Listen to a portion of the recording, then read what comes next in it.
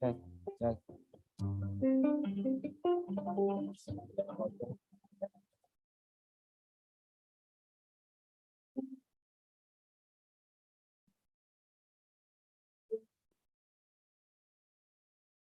Đi, đi.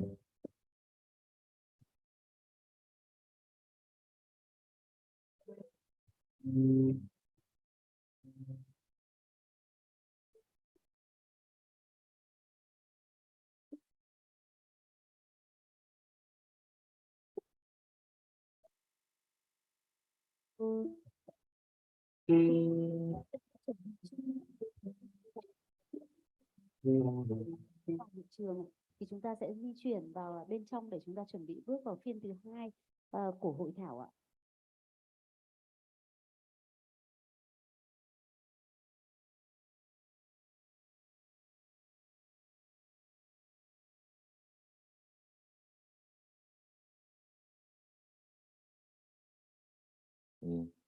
Check. Sao check. Ê. Ê, sao check.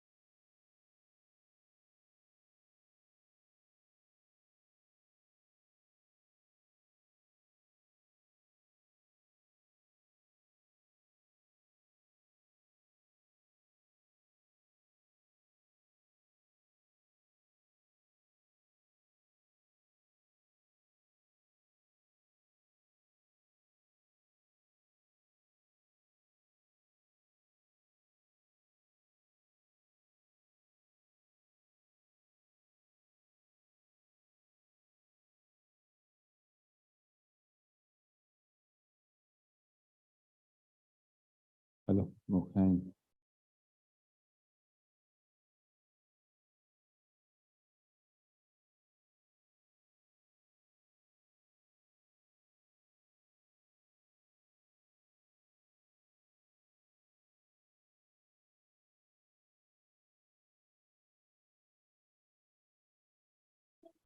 Alo.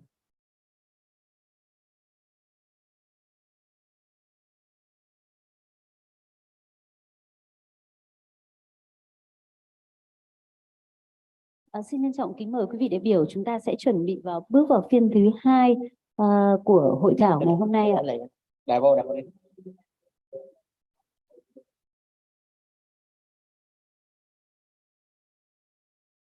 Hello.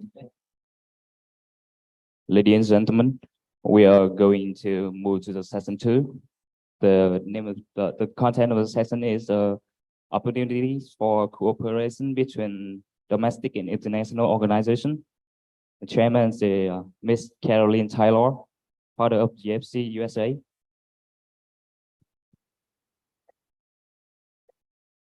Phiên thứ 2 của chúng ta với chủ đề cơ hội kết nối hợp tác giữa các tổ chức trong nước và quốc tế.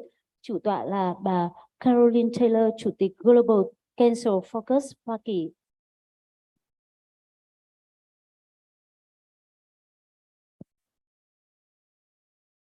Okay, so I'm very excited about our next session, and we're all together now, and it's all, we're in one room for the next 2 days, no more presentations from anywhere. You're going to be a little sick of me probably by the end of this, so I'm sorry. So it is my pleasure to introduce for this session, we're looking at global opportunities for partnership and collaboration. And we're very excited to have for the ABC Global Alliance, which is the Advanced Breast Cancer Global Alliance, Ms. Ranjit Kaur Pritam Singh. She is a patient advocate, a very long time patient advocate, breast cancer survivor. She's a board member of the ABC Global Alliance. She has worked in cancer advocacy as a communications expert, as a peer mentor. She served on many international committees, including on the board of the Union for International Cancer Control. And it is our great pleasure to have her here with us today.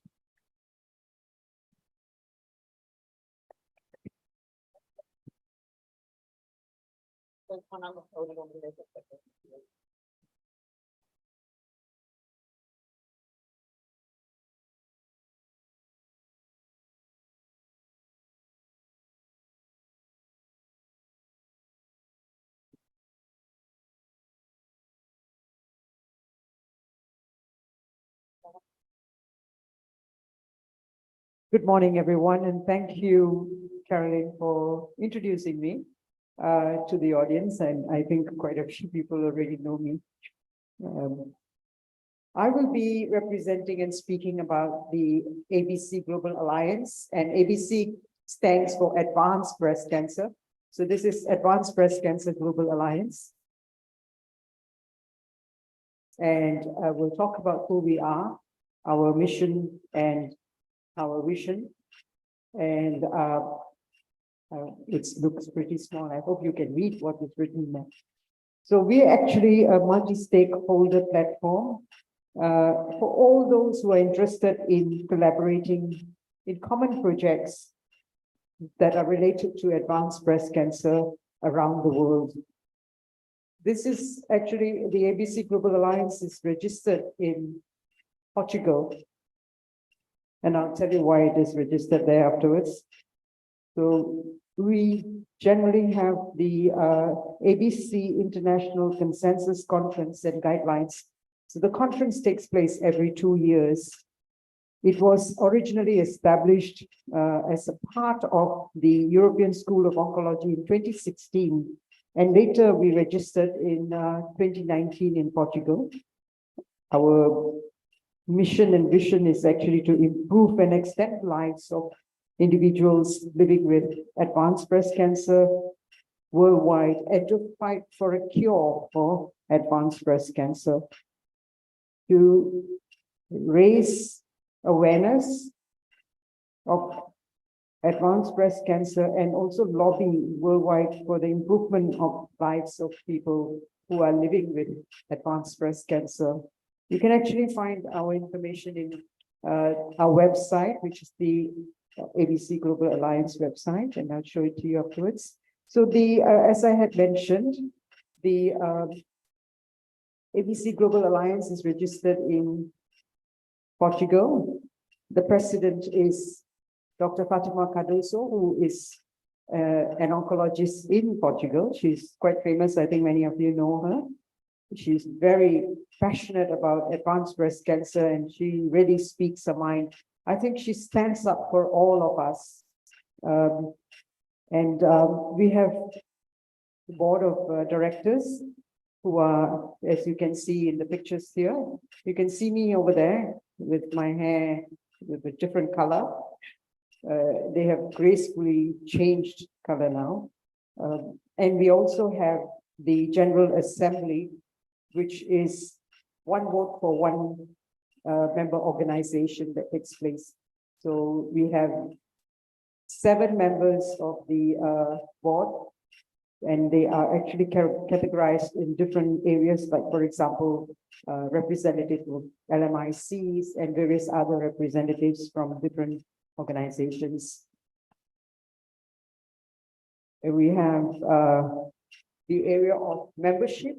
There are 2 types. One is associate members, which is actually members who apply to become full members.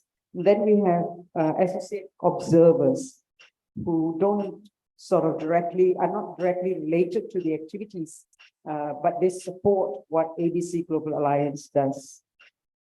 We have members from around the world. Up to August 2023, we have 250 members from 102 different countries. Now, these are member organizations, they're not individual members. Now, we have had, since 2016, so many initiatives that it's sometimes difficult to put it all together within a few minutes.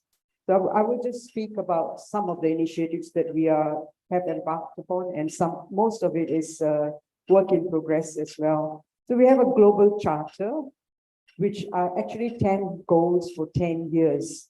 And these are the ones that support what the ABC Global Alliance mission and vision is. So we also have projects that support these charters so that we are focused and we know what we want.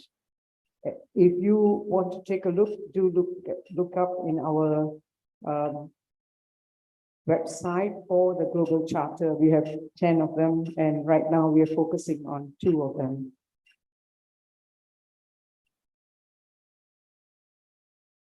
So we have the International Consensus Conference, which, as I mentioned, we do every 2 years. And you can actually join our conference that's coming up in November this year, right? Now, we also have a number of web series.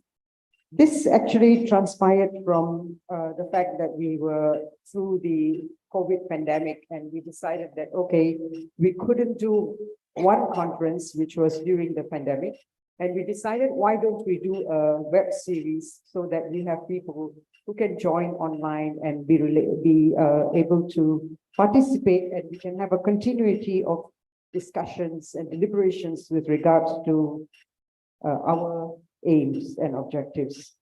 So there are, these are 1-hour webinars that we have, and the next one is on the 13th of October. Sorry, these web series are only for a year. We decided in 2022 that we'll do this for a year, and we had a number of topics that we came up with. We thought that would be good to have that.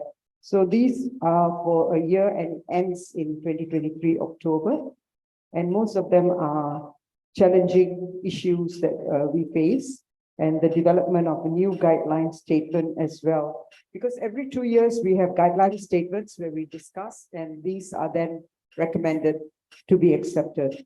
So the next webinar, as you can see, is coming up on the 7th of, is it November? Okay, and some of the topics now, the next webinar is actually ABC with electromeningeal disease. Some other interesting webinars that we've already had include advanced breast cancer and HIV positive patients. So how do you manage such patients? So they are basically very tough and difficult situations that we go into the deliberation with. The other area is awareness campaigns. The first campaign that we had was to reduce stigma, which is one of the global charter that we have. And that is, as you can see here, it is I am advanced breast cancer. And how do people with advanced breast cancer educate everybody to think that we are not, should not be considered marginalized, but part of mainstream. So there are campaigns, there are YouTube videos that you can actually watch on our website. And also we have other campaigns about the truth about working with advanced breast cancer, which is right now we are working on it. And we're getting people who have advanced breast cancer and they are in work situation. They're going back to work and they're living a life as normal as possible. And it is actually like a wall of stories of people talking about themselves from different parts of the world. And mind you, we try and focus on not just high income. We actually do focus a lot more on LMICs, people living in low and middle income countries. So do look out for these campaigns because they can be very encouraging as well to watch. I think the one on stigma was has been very, very popular, and people just look at it and say, how could somebody judge someone with advanced breast cancer? And plenty of collaborations as well that we do. There are scientific collaborations with various scientific organizations that take place, mainly like quality of life issues. And we are involved with the Lancet Breast Cancer Commission. And I would say that's Dr. Fatima Cardoso's work, that she's much involved with African, the aortic group as well. So there are various such collaborations, and we are also collaborating with other organizations where we are members. That is the Global Cancer Coalition Network, other the Aortic and European cancer organizations. So collaborations across the world is what is helping the Advanced Breast Cancer Global Alliance to move ahead, to participate, to have a voice as well. We are also involved doing collaboration with the UICC and other organizations. Educational activities in collaboration with other organizations. Actually, the board decided was not to be individual, but to collaborate, to work together with others so that there's a cross education taking place. We learn from others and they learn from us, and we try and put our foot as ABC Global Alliance, try and put our foot into every area, every organization, so that they start thinking of what can be done for people with advanced breast cancer. So Europa Dona, Reach to Recovery International, and various other, of course, European School of Oncology continues to work closely with us. Now, what about advocacy and policy projects? We're much involved with advocacy and policy projects, such as Hard to Reach Breast Cancer Communities Toolkit. So what we have is a collection of toolkits from different parts of the world where there have been best practices and people put in their projects, and this is then decided by a group of people to say, okay, this is very good, but why don't we put it up on our website? And you can actually go through those best practices and use them as well. Patient navigation program, it's actually a peer navigation program for advanced breast cancer patients. And the peers, we finally decided that these peer navigation programs can be done not just by people who have advanced breast cancer, but also a carer of someone with advanced breast cancer, or someone who has passed on, but the carer is still around, and that person has a lot of experience in doing peer navigation. And then we also have honestly spoken in collaboration with Sanofi. So these are basically with various pharma companies. So we have Pfizer, Sanofi, and Novartis that are involved. And then we have accessibility project in partnership. This is actually an important and a very interesting project, which we are doing, we are embarking upon with the Max Foundation. So the Max Foundation has actually been in existence for a long time, where the available access of treatment for people with hematological diseases.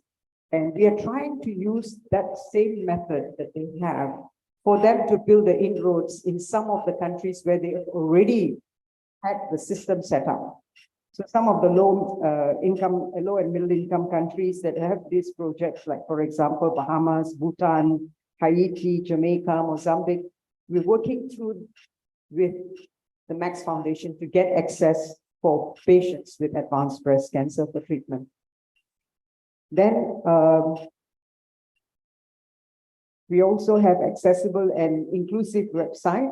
So do look up our website, and you'll be able to get a lot of information out of this website, which is ABC Global. There's also direct support that is given to our member organizations. Say, for example, we have the German Breast Cancer Association that provides, donates material such as wigs, bras, prostheses, and scarves to various countries, member organizations in different countries. So that's ongoing in different parts of the world. And then we have also embarked upon supporting the creation of a psychological support center in Nigeria. This is a center where they have patients with advanced breast cancer who need psychological counseling, and they have come up with a psychologist who is available to provide support to patients. Other direct support to members have been travel grants for member organizations to attend some of the conferences, as you can see on the slide. And with this, I would like to end my talk, and do take this, take note of the website, and do look up. If your organization is not a member, please do apply, and the membership forms are there. Thank you very much for listening. Thank you so much, Ranjit. Sorry. Thanks to Derek, I have a broken leg, so I need help to go up and down the stairs.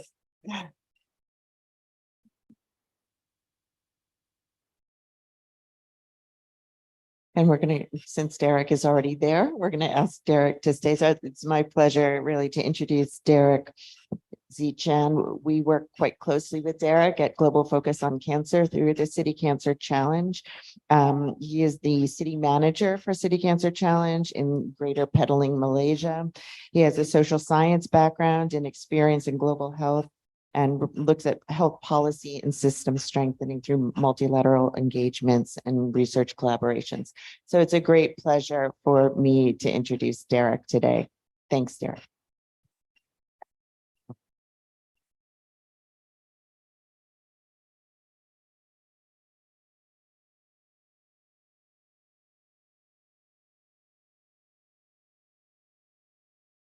Thanks, Caroline. Before I begin, I just want to thank the esteemed organizers for having me here and CCAN Foundation. So CCAN in short for City Cancer Challenge. So we talk about global opportunity for partnership and collaboration. I'm glad to share with you a few key points and key takeaways of a very short presentation. So City Cancer Challenge is a city-based partnership initiative that aims to improve access to quality and cancer care. It transforms way stakeholders in public and private sector collectively design, plan, and implement cancer solutions. The approach is based on a core principle that cities, they can drive impact at the national level by crafting solutions that is going to be supported by the global, regional, and local partners that reflects an understanding of the local context. CCAN's vision is a world with quality and equitable cancer care for all. We achieve this by supporting cities around the world as they work to improve access to equitable and quality cancer care, particularly low and medium income cities. Currently, we have 14 cities with across Latin America, Africa, and Asia. And in Asia, we currently have 3 cities. The first one being Yangon in Myanmar, second, Greater Battalion, which is where I'm from, and more recently, Phnom Penh joined us this year. Which leads to a very good point, how to be part of the CCAN network. CCAN. And then I have here on how to join the network. So first, cities have to use a checklist prepared by CCAN to gauge the eligibility and the readiness to take on the city cancer challenge. Provided that the city have a population of over 1 million people. An expression of interest must be submitted by by the civil society organization. This could be foundation, patient association, professional association, or in some cases, regional or national government as appropriate to the local context. Next, CCAN would guide the shortlisted city to submit a full application. But the full application must be supported by a coalition committee. It's gonna made out of a multi-stakeholder representation with at least one civil society organization, government, top decision makers for the city, key cancer care provider and professional association, as well as private sector. Every application is assessed against a set of criteria reflecting in the city checklist and is subject to a robust due diligence process that CCAN would be carried out in person in the city to gauge how ready is the city to take up the city cancer challenge. And the checklist would have 5 key areas that look into local leadership and political commitment, the availability of partners in the city, people-centered approach that leverages on the civil society in the city that has strong connection to the community and patient, and how enabling to assess the enabling policy environment as well as cancer care building blocks, the existing infrastructure, existing cancer care services.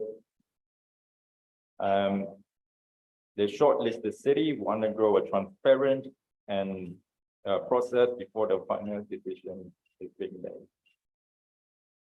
So CCAN's partners are made out of the cities, to begin with, private sector, UN, ODA, IOs, CSO, professional organizations, and health institutions, coming with various resources in terms of financial, technical expertise to help guide cities to move on to the next, to better deliver cancer care. And here's the partnership and engagement team. We have our CEO, Isa, team, Stephanie, Ariel, Mark, and also the city managers and regional directors across Latin America, Africa, and Asia. So feel free to come speak to me, connect with me. I'm also happy to connect with everybody here and learn from the experience over the next 2 days. Thank you very much.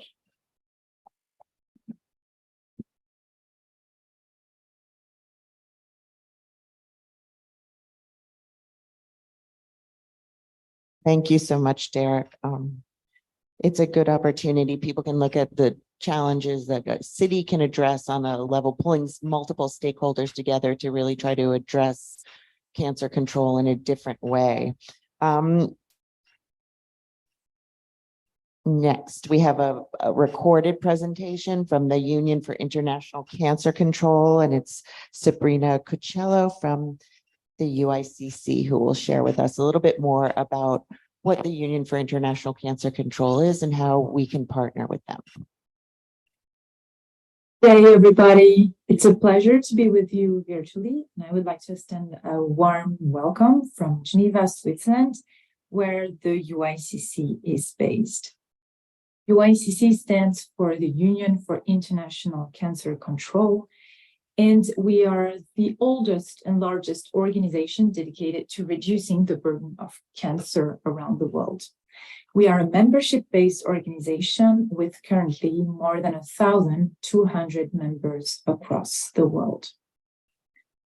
Our mission is to unite and support the cancer community to reduce the global cancer burden, promote greater equity, and ensure that cancer control continues to be a priority in the World Health and Development Agenda.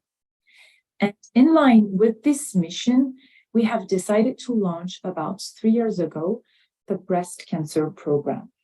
This program aims to strengthen and engage the breast cancer community around the world to reduce the number of premature deaths from breast cancer and also improve the quality of life of people who are living with the disease.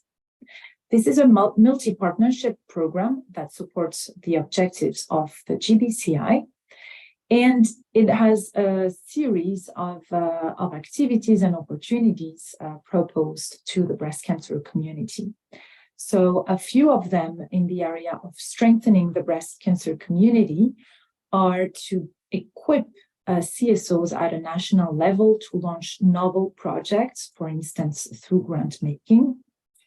We also propose online education through trainings for cancer professionals to learn more about breast cancer and exchange with their peers.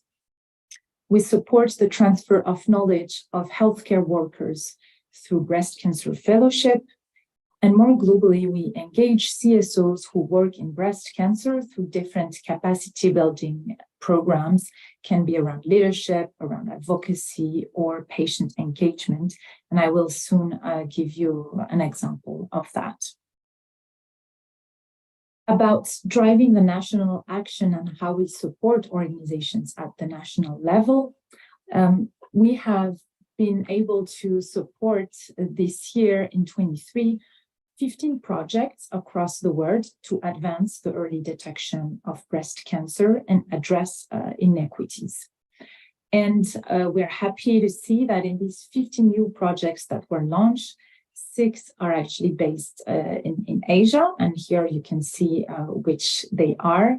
And I'm sure some of them will be with you in the room in Hue right now.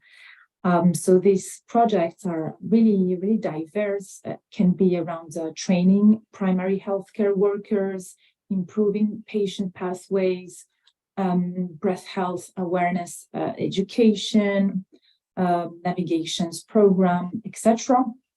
And towards the end of this year, we'll be happy to be able to share a bit more through UICC platform the work that they have all been doing in their countries.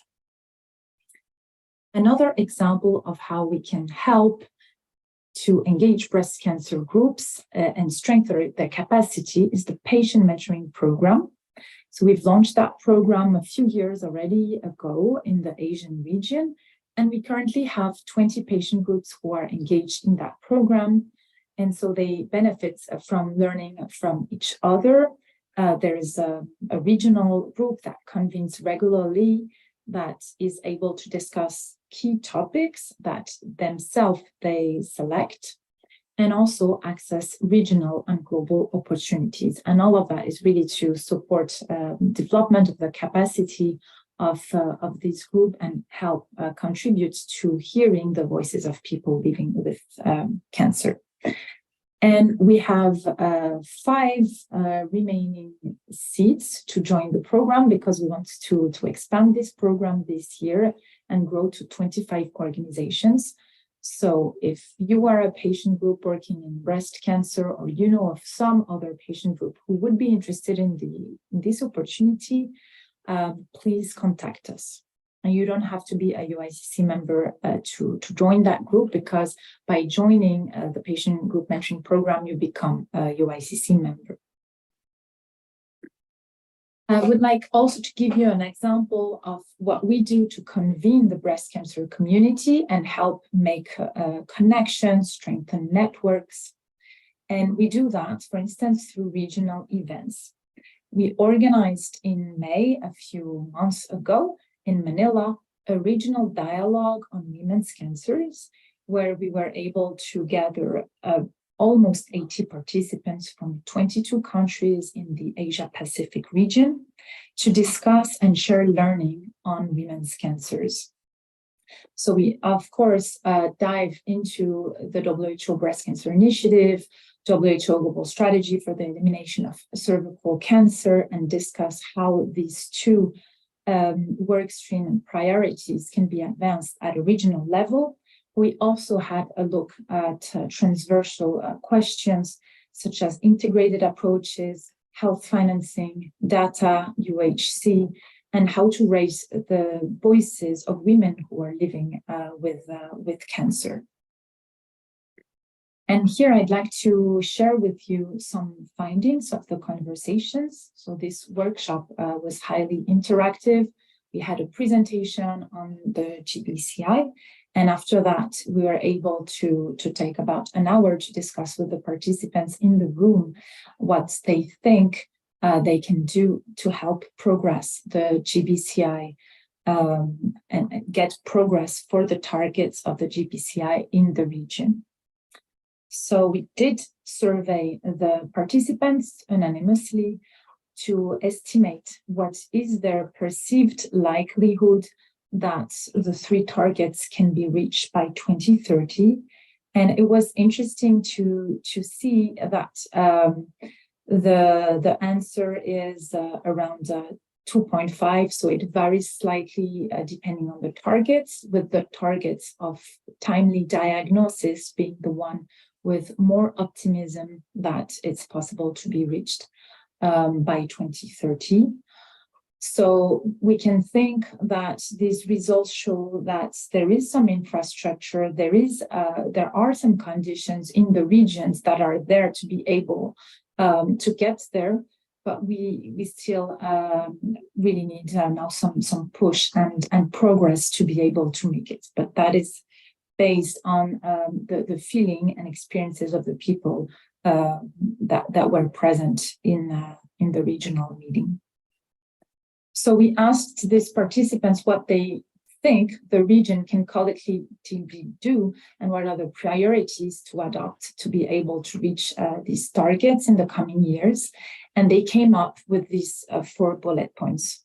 The first is to develop data-driven policies so there is more support for early detection programs. They mentioned the importance to encourage knowledge sharing around how to develop the diagnostic capacity in each country. The digitalization of tumor board was presented as a solution to overcome decentralized system. And finally, the importance of navigation programs was stressed so that patients can access more comprehensive care. I would like just to close by summarizing the opportunities that were mentioned in this short presentation. The first is that we would like to invite you to join UICC as a member, if that is not yet the case, to apply for the patient group mentoring program. You can also access a UICC master course on breast cancer, We have a dedicated page on a series of webinars of breast cancer available on the website. We have the report of the regional dialogue from Manila on women's cancers, with the data that I presented and more info also public on UICC website. And currently, we're also undertaking a landscaping of civil society engagement in HPV vaccination. So that is a project that will be closing until the 6th of September.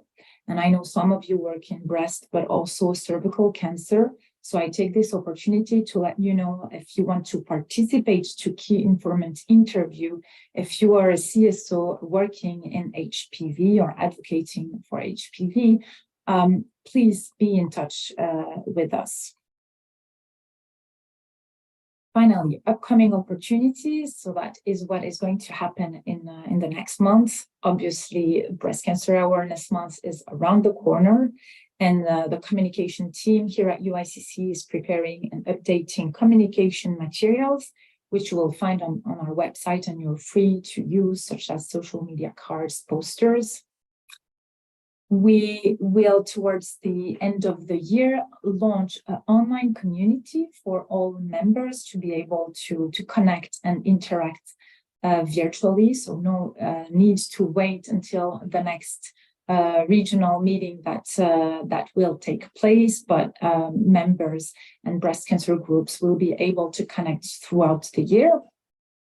Stay tuned for new opportunities in grants that will be opening next year, 24. And obviously the big meetings of the cancer community that are there for next year. It's World Cancer Day on February the 4th, and the World Cancer Congress that will take place in September in Geneva. So I hope to see you there and be in touch with you before that. Enjoy your time in Hue. Thanks. Bye-bye.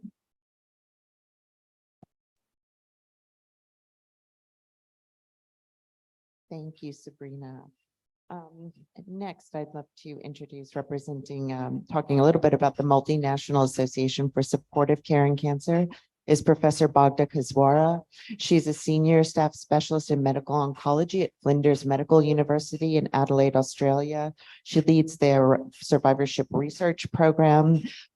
She also chairs the Multinational Association of Supportive Care in Cancer Psychosocial Study Group and many, many other things. So welcome, Dr. Kaswara. Thank you very much. I am truly honored to be here with you today. And I'd like to start by telling you a little bit about MASC, or Multinational Association of Supportive Care. And supportive care mission of MASC is really to make sure that supportive care is available to all people with cancer, because that's what makes excellent cancer care possible. So supportive care is about a person affected by cancer as opposed to the tumor itself. Now, I would put it to you that every patient who has diagnosis of cancer and experience of cancer and their loved ones require supportive care. And MASC is a unique organization that came together to really focus on the supportive care needs of patients from multiple perspectives. So what I'm going to do is I'm going to give you a very quick review of what MASC is all about, hopefully giving you some insights of how this organization might be of benefit to you. So MASC was established in 1990, where some interested researchers who were actually particularly interested in nausea and vomiting came together and thought that advancing research in this topic would improve supportive care. And indeed, at that time, that was probably one of the most disabling supportive care issues in cancer. Since then, our control of nausea have improved, but we've identified many other problems that relate to supportive care, be it cardiac toxicity, financial toxicity, fear of cancer recurrence. And as the realizations of those issues came about, MASC's influence and growth has advanced to keep up with the needs in all those areas. Not moving. Let's have a look.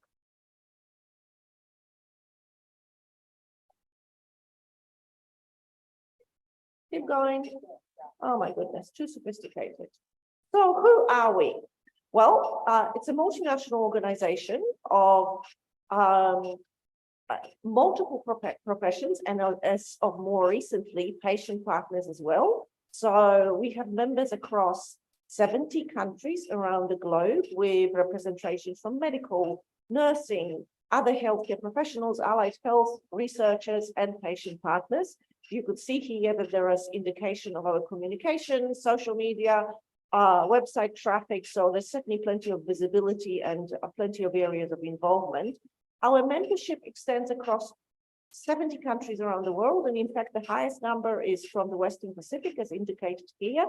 And to some extent, that probably reflects the population numbers in the area. So we have very diverse membership. We have an annual meeting every year that brings together members from all different countries and different professions. How we work, the engine room of MASK is the MASK study groups. I chair the psychosocial study group, and there are a number of study groups. This is the list of different study groups, going too fast now, and you would notice that there are conventional things like antiemetics, exercise, digital health, fatigue, etc. The emerging toxicities, the new study group that has just been formed, looking specifically at toxicities that perhaps are not covered elsewhere, for example, cardiac toxicity. So each group is, as a member of MASK, you can join diverse study groups, usually about 3, and you can be involved in the projects that each of the study groups would undertake. And the projects may involve writing papers together, conducting surveys, developing guidelines, etc., whatever the group might consider as a priority. So why should you become a member? And a membership can be offered to individuals of many different backgrounds, or potentially there could be affiliated organizations affiliated with MASK. I think, first of all, if you're a member of MASK, you can have access to a variety of resources that MASK has available. That includes education, courses, webinars. If you look at the MASK website, you can identify a number of webinars, and there's examples listed here. There are a number of practice guidelines that are being developed, and MASK not only develops guidelines, but also works with other organizations to actually partner to disseminate guidelines, which I think is just as important. There is a journal, Supportive Care in Cancer Journal, which is my go-to journal to publish anything relating to supportive care and also to read papers relating to supportive care. There are textbooks that have been developed through MASK, for example, MASK textbook of cancer supportive care and survivorship. So again, this is another sort of product that the organization have developed. And there are opportunities for national affiliations groups within MASK that particularly relate to an individual sort of region where unique supportive care needs might exist. How do we grow partnerships? I think that really relates to engagement with individuals and organizations, sort of one at a time. The particularly exciting engagement for me has been the engagement with patient partners. That really started when we had our last MASK meeting in San Francisco in 2019. And at that time, it was quite a novel concept to have patient partner members. But since then, we established a patient partnership committee. We have members from bringing diverse perspectives to that committee. That we've had sessions at the annual scientific meeting related to patient partnerships. And we're trying to really grow that patient partnership in such a way that whenever we talk or write about supportive care needs, that those needs are considered not just from the research or health professionals' perspective, but they also considered from the relevant patient's perspective. And I think that I hope that MASK will really show an example of how that type of partnership can be genuine, authentic, and impactful. So this is, if you want to learn more about patient partnerships, you could have a look at this QR code, and you could certainly consider joining. We have discounted rates for members, and in particular, discounted rate for patient partners, and we need your input and your perspective. There are, as I said, there are multiple reasons why engaging with masks might be beneficial. You could improve care, you could educate, you could develop research, you can make long-lasting friends, and most importantly, you can create a lasting impact in improving supportive care in cancer. So join us if you're looking for a good excuse. Now is the chance to do it because you can get a discounted membership, as Mask Leadership tells me. So have a look at this or talk to me and I can share with you the link. And if you want to join the Mask meeting in person, the next meeting is in June next year in Lille in France. And the meeting after that is in Seattle, United States. So if you want to know more about masks, please talk to me around the breaks. And I hope to get to meet as many of you as I can over the next 2 days. Thank you. Thank you so much, Bagda. And I just want to say I'm a member of MASK and I sit on 3 study groups, and it's a wonderful opportunity to work, collaborate with people around the world in those areas of interest that you have, and to talk about the work you're doing and share that with other people. So last for this session, but certainly not least, is Dr. Roselle de Guzman. She is a medical oncologist with a particular interest in global oncology and access to quality care and health delivery in limited resource settings. She has focused interests on common cancers in Southeast Asia, including breast, head, neck, and thoracic malignancies. So she is going to talk about the opportunities to partner with the American Society of Clinical Oncology, ASCO. Thank you. Thank you, Caroline, for the kind introduction. And it's a pleasure to be here and share with you what are the opportunities that ASCO offers as a society, the American Society of Clinical Oncology. And on behalf of ASCO, it's wonderful to share these opportunities. And hopefully some of you will be, who are non-members, will become members of this organization. So the American Society of Clinical Oncology is not just a 4 or 5 day meeting in Chicago every year. So it's actually a very vibrant oncology society. One of the major initiatives, not only the ASCO annual meeting, is conducting thematic symposia that are focused on different tumor types. And in addition, ASCO offers different journals, one of which is the Journal of Clinical Oncology, as well as patient information portal called cancer.net. And of course, the ASCO Foundation, Conquer Cancer, which offers different grants and awards. So here is the ASCO strategic plan, and I will not be going into much detail, but you can see there in the middle is global impact. So it speaks of the seriousness that ASCO takes in considering the needs of international members. And with more than 45,000 ASCO members in 150 plus countries, almost 40% are attendees from the international. And with ASCO members, more than a third, it really put into place much energy from international members. So in order to deepen the engagement and to further address the needs of members in the international, ASCO created the regional councils. The first that was created was Asia Pacific in 2019, followed by Latin America Regional Council, and then Sub-Saharan Africa.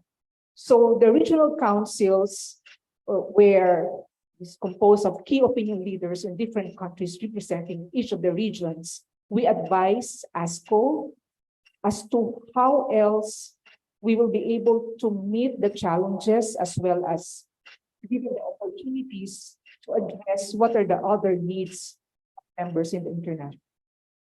So ASCO has collaborations in different levels, from global organizations to different hospitals, including hospitals in the Pacific.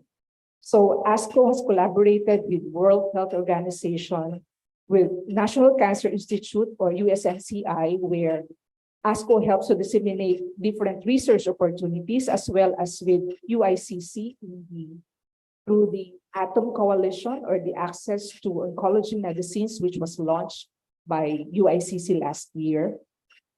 And as what Derek has shared earlier, City Cancer Challenge, ASCO also has a strong collaboration with CCAN, where ASCO is providing educational support through multidisciplinary management courses.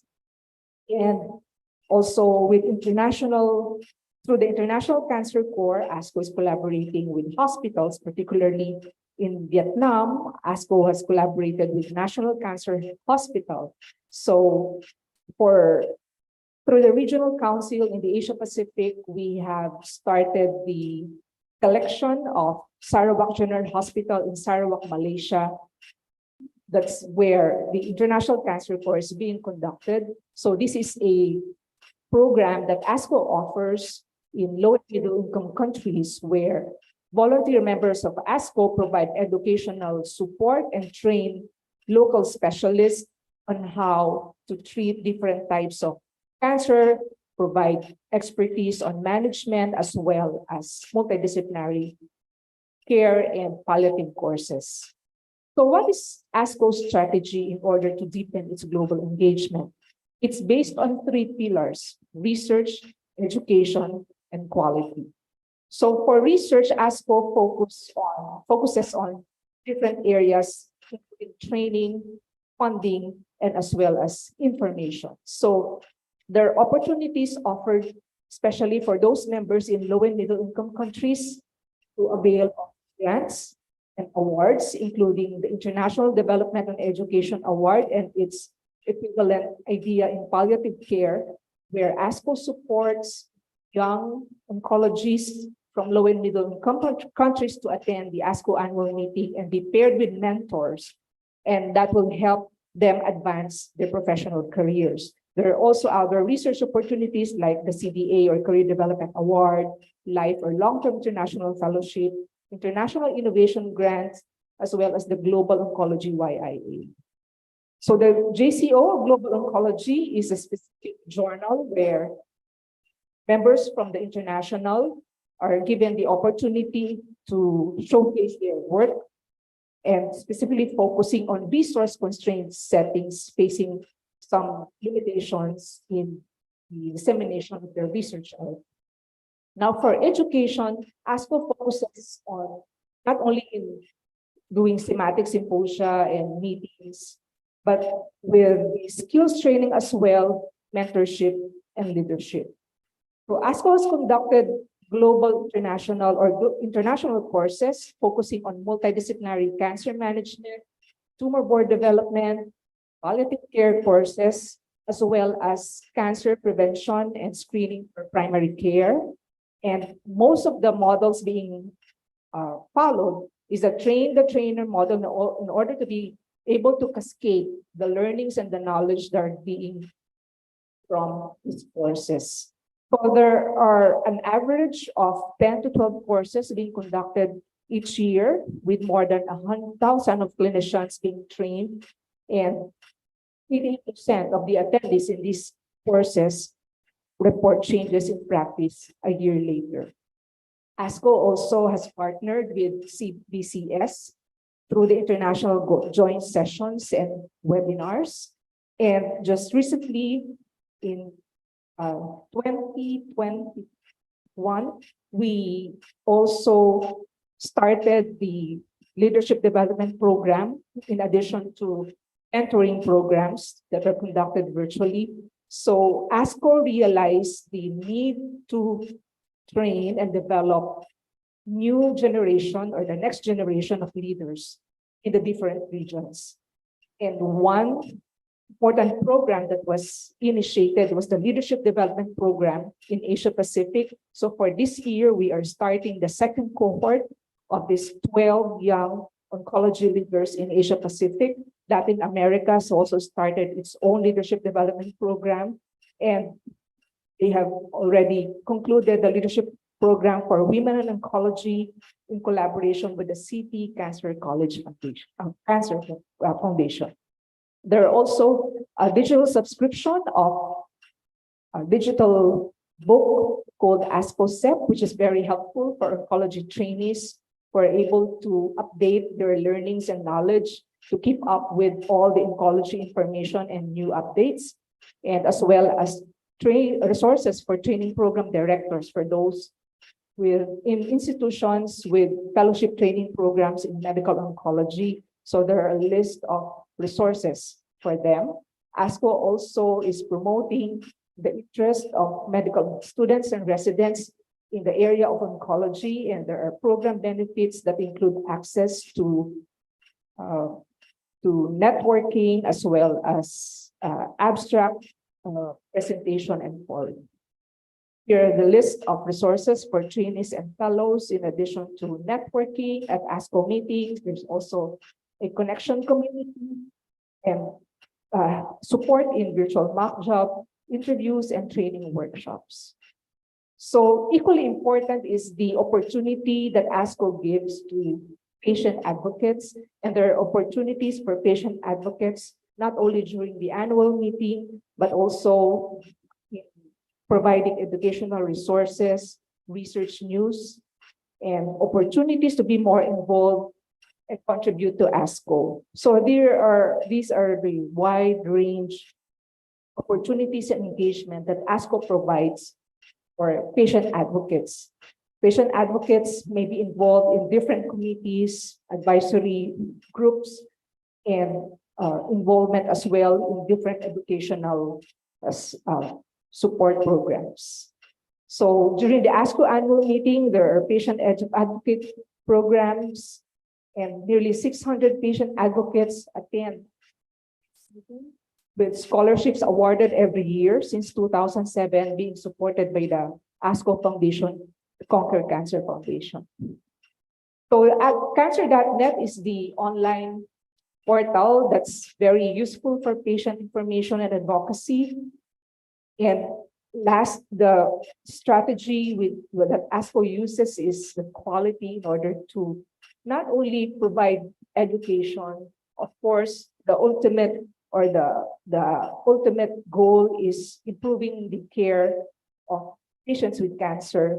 And one way of ensuring that quality care is being established or being provided to patients with cancer are a variety of resources and programs, one of which is the Quality Oncology Practice Initiative, or COPI. Others are the guidelines that are tailored to resource limited settings, what we call the ASCO's resource stratified guidelines, and other programs that are focused on quality. You may download the ASCO guidelines app, which is very useful to provide guidance on how to manage different types of tumors or cancers. And if you are not yet a member, please do consider the opportunity to be a member of ASCO. Please note that there's a free membership being offered to all students, trainees, fellows, as well as professionals in low and middle income countries. And there's a discounted rate for those professionals in upper middle income. So being a member of ASCO will also give you opportunity to volunteer and to serve in different committees, advisory groups, and programs. So please feel free to reach out to me and approach me for any questions.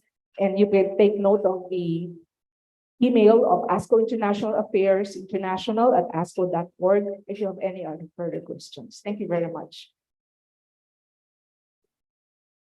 Thank you so much, Roselle. So we're running quite a bit late. So I think if anyone has questions or comments or wants to ask anything of our panelists, if you could do so during lunch or the breaks to search them out and ask your questions of them then. So can we give them all a big round of applause and thank them so much. And if we could just do a 45-minute lunch and be back here at 4:45. That would be fantastic. So thank you all so much.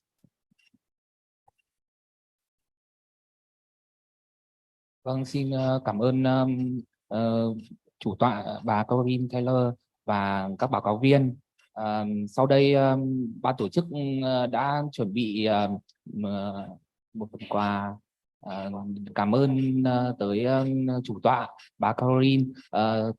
Xin phép mời thạc sĩ bác sĩ Nguyễn Bá Tĩnh, phó giám đốc Quỹ Ngày Mai Tươi Sáng, đại diện cho ban tổ chức sẽ lên tặng hoa cho và quà cho bà Caroline ạ. Ladies and gentlemen, we'd like to invite Mr. Nguyễn Bá Tĩnh, Vice Director of BFF, on the stage to give flowers and gift to the chairman and the speakers.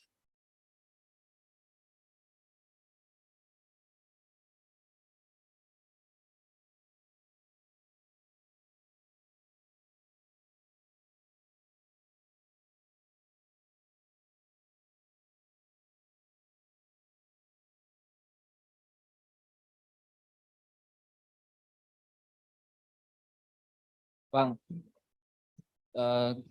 Và sau đây ban tổ chức cũng đã chuẩn bị một phần quà để gửi tới các báo cáo viên. Xin mời các báo cáo viên có thể lên di chuyển đến khu vực sân khấu ạ. Bà Caroline Taylor sẽ thay mặt cho ban tổ chức gửi các phần quà đến cho các báo cáo viên ạ. Xin trân trọng kính mời ạ.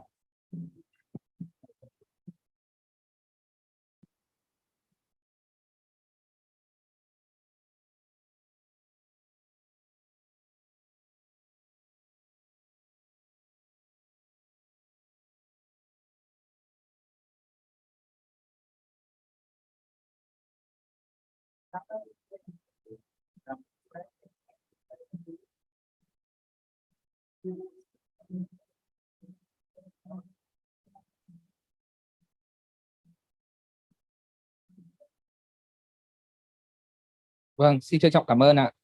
Ban tổ chức cũng đã chuẩn bị cơm trưa cho các đại biểu tham dự hội nghị tại khách sạn, và xin mời quý vị di chuyển tới khu vực phòng ăn. Phiên thứ 3 chiều nay sẽ được bắt đầu vào lúc 13 giờ 30 phút ạ. Xin mời các quý vị có thể quay lại hội trường vào lúc 13 giờ 30 để tham dự ạ.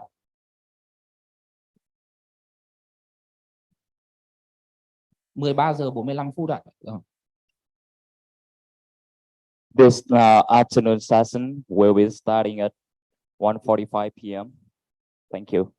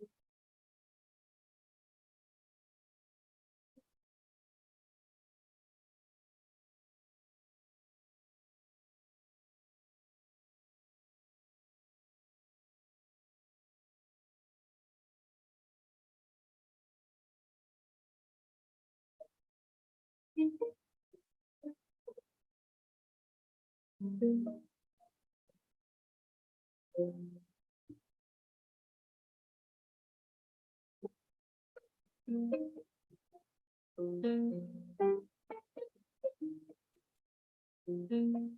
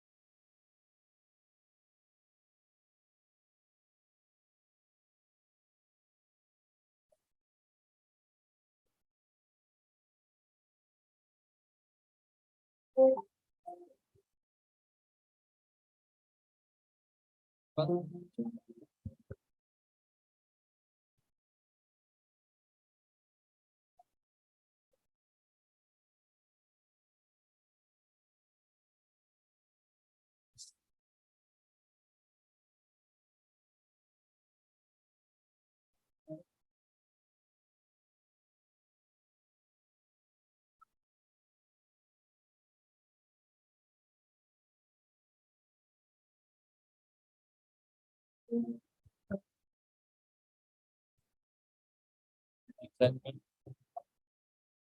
Over the afternoon session will be starting soon. This Thank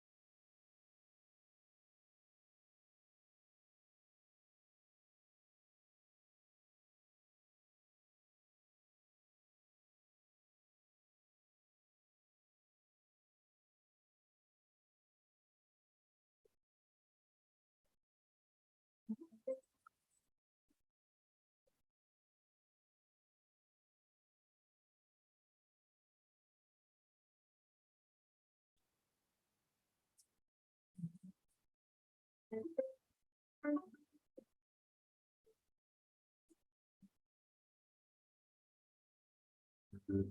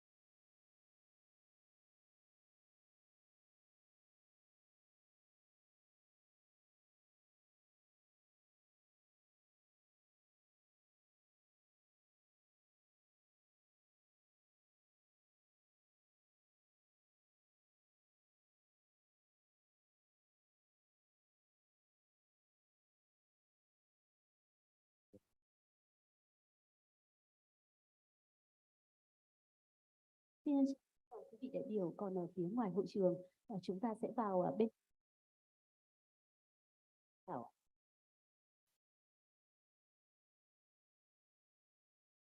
Kính thưa quý vị, chúng ta sẽ vào phiên thứ 3 của hội thảo với nội dung chiến lược toàn cầu kiểm soát ung thư phụ nữ. Chủ tọa là bác sĩ chuyên khoa 2 Nguyễn Văn Chi, Phó Vụ trưởng Vụ Sức khỏe Bà mẹ Trẻ em Bộ Y tế, và tiến sĩ bác sĩ Anna Cannabet thuộc tổ chức Global Focus on Cancer Hoa Kỳ. Ladies and gentlemen, we are going to the session 3, Global Policy to Accelerate Cancer Control in Asian Region, WHO Cancer Initiative. I would like to introduce the chairman, Dr. Nguyễn Văn Chi, Deputy Director of Maternal and Childhood Department, and Dr. Anna Cabanes, Global Focus on Cancer. Welcome.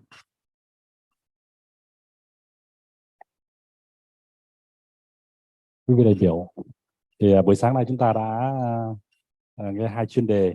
Chuyên đề thứ nhất là cái nâng cao năng lực thực hành lâm sàng ung thư vú, và cái chuyên đề thứ hai là kết nối hợp tác các cái tổ chức trong nước và quốc tế. Chiều nay thì chúng ta nghe tiếp chuyên đề thứ ba là về vấn đề chiến lược toàn cầu kiểm soát ung thư phụ nữ.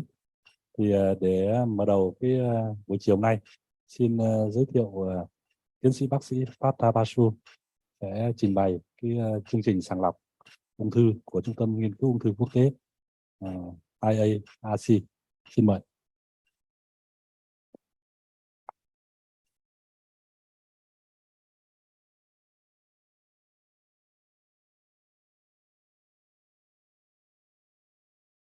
Good afternoon.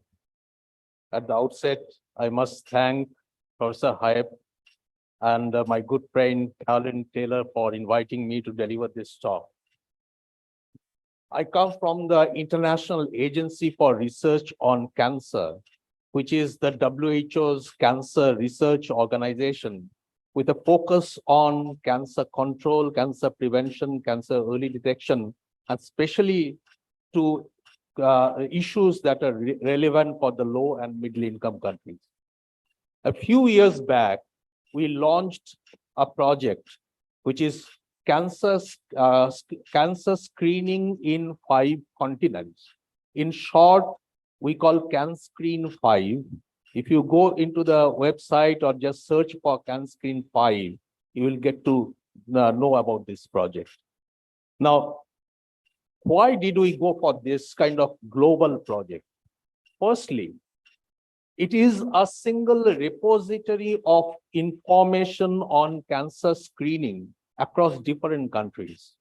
Today, if you want to know what is the breast cancer screening protocol or screening policy or screening organization in Thailand, you will go to our website and you can get to know about that. But more importantly, we are trying to collect data on cancer screening performance using a set of harmonized indicators. We know cancer screening is a very complex public health program, and it requires continuous monitoring for quality assurance. And for monitoring, we need to collect data to analyze certain performance indicators. Now, the problem is that across the globe, these performance indicators are defined in different ways. Even the cancer screening coverage is defined in different ways. So in this particular project, we are trying to collect data in the same harmonized manner so that the performance indicators can be estimated in the same way and they are comparable across the programs. But then this is not a passive data collection. There is a very strong component of capacity building in the countries to understand quality assurance, to improve health information system, and to use the health information system to collect data on a continued basis to make sure that there is improvement in quality. So how do we do that? We do not collect any secondary data. We do not go for published data. we directly engage with the Ministry of Health or the organizations that are associated, closely associated with Ministry of Health, like the National Cancer Institutes. And through them, we contact the cancer screening program manager or program coordinator. And then we do an education session. I'll come to that. And after that, the screening program coordinator or screening program manager gets access to an online platform to fill out a survey questionnaire as well as to submit data. And there is a peer review process, just like cancer registration. There is a peer review process. The submitted data is reviewed by a group of experts. And if it is validated, then we publish that data on an online platform. So what you are looking at is the survey questionnaire. So we collect both qualitative data, which is collected through this survey questionnaire. This collects information on screening policy, screening protocol, what is the method for quality assurance, what is the different organizational components of the program, say for example, who finances the program. These are important things. So we collect this information using this kind of qualitative data collection form. I think probably this is too small for you to see. This is showing the program, breast cancer screening program information from Thailand. But more importantly, we collect the data. So this is what the website shows. Once the data is submitted, the performance indicators are automatically analyzed, and you can get this kind of graphs, this kind of maps. This is showing the comparison of participation to further assessment. This is the further assessment rate in mammography-based screening programs. What is interesting is you can see as soon as you put the data like this, you can see the heterogeneity. Normally, we expect that the further assessment rate after mammography to be between 3% and 6%. But here there are some countries that have more than 10%, some of the countries that have 1% or less. So it is important to look at it from that point of view to understand why is this heterogeneity. And this project not only just collects data, it defines each indicator for the program managers to understand what it means. So as you can see, we have defined here what we mean by further assessment rate. And this is another indicator, very important indicator, the detection rate of cancer or precancers. So this is, again, you can see the breast cancer detection rate in different screening programs. And again, when you look at the numbers, you not only look at the comparative figures, you look at the actual figure. So you can see the first bar, which is from Nicaragua. Why is it so much different from the other countries? You can see, then we further investigated into it and realized that Nicaragua cannot differentiate between the cancers that are detected through the screening program and cancers that are coming through the diagnostic pathway, because everybody is getting mammography. So they just have the information on how many women having mammography had cancers detected. So this is importance of looking at data. You understand what is behind that data, because behind the understanding what is behind the data is the basis of quality assurance. So again, you can see we have defined that particular indicator. We have 10 different indicators for breast cancer screening, and those are very simple, but then basic indicator. And then we have this training program. The training program is a hybrid training. So there's a free program. Anybody can join online and do an online training. It primarily focuses on quality assurance, what it means, what is its importance in improving quality of cancer screening and making cancer screening more effective. And then, depending on the resources, we arrange an on-site program. So here, what you see is an on-site program for the cancer screening program managers from different 28 East African countries. So we have done similar programs for East Africa, Latin America, Central America, Europe. Unfortunately, we have not yet received adequate funding or opportunity to do the same in Asia region, but we are looking for it. In Nature Medicine, we recently published the first report of the project. Here you can see the report includes the screening program information from 84 different countries, and 57 countries have reported for breast cancer screening program. And if you go more in details, you can see only 9 of them are from Asia region. Essentially, that is because we have not been able to do that on-site training program. We have seen the response rate goes up substantially if we can do that on-site training program. So we are looking for collaborations. We are looking for opportunities to do this kind of on-site training program in Asia region. And you can see we have information for breast cancer screenings as well as colorectal cancer screening across the different countries in the globe. Now, this particular graph is slide is very important. As I said, we have collected information from 84 countries, but very few of them, they have quantitative data. This is the problem. You can see we could estimate the screening coverage for a certain number of countries, but most of these countries are in Europe, Northern America, Australia. We have very few low and middle income countries that have provided the data, especially up to the detection rate. It is important for screening programs to collect data across the screening continuum and not just stop at collecting data on the number of screening tests done. Most of our programs only report screening coverage. And as an alternative to that, often we think a population survey, the sample survey will give us the information.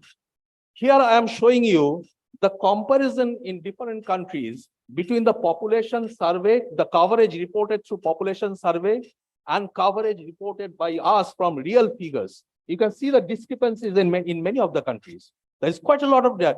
Population survey, first thing is, it gives you only information on how many women have been screened, nothing beyond that. And second thing, as you can see, it is not very reliable. So we need to really exert ourselves to collect data. And collection of data, it is done by every screening program probably. They have the data, but then that does not mean anything until and unless you organize the data and analyze the data to estimate the performance indicators. That is the very first step, to look at the data and estimate the performance indicator. That is what we call quality control. We have to go beyond that. We have to understand what it means. If the detection rate is low, that can be because the disease prevalence in the country is low, or that can be because the screening test is not good. So we need to understand what is behind that information. So that we will call quality assurance. But then again, if we go another step beyond that, that is quality improvement, which is taking action based on that data. If my screening program detection rate is low, and if I find that the further assessment rate is low, I need to take actions to improve the further assessment. And that is exactly what CanScreen 5 wants to do. It wants to make sure the screening program is effective and the harms that are inherent in screening are minimized and the benefits are maximized. Thank you very much.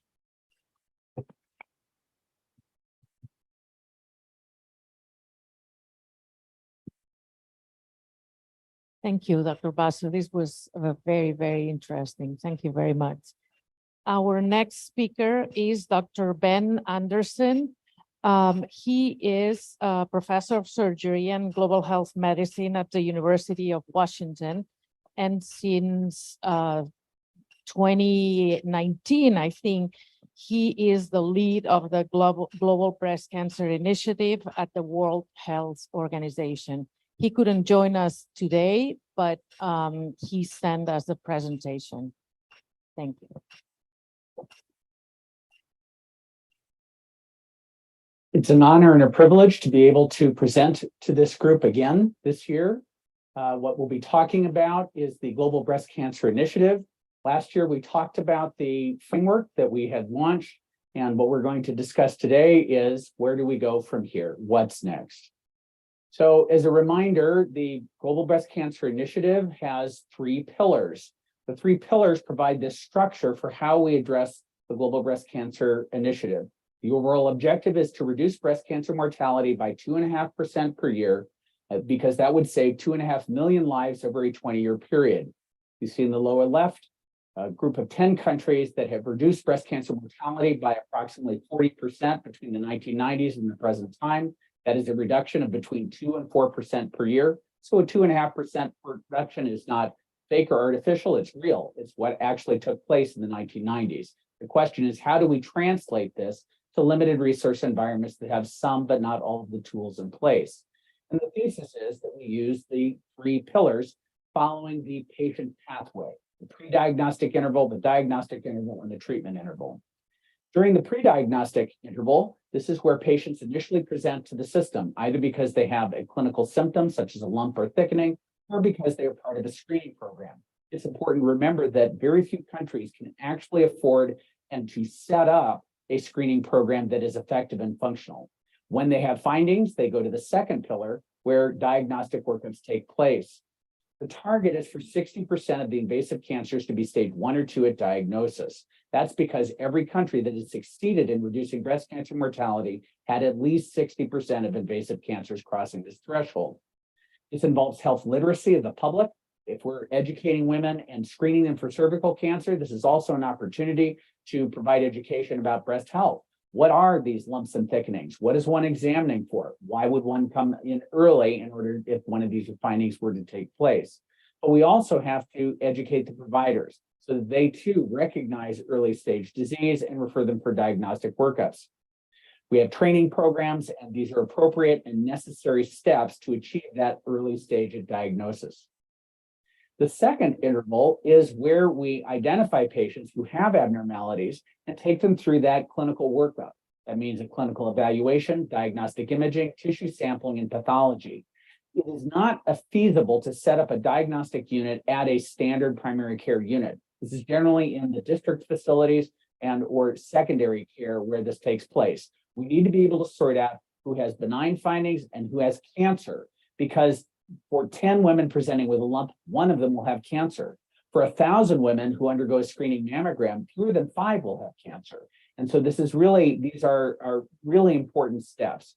Our target here is to make a diagnosis within 60 days. The reason that is the target is that at 90 days or 3 months, that's when we start to see breast cancer mortality drop. And that, therefore, if we can make a diagnosis within 2 months, we can start treatment within 3. That involves setting up diagnostic units. These are standard tools such as ultrasound or pathology.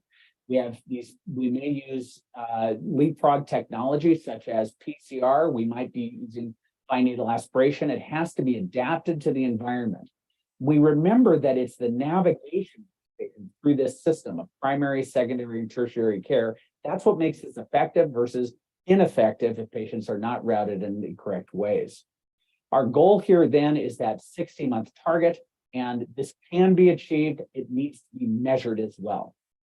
That third pillar is treatment. This is where patients enter. They have a cancer treatment plan that is developed. Later stage disease has neoadjuvant therapy. Earlier stage disease starts with surgery. That surgery, radiotherapy, and drug therapy, these are standard tools. Endocrine therapy for those cancers that are estrogen receptor positive. And we do not forget about those supportive care services that are essential to getting patients through their treatment. Our target here is for 80% of patients to undergo that multidisciplinary treatment, that multimodality therapy without abandonment. 80% of patients without abandonment is our goal. We know about the multidisciplinary planning. And we know that patient navigation and measurement of outcome is essential to improving outcome. But we do not forget about the patients after they've been through treatment.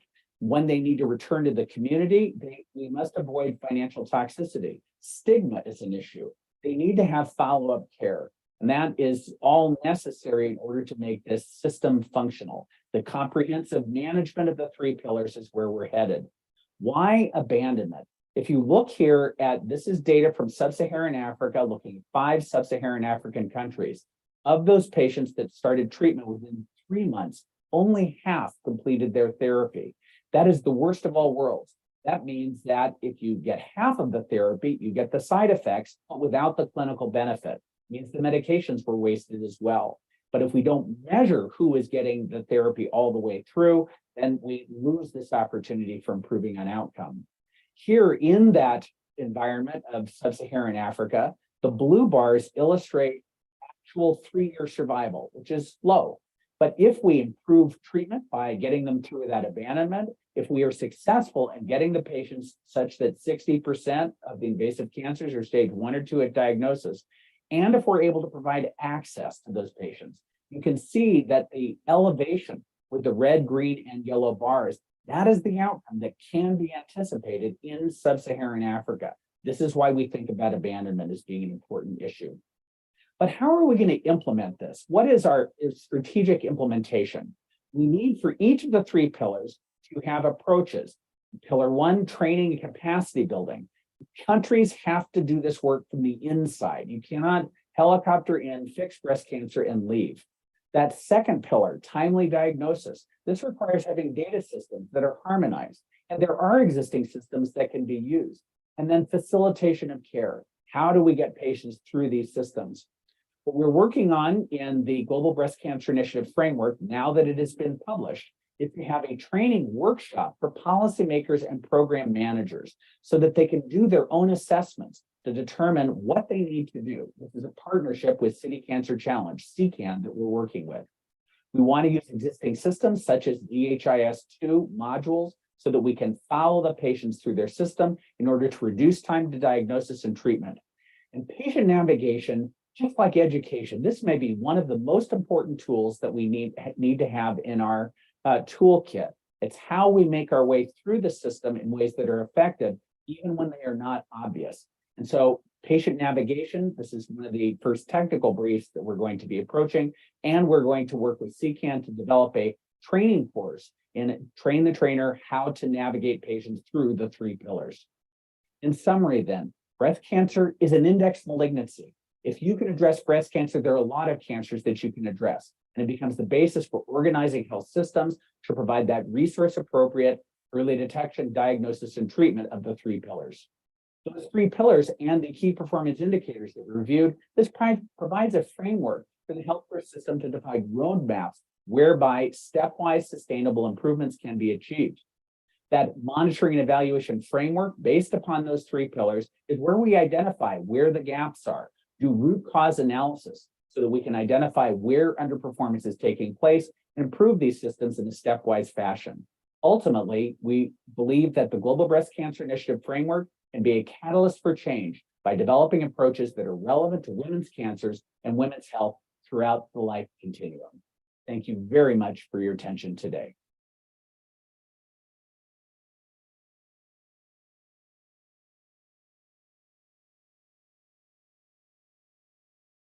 Thanks, Dr. Anderson. Our next speaker is Derek Chen from the City Cancer Challenge. And as Ben has mentioned in his presentation, City Cancer Challenge is going to help the Global Breast Cancer Initiative implement the framework. So Derek, the floor is yours. Hi, it's me again. So this time around, I'll be talking more about how CCAN works in the city level and some of the examples as a result of the collaboration at city level.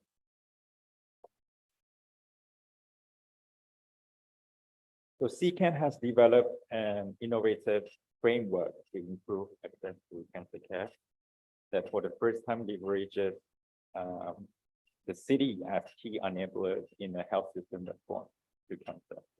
Every city will go through a phase, what we call the city engagement process, from due diligence to stakeholder engagement, where we map out the key enablers, the CSO, the health institution that will contribute to the understanding of the gap and challenges in the city.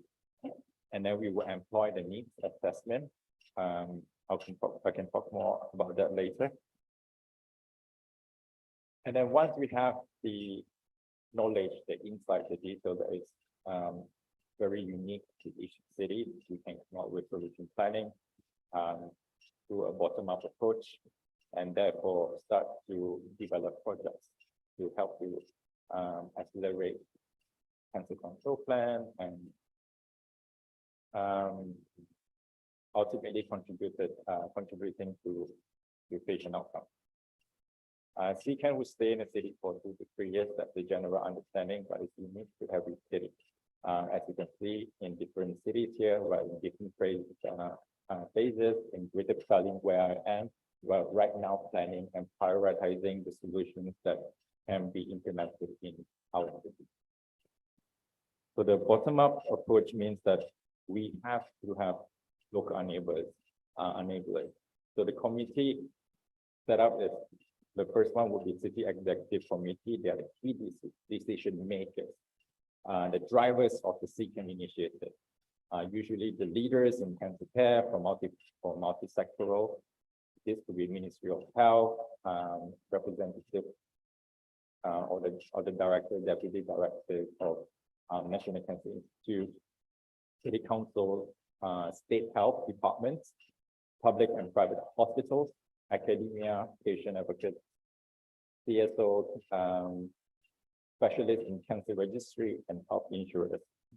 And we have technical committee. They are the people on the ground, experts in cancer care that leads the needs assessment process. And then we have the needs assessment working group from participating hospitals or health institutions who will provide input and analyze the data and help to propose solutions that will be endorsed by the city executive committee, where we can take it forward to be implemented when it's suitable and fit for purpose. Here's the needs assessment. About the needs assessment, have these 4 big themes that we focus on: management and quality, for diagnostic services, community and patient access, for treatment services. The needs assessment, it has been developed with CCAN technical partner and has been implemented across all of the cities. It means they were learning from the previous city, that take all the nuances, the learnings, and apply to the next city. So it's a constant learning process for City Cancer Challenge Foundation. And if you look at the cancer care continuum, CCAN only focus on cancer care, from the diagnosis, treatment to survivorship, and not on the earlier prevention, early detection. And examples of city engagement process that lead to project execution and implementation that is relevant to cancer affecting women. So in our knowledge, through the needs assessment, breast and cervical cancers were commonly prioritized in CCAN cities. So if you look at the past 9 cities before Greater Berlin, these are the experience. Because the needs assessment has identified like the treatment decision lacks MDT application. And the absence of resource adapted guidelines for the management of common and curable cancer sites, and followed by lack of subspecialty program that many of the LMIC cities lacks. And then human resources, the inadequate amount of numbers, lack of the numbers and expertise in the city. So CCAN could look at this gap and help facilitate further development through capacity development through our technical partner. Projects for breast and cervical cancer, to continue on that. More relevant to Asia would be learnings from Yangon and Greater Petaling, to look into MDT regulation, what are the best practices to help develop some guidelines and relevant solutions in the absence of MDT in the field. Adapted clinical management guidelines for breast cancer and invasive cervical cancer. Studies were supported by a panel of multidisciplinary academic experts, leaning on experts from ASCO to conduct MCMC, is one of them, which happened in Greater Petaling just last year, just to show the city stakeholders of how MDT is being run in an ideal setting and how to tailor it to a resource appropriate settings. And we also have scientific visits where the project team can visit Center of Excellence in the region. In Greater Petaling's case, we visited Tata Memorial Hospital in India to see how MDT was being carried out in a very busy and vibrant public setting. We also have tele-echo sessions that will help to improve knowledge exchange and capacity building. The next one would be cancer surgery project plan in Yangon. So Yangon was the first city that's gone through the CCAN process and has achieved quite a lot of things, but unfortunately, the operation currently is being on hold. But we have lots of learning from Yangon that can be translated to other CCAN cities as well, such as the sub-specialization for cancer surgery plan to develop a training program, fellowship visit to reference centers. As part of the execution of the technical cooperation project in pathology, radiology, medical oncology, radiation oncology, and palliative care, there was also development of plans, quality assurance program, and strengthened reporting formats in all of these areas. Guide on how to develop resource appropriate guidelines are available in English and Spanish, because we have predominantly in Latin America, and English will be the standard language that we use. That is available. They are available to download in CCAN resource page. And there's also an e-learning course for oncology and primary healthcare in collaboration with Spain's Catalan Institute of Oncology on awareness to early detection, emergency for referrals, and management of common symptoms and side effects of treatment. Here's an example of resources on breast cancer, cervical cancer, and breast cancer best practice in implementing MDT for breast cancer treatment in Malaysia. And we also have a guide on how to develop resource appropriate management guidelines in colorectal cancer. Thank you.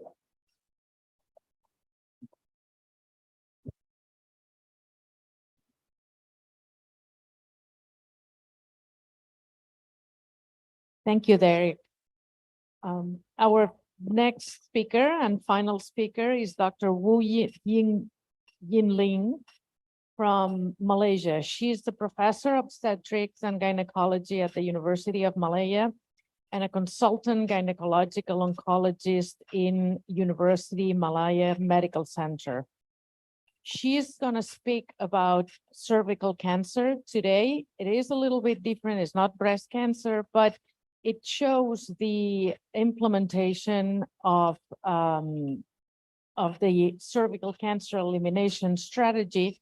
It's a case study of the implementation of the elimination strategy for cervical cancer that can be very interesting to learn for the Global Breast Cancer Initiative. So please, Dr. Yinling. Thank you to the organizers for allowing me a few minutes to speak about a topic very close to my heart. I must confess that I do not have the experience to talk about the global practices but from a lower middle income setting, maybe I hope to share with you some of the lessons we have learned. We've often seen this map showing the inequities faced in terms of cervical cancer, where we know the main incidents are being borne. 80% of the cases are being borne by lower middle income setting. But when we are working out the solutions for cervical cancer prevention, we must also take into account the real world setting where we are facing the highest number of human displacement, the impact of climate change, and we're still recovering from a pandemic that has really affected all of us globally, making inequity a bigger issue in the world. We now have 7 years left to achieve the targets set by WHO for the global elimination of cervical cancer to be seen in our lifetime.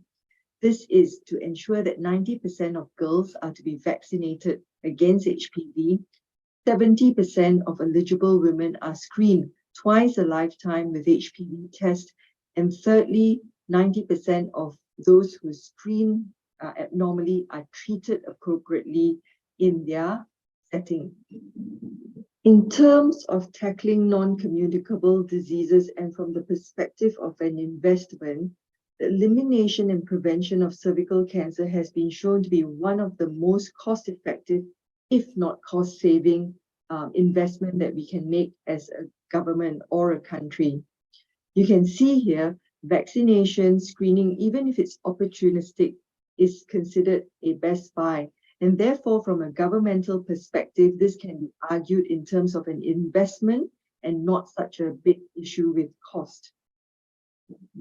The speed at which we want to achieve elimination of cervical cancer will, of course, depends on how quickly we can implement vaccination and screening in our population.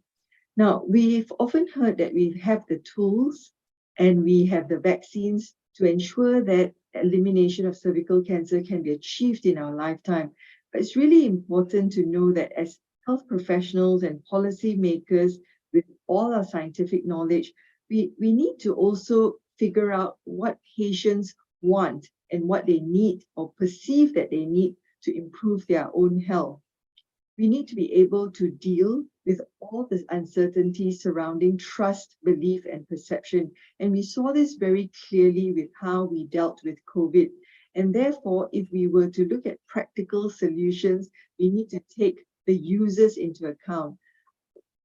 This really is a good image to depict that while we have protocols and policies, if we do not create one that's acceptable by the public, they will find a more accessible option. So let's look at the first pillar, which is vaccinating 90% of our adolescent girls with a HPV vaccine. How well are we doing globally? If we look at this map of vaccination, we can see that we are falling way short of the 90% target, with only 20% of the global adolescent girls being vaccinated.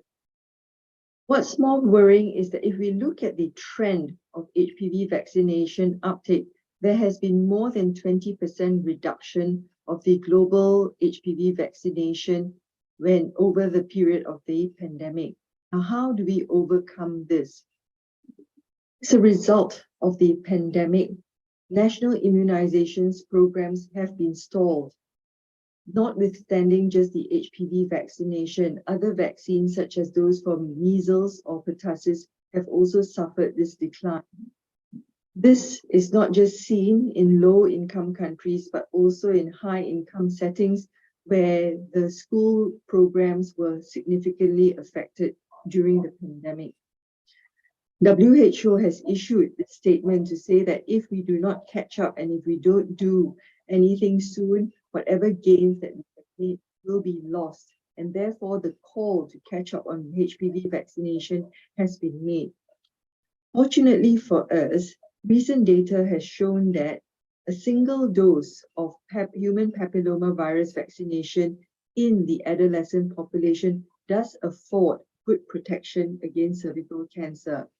Now, where did they get the evidence from? This is really a combination from trials and non-trial data. in the countries that have been vaccinating their youths, real-world data have shown that those with 1 or 2 doses of HPV vaccination have been protected equally. And the most recent randomized controlled trial known as Kenshi trial has shown that the protection has lasted for 3 years, and there's no reason to believe that this protection will fall in the near future. So what should we do in consideration for the achievement of the first 90% pillar of getting our girls vaccinated? I think there's an urgent need for us to catch up on the regimes for girls. We need to consider a school-based model and to look at points where we have contact with adolescent girls so that we can at least get 1 dose of vaccination into their arms. And through innovative and global initiatives such as Gavi, we should be able to consider increasing the coverage more effectively. What about cervical screening? This is an area that I think is the most challenging. If we were to achieve cervical cancer elimination, this requires a paradigm shift that's grounded in science and responsible action. Why do I say that?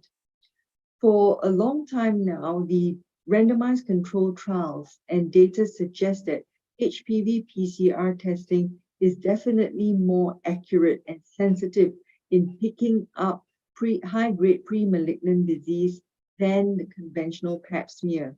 And in the setting of lower income setting, when there are no registries for organized routine screening with cytology, twice a lifetime PCR testing with HPV testing is definitely better. And more importantly, the PCR technology also allows consideration for self-collection, which will make scalability a reality. So what is the difference between pap smear and HPV test? For cytology to be effective, you really need at least 15 tests a lifetime. And that is done through a speculum, and it requires healthcare professional acquiring it. Whereas for HPV testing, we can now use automated machines for PCR testing, and it requires as few as twice in a lifetime testing. So in terms of global adoption of a national HPV-based screening program, once again, we see that it is mainly implemented in the high-income setting, and we hope that countries which needs it most should be able to adopt at least twice a lifetime HPV testing strategy. Is it cost effective? The initial investment in terms of the infrastructure and the change may require some initial cost. But if you look at the overall lifetime of a woman, using HPV testing in a population level is definitely more cost effective, not cost saving for a country.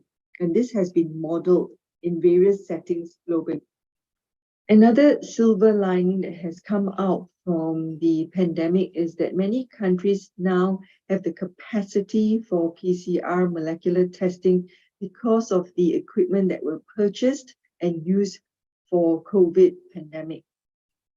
In terms of healthcare, many countries are now facing infrastructural or healthcare shortages, with the public service diminishing and the health force moving into private sector. This means that the workforce that we have for screening have shrunk. How do we overcome this? One of the ways in which we can think about changing how we do healthcare is to consider decentralizing services that can be done in the community. WHO has consolidated a guideline for different self-care interventions whereby communities can undertake their own healthcare provided they are supported by the professionals in the different tertiary settings. One of the self-care interventions that can be used for cervical cancer prevention is self-sampling. Now, self-sampling is when a woman is able to take her own swab from the lower vagina for PCR testing.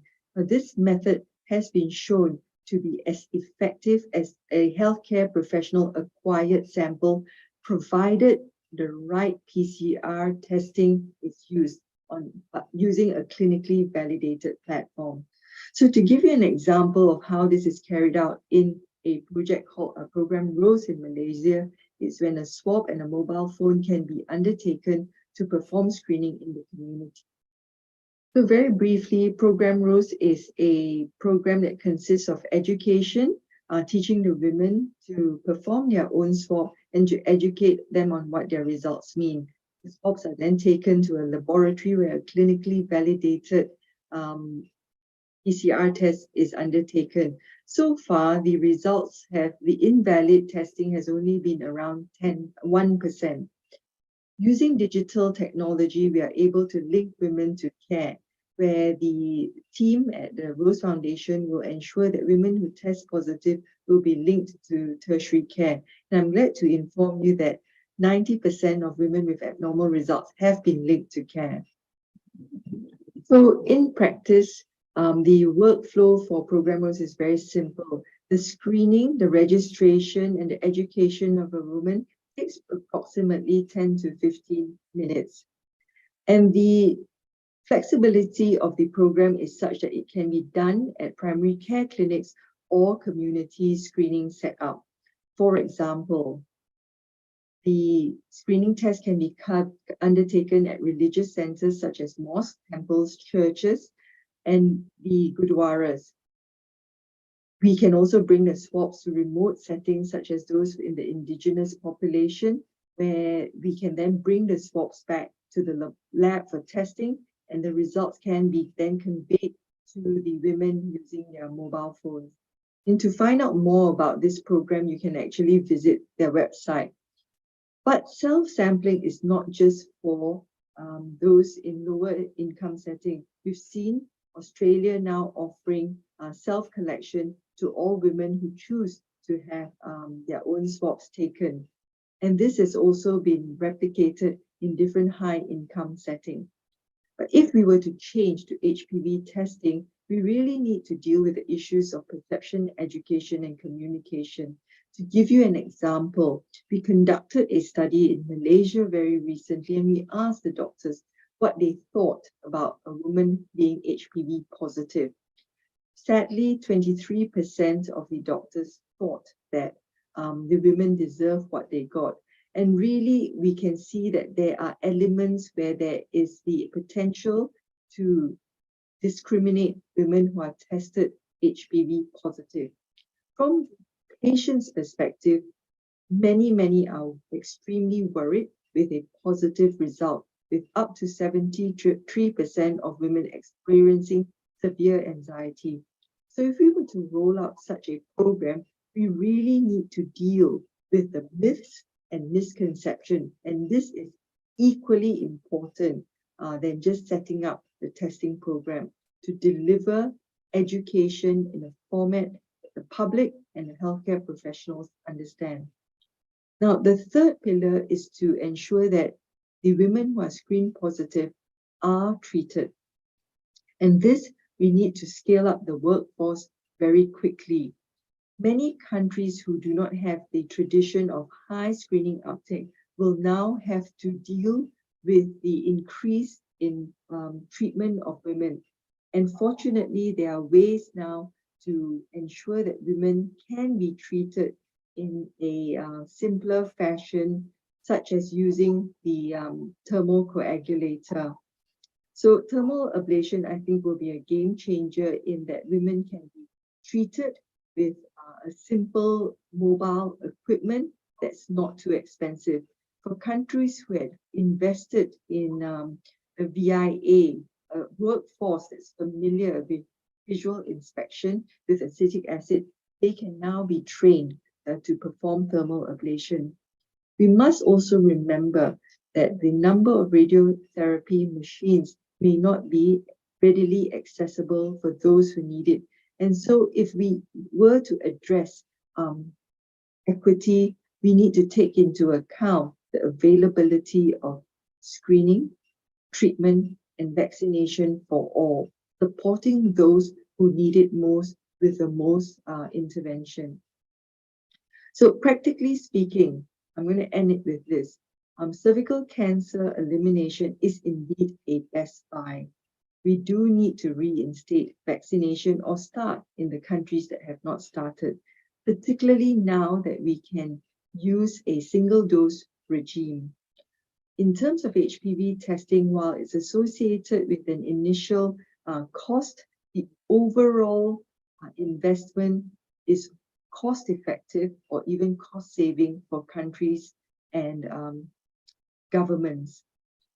The absence of registries for screening and vaccinations need to be addressed, because to measure outcome and to ensure that there's continuous investment, most governments will need to look at the outcomes, and therefore registries are important for the purpose of audit, for the purpose of follow-up, and to monitor their country's program. So we do need to review and adapt the guidelines to ensure that different populations will be able to do this equitably. We need to build trusting, collaborative partnerships by turning the world upside down to ensure that those who need vaccines and screening will be able to access them. Thank you very much.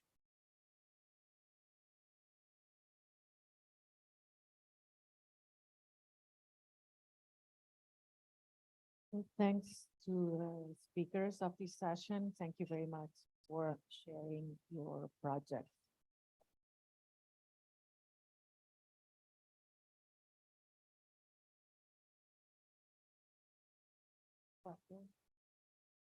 Are there any questions for the speakers? We have Dr. Basu and Derek here.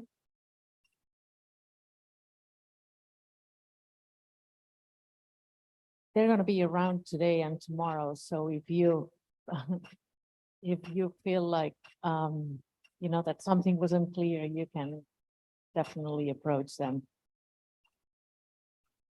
Yes. Thank you. Thanks a lot.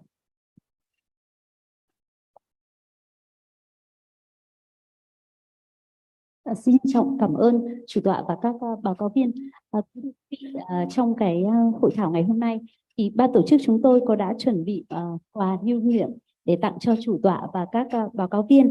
Sau đây xin trân trọng kính mời bà Caroline thay mặt cho ban tổ chức sẽ tặng quà cho hai chủ tọa của phiên số 3 là chủ tọa của cái phiên này là bác sĩ chuyên khoa Nguyễn Văn Chi và tiến sĩ bác sĩ Anna Canebes. Mời hai chủ tọa sẽ lên sân khấu để nhận phần quà kỷ niệm từ ban tổ chức ạ. Xin trân trọng kính mời hai báo cáo viên lên sân khấu ạ. Yeah. Ladies and gentlemen, we would like to invite Miss Caroline Taylor and our two chairmen of Section 3 go to the stage to giving gift. Thank you.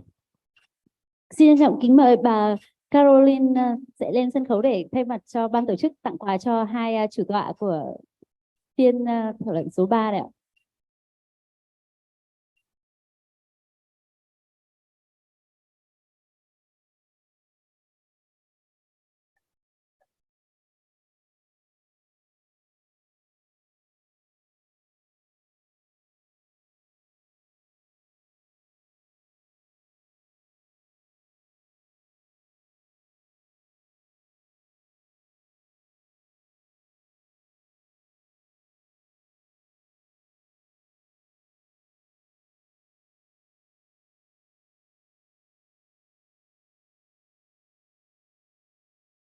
Tiếp theo xin trân trọng kính mời bác sĩ Nguyễn Văn Chi và chủ tọa của phiên thứ 3 sẽ lán lại sân khấu để tặng quà cho hai báo cáo viên ạ.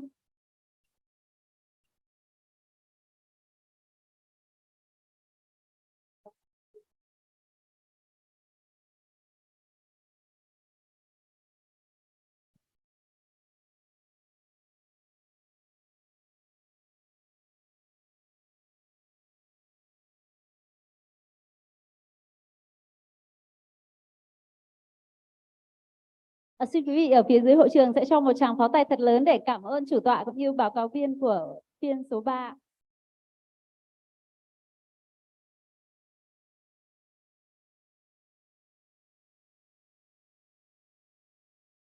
Vâng, kính thưa quý vị, Phiên số 3 về chiến lược toàn cầu kiểm soát ung thư phụ nữ của chúng ta đã kết thúc ạ. Sau đây xin mời tất cả quý vị đại biểu chúng ta có thể ra phía ngoài nghỉ giải lao. Sau đó chúng ta sẽ quay lại phiên số 4 ạ. Xin trân trọng cảm ơn ạ. Ladies and gentlemen, we are now having a break before the start of session 4. We have prepared tea break outside in the room. Thank you.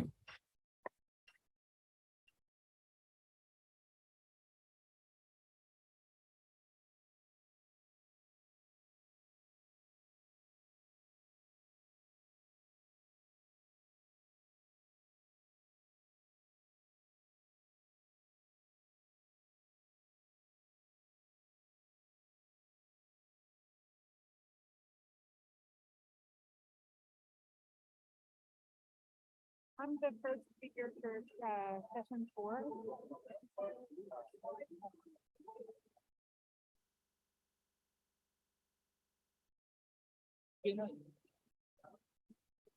Xin mời quý vị, chúng ta sẽ ban tổ chức có chuẩn bị tea break ở phía ngoài hội trường, chúng ta có thể ra đấy nghỉ giải lao 15 phút ạ. Sau đó sau 15 phút thì xin mời tất cả quý vị sẽ quay lại hội trường để chúng ta tiếp tục vào phiên số 4 ạ.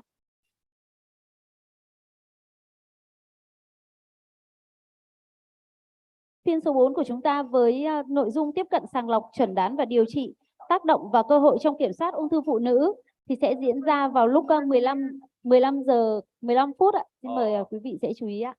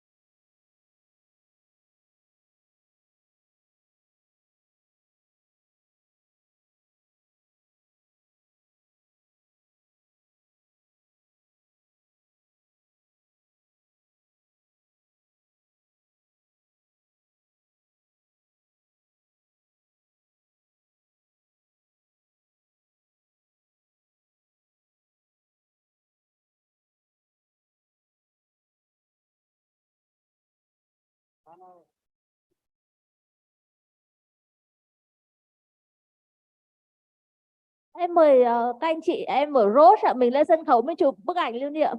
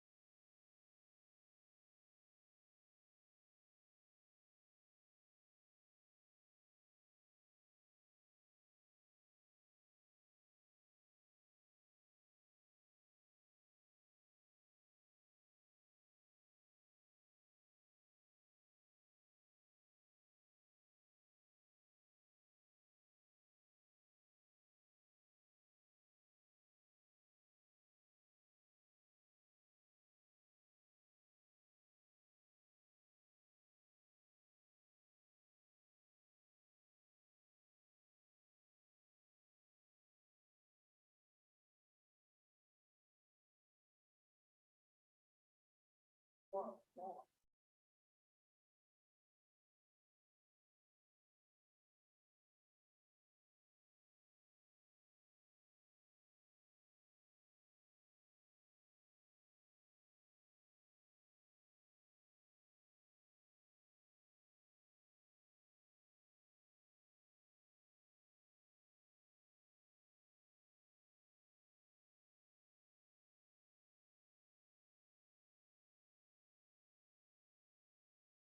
quý vị đại biểu, phiên thảo luận số 4 sắp bắt đầu. Xin trân trọng kính mời quý vị đại biểu ổn định chỗ ngồi, quay trở lại hội trường để chúng ta có thể tiếp tục phiên số 4 ạ.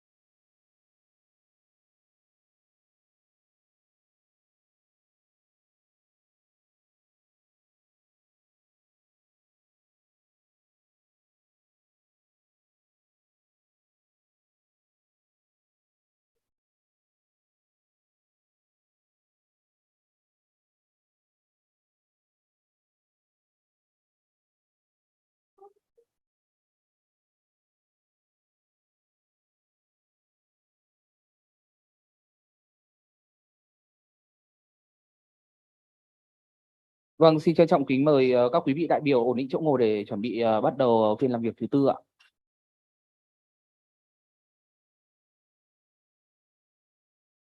Vâng, kính thưa quý vị, phiên thứ tư với nội dung tiếp cận sàng lọc chẩn đoán điều trị và tác động cơ hội trong kiểm soát ung thư phụ nữ. Chủ tọa bác sĩ chuyên khoa 1 Phan Văn Toàn, Phó vụ trưởng vụ Bảo hiểm Bộ Y tế và Phó giáo sư tiến sĩ Trần Thanh Hương, Viện Ung thư Quốc gia. Xin mời chủ tọa hãy điều hành phiên họp ạ. Ladies and gentlemen, we are moving to session 4. I would like to introduce the chairman, Dr. Phan Văn Thoan, Deputy Director of Insurance Department, Ministry of Health, and Associate Professor Trinh Thanh Hương, Vietnam National Cancer Institute, for the section 4, access to screening, diagnosis, and treatment, impact and opportunity in women cancer control. Thank you. And now we start with the session 4, access to screening, diagnosis and treatment, impact and opportunity in women on cancer control. And in this session, we will have 4 presentations, and then we will have the roundtable discussion among the panelists. And for the first presenter, I would like to introduce Dr. Halsey White. She is the global health specialist with over 20 years of experience in non-communicable disease, family planning, HIV, and cervical cancer prevention. She served as the executive director at the Together for Health, a global advocacy organization that collaborates with global partners to underscore the need of innovation and financing to support cervical cancer elimination.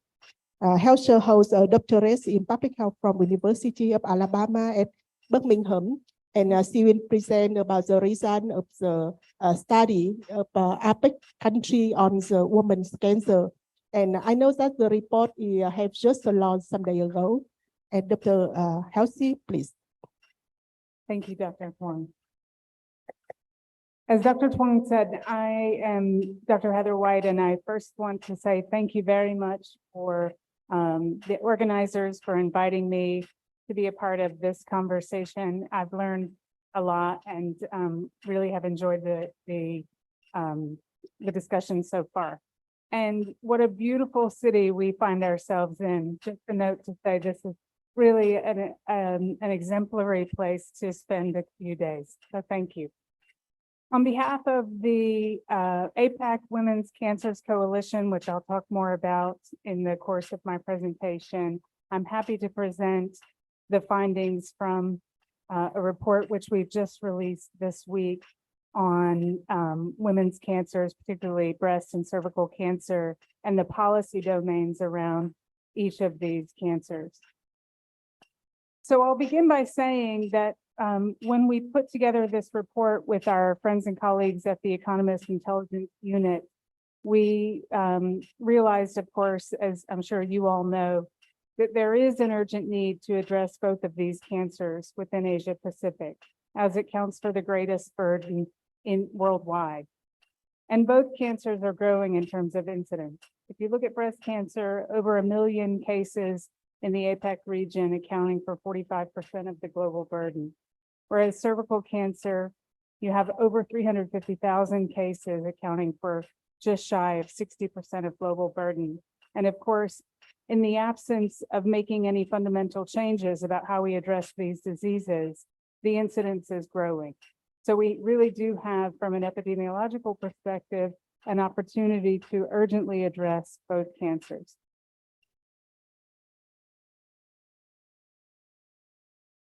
The newly formed APAC Women's Cancer Coalition is a regional multi-stakeholder initiative to drive impact across 3 thematic areas.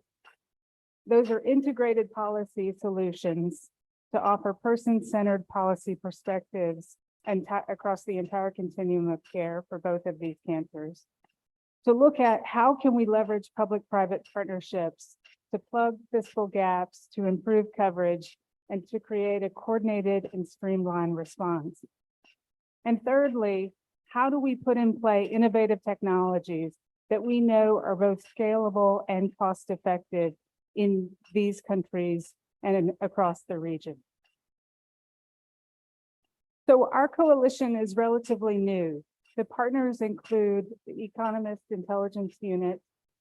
They also include technical advisors, myself from Together for Health, JPIGO, and Roche. But I want to say we're looking for additional partners. So please, if you feel that this is an initiative that you'd like to learn more about and how you can be involved, please do reach out to myself or to others. We'd be happy to share with you ways that we can support one another and work together. The coalition focuses on 6 focal markets, and we are looking primarily through a policy lens to understand what are the existing policies in place across these markets, and how can we support to drive forward, again, innovation, integrated care, and patient-centered perspectives. These are the 6 focal countries that we will initially target. So again, I know many of you are coming from these countries, and happy to speak more about this initiative with you in person.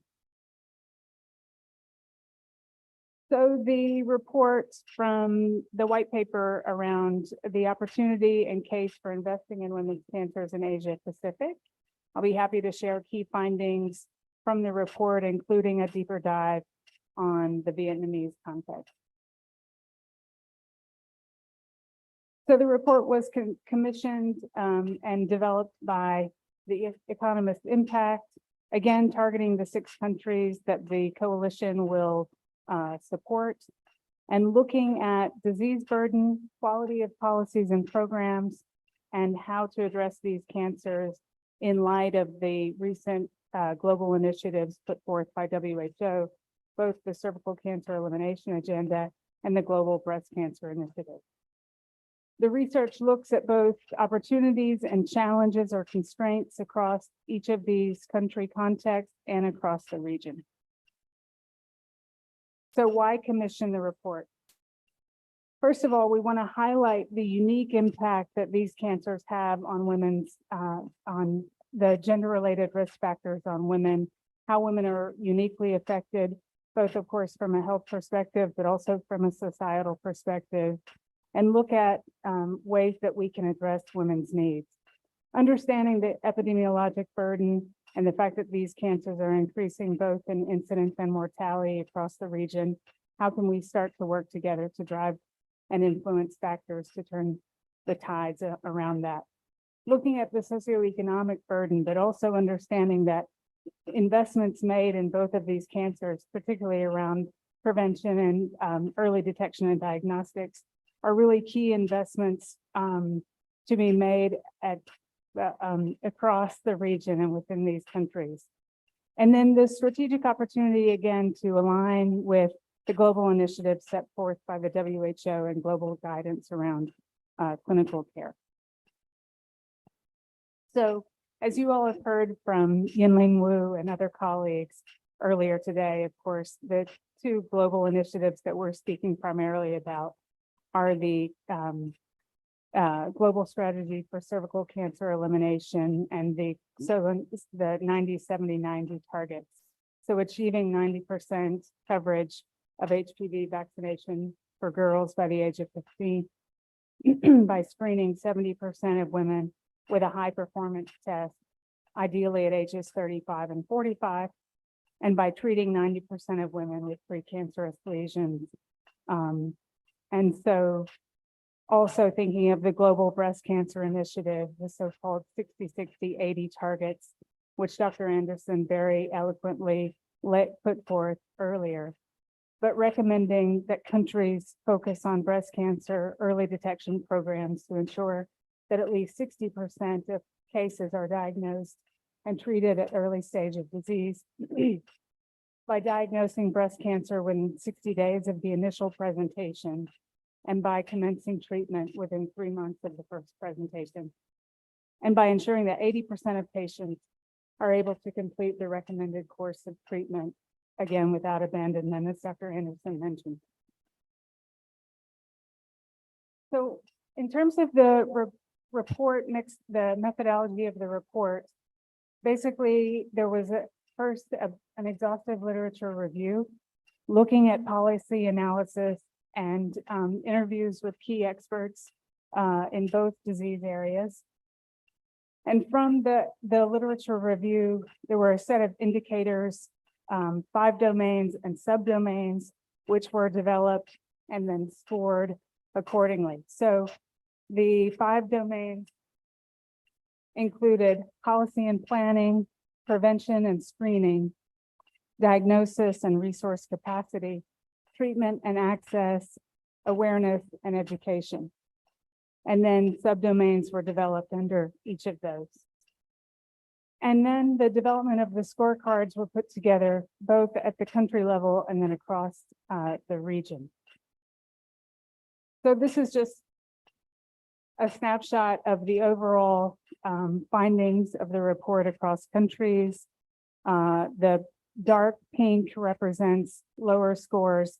The dark teal represents higher scores.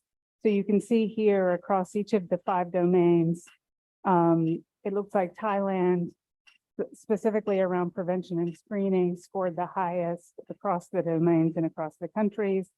And Indonesia, around diagnosis and resource capacity, scored the lowest. Not that it's a competition by any means, but just showing it across the indicators. So for each of the 6 markets, there are also a deep dive in each of the country scorecards. And those again look at opportunities for improvements. They look at the epidemiology around disease burden, incidence, and mortality, the scorecard matrix, and again, a set of references around the literature. So although, of course, each of the scores and the country contexts are quite different, and some score higher or lower, there are a set of general recommendations that were put forth by the team. And I'll go through these quickly. So looking at the fact that countries, in order to make significant substantial impact, must really look at greater political will and leadership across both of these cancers. And enhanced performance tracking, as Dr. Basu said so eloquently, we can't improve what we can't measure. So thinking about how do we improve performance tracking and build, look at outcome data via registries and other mechanisms. Our focus on primary prevention, of course, is key to turning the tide from the public health perspective around both of these diseases. And that, of course, requires investment in early detection and in screening, and in the case of cervical cancer, HPV vaccination. Understanding and outlining referral pathways, and particularly referral pathways that are patient-centered and patient-focused. I'm thinking of Dr. Wu's very eloquent picture of you can create solutions and you can create systems, but unless there's something that patients understand and can adhere to, they won't be taken up.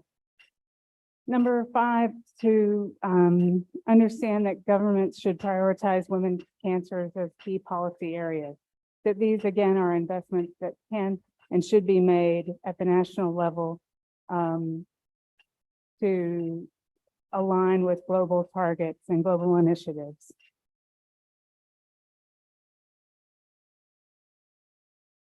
And to consider that funding models really have, well, that we have an opportunity to create funding models that bring in a number of players and that can help plug gaps in terms of fiscal challenges.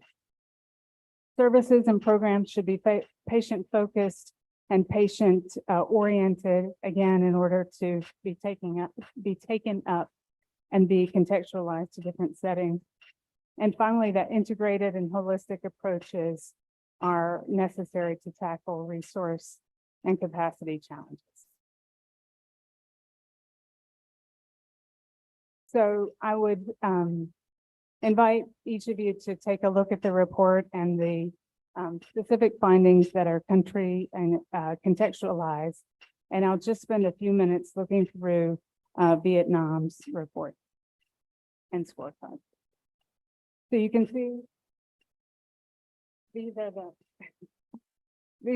are the scores across the domain for Vietnam. In terms of the epidemiology, looking specific to Vietnam as well as Asia and the world.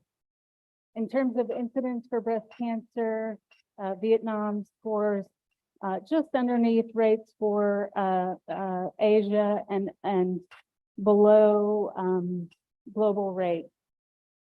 For mortality rates, higher than other countries in Asia and on par with global rates. And for cumulative risk of breast cancer, similar to other Asian settings and lower than global rates.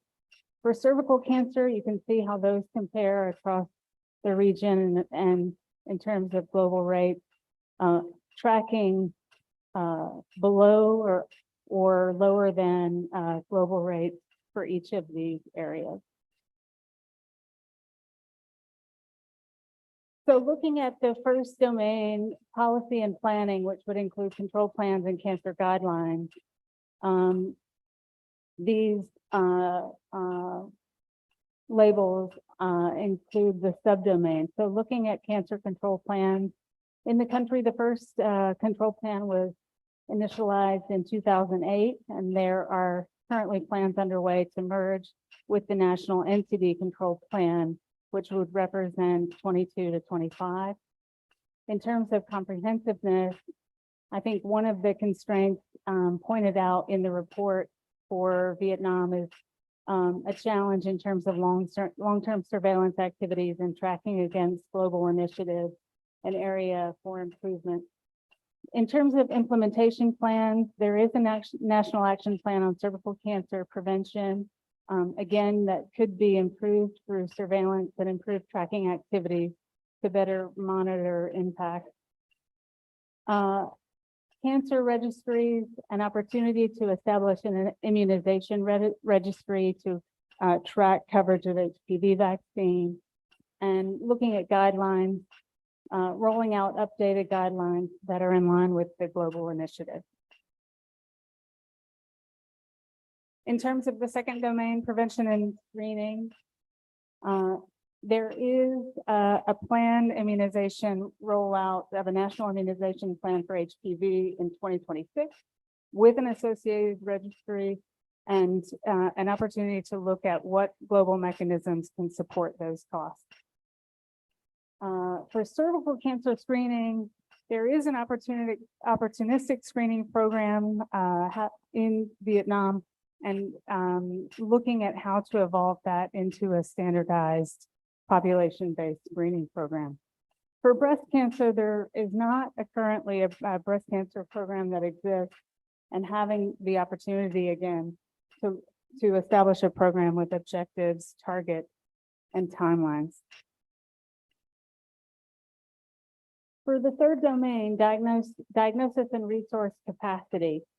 Again, looking at the opportunity to update global recommendations and targets in line with the 2 global initiatives from WHO.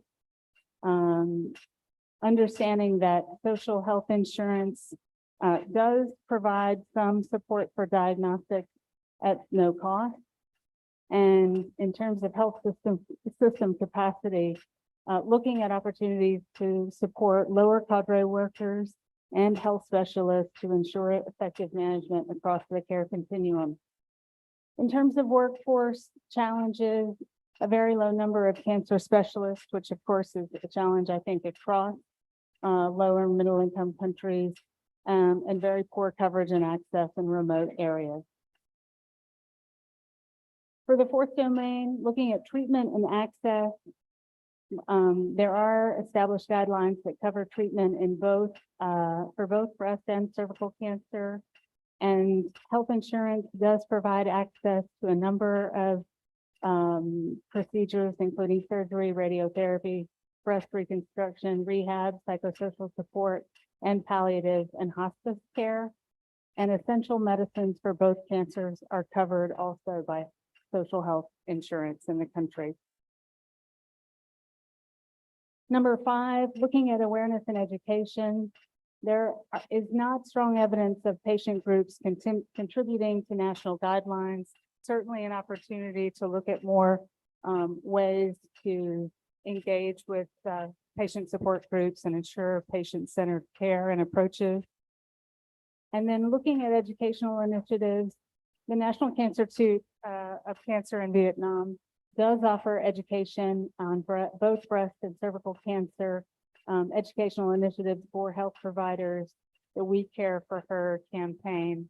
And I think there are great examples of campaigns that have happened, but certainly an opportunity to engage in more dialogue and more collaboration with patient groups. So thank you again. I encourage you also to take a look at the report. And if you're interested in learning more about how you can be involved, we'd love to hear from you. And thank you very much for your time.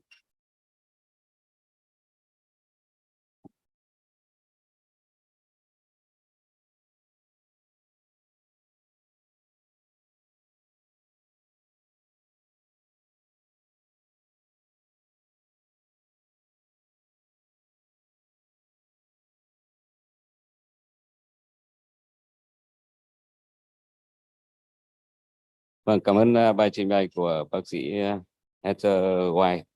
Tiếp theo đây, ban tổ chức xin giới thiệu bác sĩ Nguyễn Hương Giang, Viện Ung thư Quốc gia, trình bày bài thực trạng cung cấp dịch vụ chẩn đoán điều trị ung thư vú và ung thư cổ tử cung tại Việt Nam dưới cách tiếp cận hệ thống y tế. Xin mời thạc sĩ bác sĩ Nguyễn Hương Giang.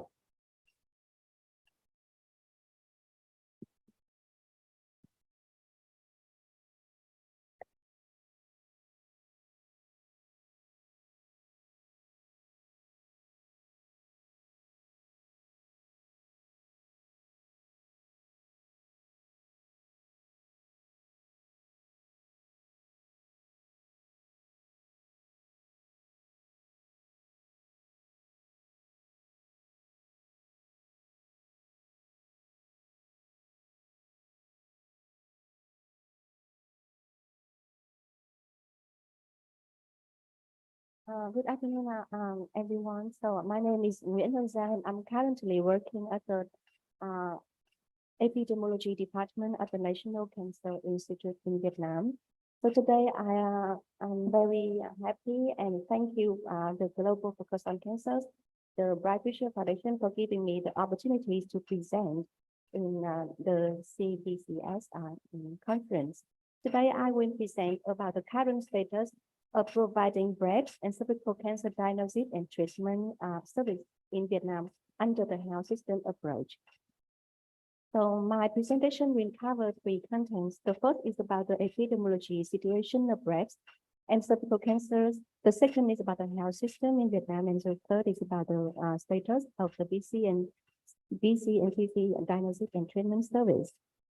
So according to the Global Plan 2020, so every year in Vietnam, we have around more than 21,000 new cases of breast cancers and 4,000 cases of the cervical cancer. And breast cancer is the most common cancer among the women, and the cervical is the standardized rate for breast cancer and cervical cancer is quite similar to the other countries in the region.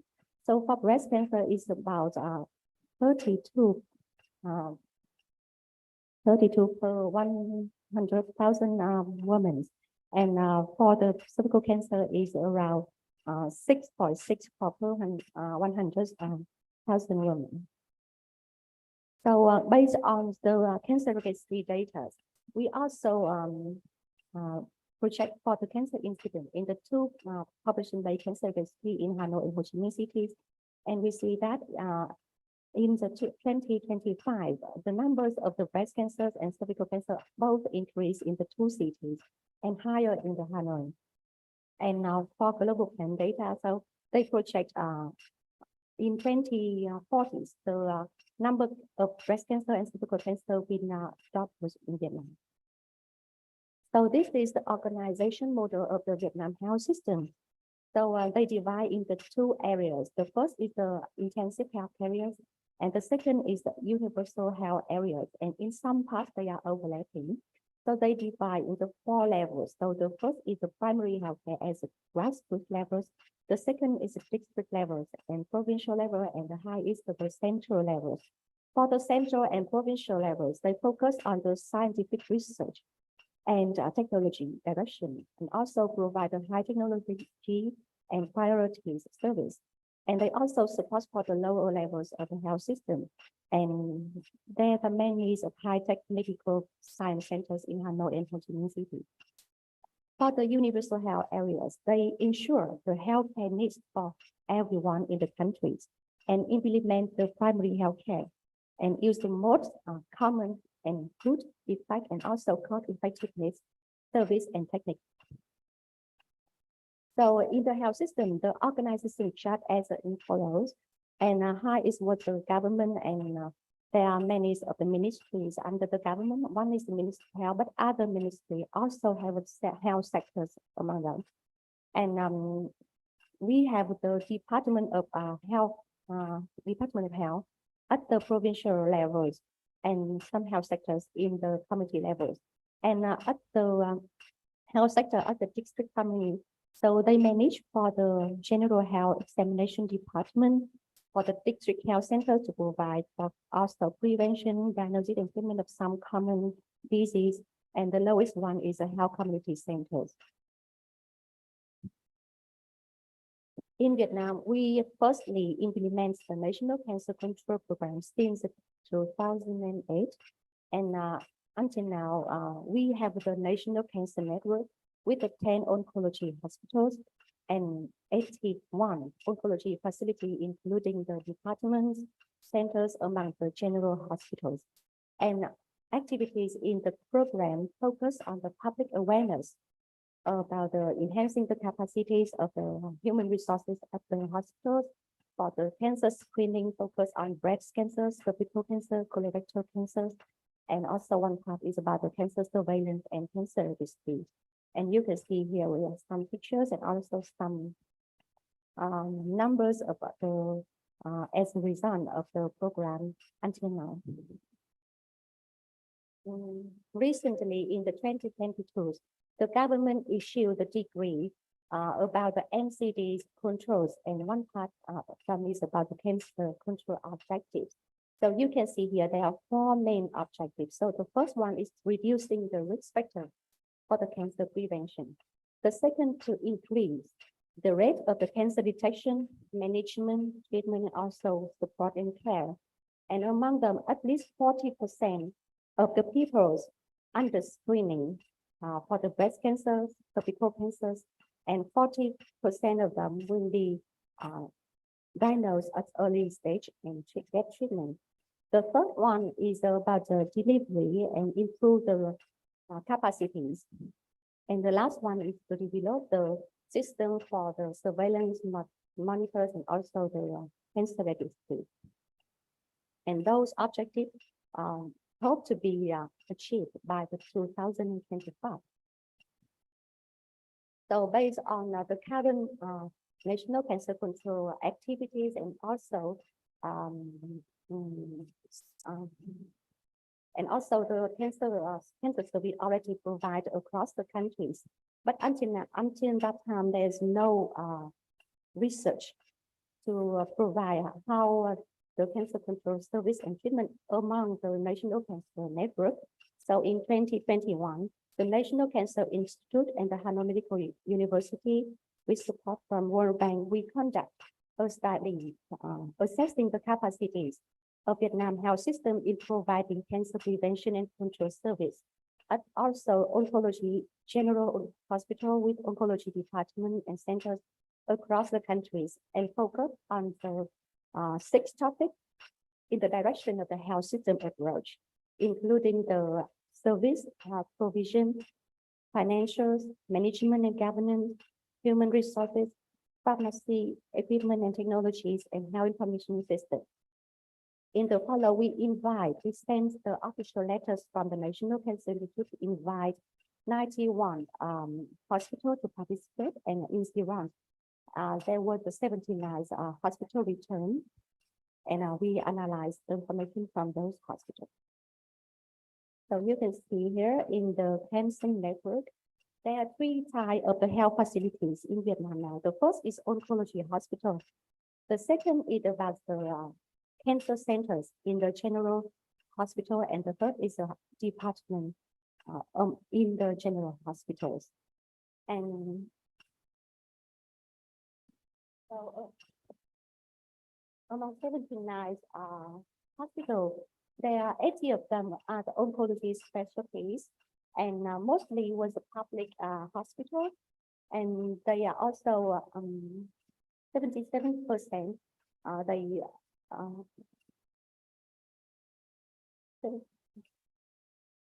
They are in the provincial level, sorry for the general. And by geography, so both of them are located in the north, and 21% located in the central and in the south of Vietnam. So if you see in the graph, they show the distribution of the department in the hospital. So this is, you can see the orange part. So they are all departments focused on the diagnosis in the hospital. The gray one is about treatment, and the yellow is about the support for the cancer treatment. So, and the light blue is for the cancer prevention, which is quite small part in among the hospitals. So here is the health system in Vietnam. The framework is similar to the WHO health system with the 6 building blocks.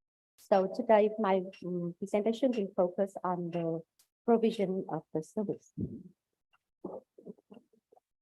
So the first thing in the cancer diagnosis in the breast cancer, cervical cancer is about the screening and early diagnosis. And you can see here, I'm listed here some technique service provided for breast cancer and cervical cancer. I'm not listed here the ultrasound for the breast cancer, but it's quite high. And you can see for the mammography is about 66% of the hospital, they provide the mammography services. For the cervical cancer, among the screening, they also provide a treatment for the precancerous lesions. And you can see for the HPV testing, almost half of the hospital already provide this high and cost-effective technique. And some, and 80% provide the pap smear test. Here shows that in also Vietnam hospital also provides some diagnostic tests for the immunohistologies, usually focused on more on the breast cancers, and it's quite the varieties among the hospitals, but almost all of the well-known biomarker was diagnosed. And for the breast cancer and cervical cancer staging in Vietnam, we also conduct another studies among the 5 biggest hospitals, and you can see the percentage of the early stage for the breast cancer is quite high, and also for the cervical cancer stage 1 and stage 2 is a little bit lower, but it's still high compared to the other countries. For the cancer treatment, I go first with the bed capacity. So total among 79 hospitals, the planned hospital assigned by the MOH or the DOH was more than 12,000 beds, but in fact, the real hospital bedroom was nearly 14,000. So it's quite an overload of the beds for the cancer patients. But when you see about the capacity of the bed, you can see the gap between the oncology hospital and the general hospital with the oncology department. So most of the oncology hospital or specialty oncology hospital, they have a quite high of the bed capacity. But in the department, it's not too high. And it may explain by that the Vietnamese patient, they have the prefer to go to the big hospital. So some oncology department at the hospital at the provincial level is not much people. For the breast cancer treatment service, when we see in the data show that 100% of the oncology hospital provides service for treatment of breast and cervical cancers, but in the oncology hospital, it's not much 100%. It's just about 90% for breast cancer and 86% for the cervical cancers. And you may note that the cervical cancer sometimes not treated only in the oncology hospital. They can go to the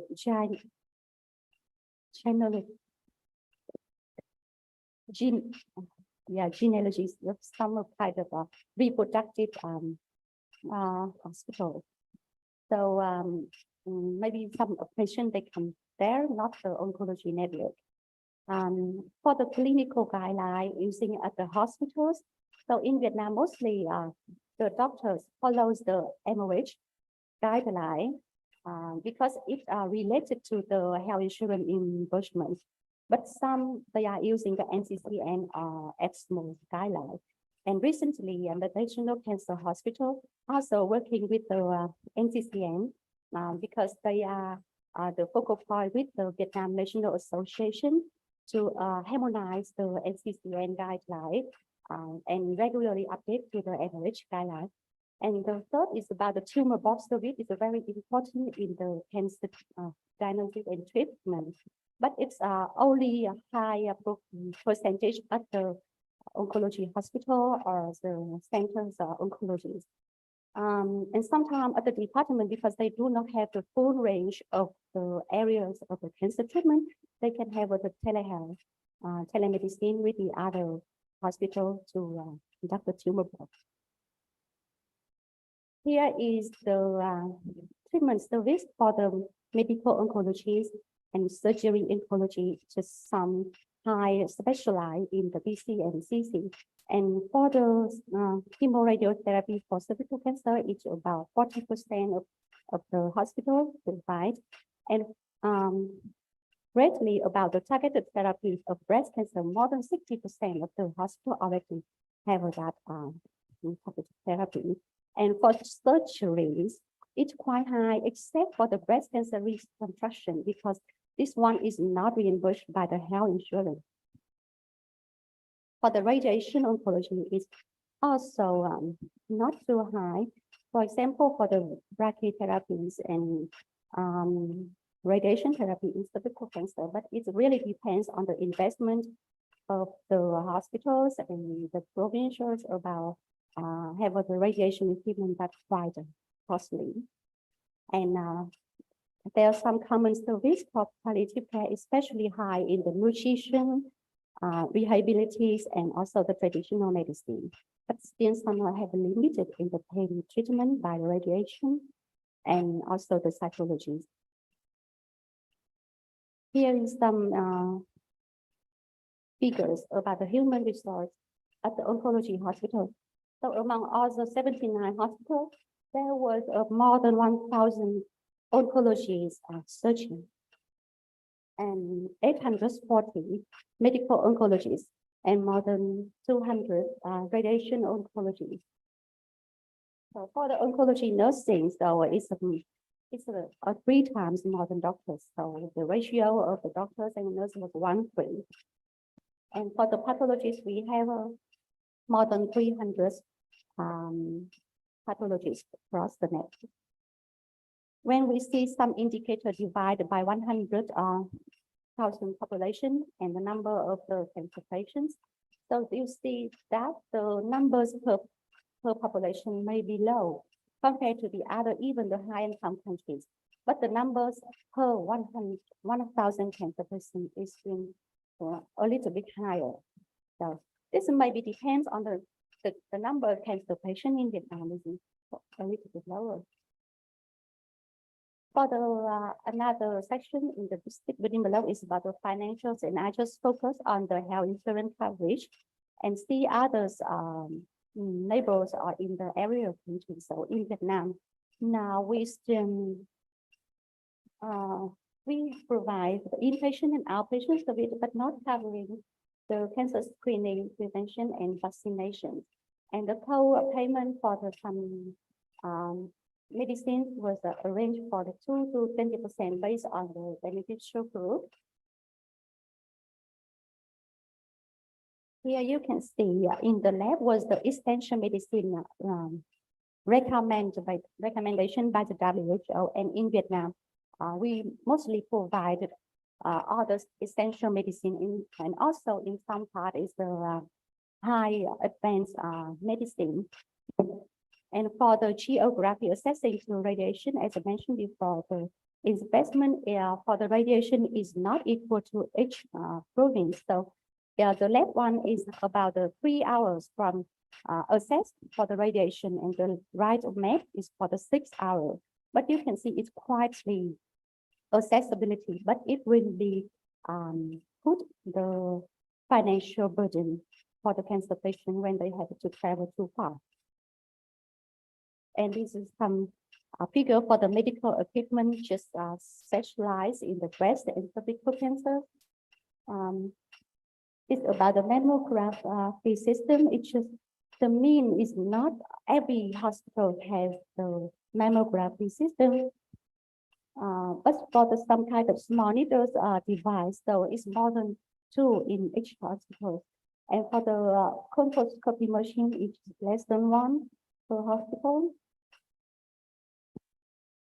Another part is about the health information system and the surveillance and monitoring. So in Vietnam currently, only about nearly 60% hospital they have the EMR, the electronic medical record, but most of them just have the patient management or just prescription system to manage in the hospitals, and less of them have the PACS or the risk and the ability to exchange data between the medical still limited. It's just around 30%.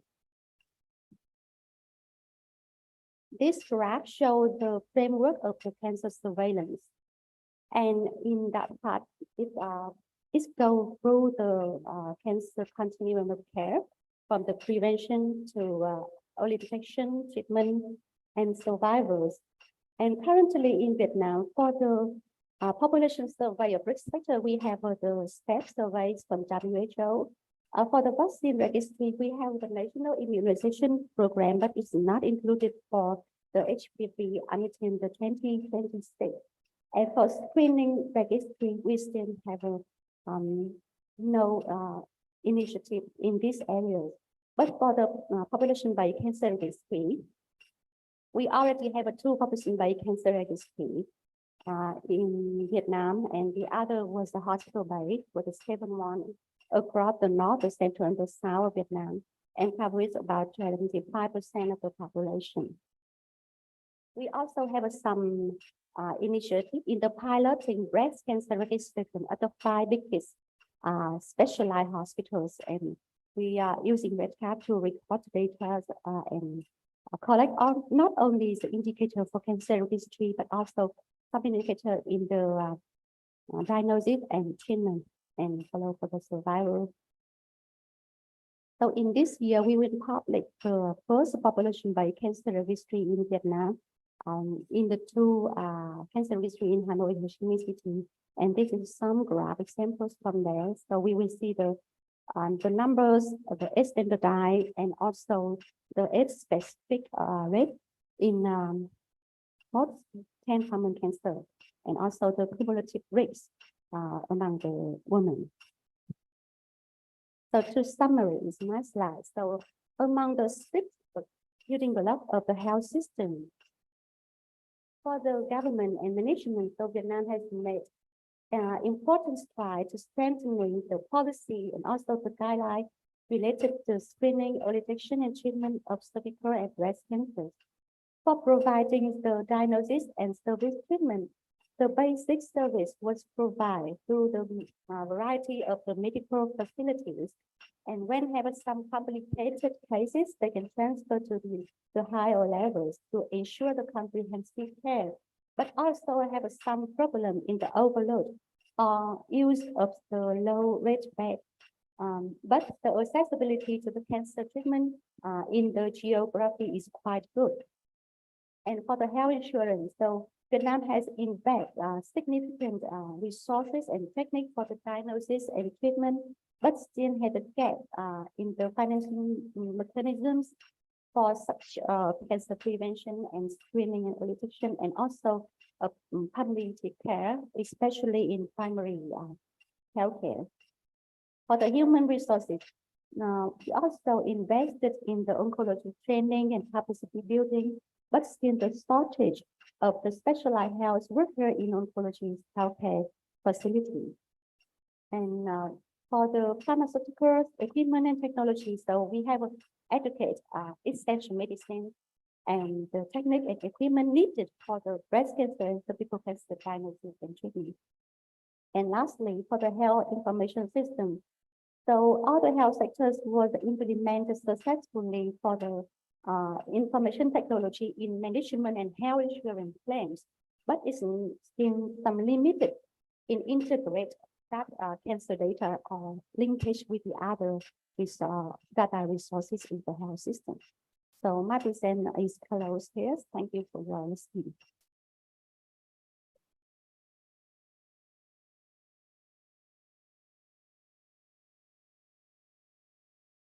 Thank you, Dr. Giang, for presentation on the overview of the healthcare service for the cancer patient in Vietnam. And now we will have the presentation from Professor So Chin Lee. She's from the Singapore National Cancer Institute. But today she have another meeting in the Singapore, so that she sent the video for our participation. And I think that is a very good model for the ASEAN country can learn how to manage the cancer patient from hospital in community.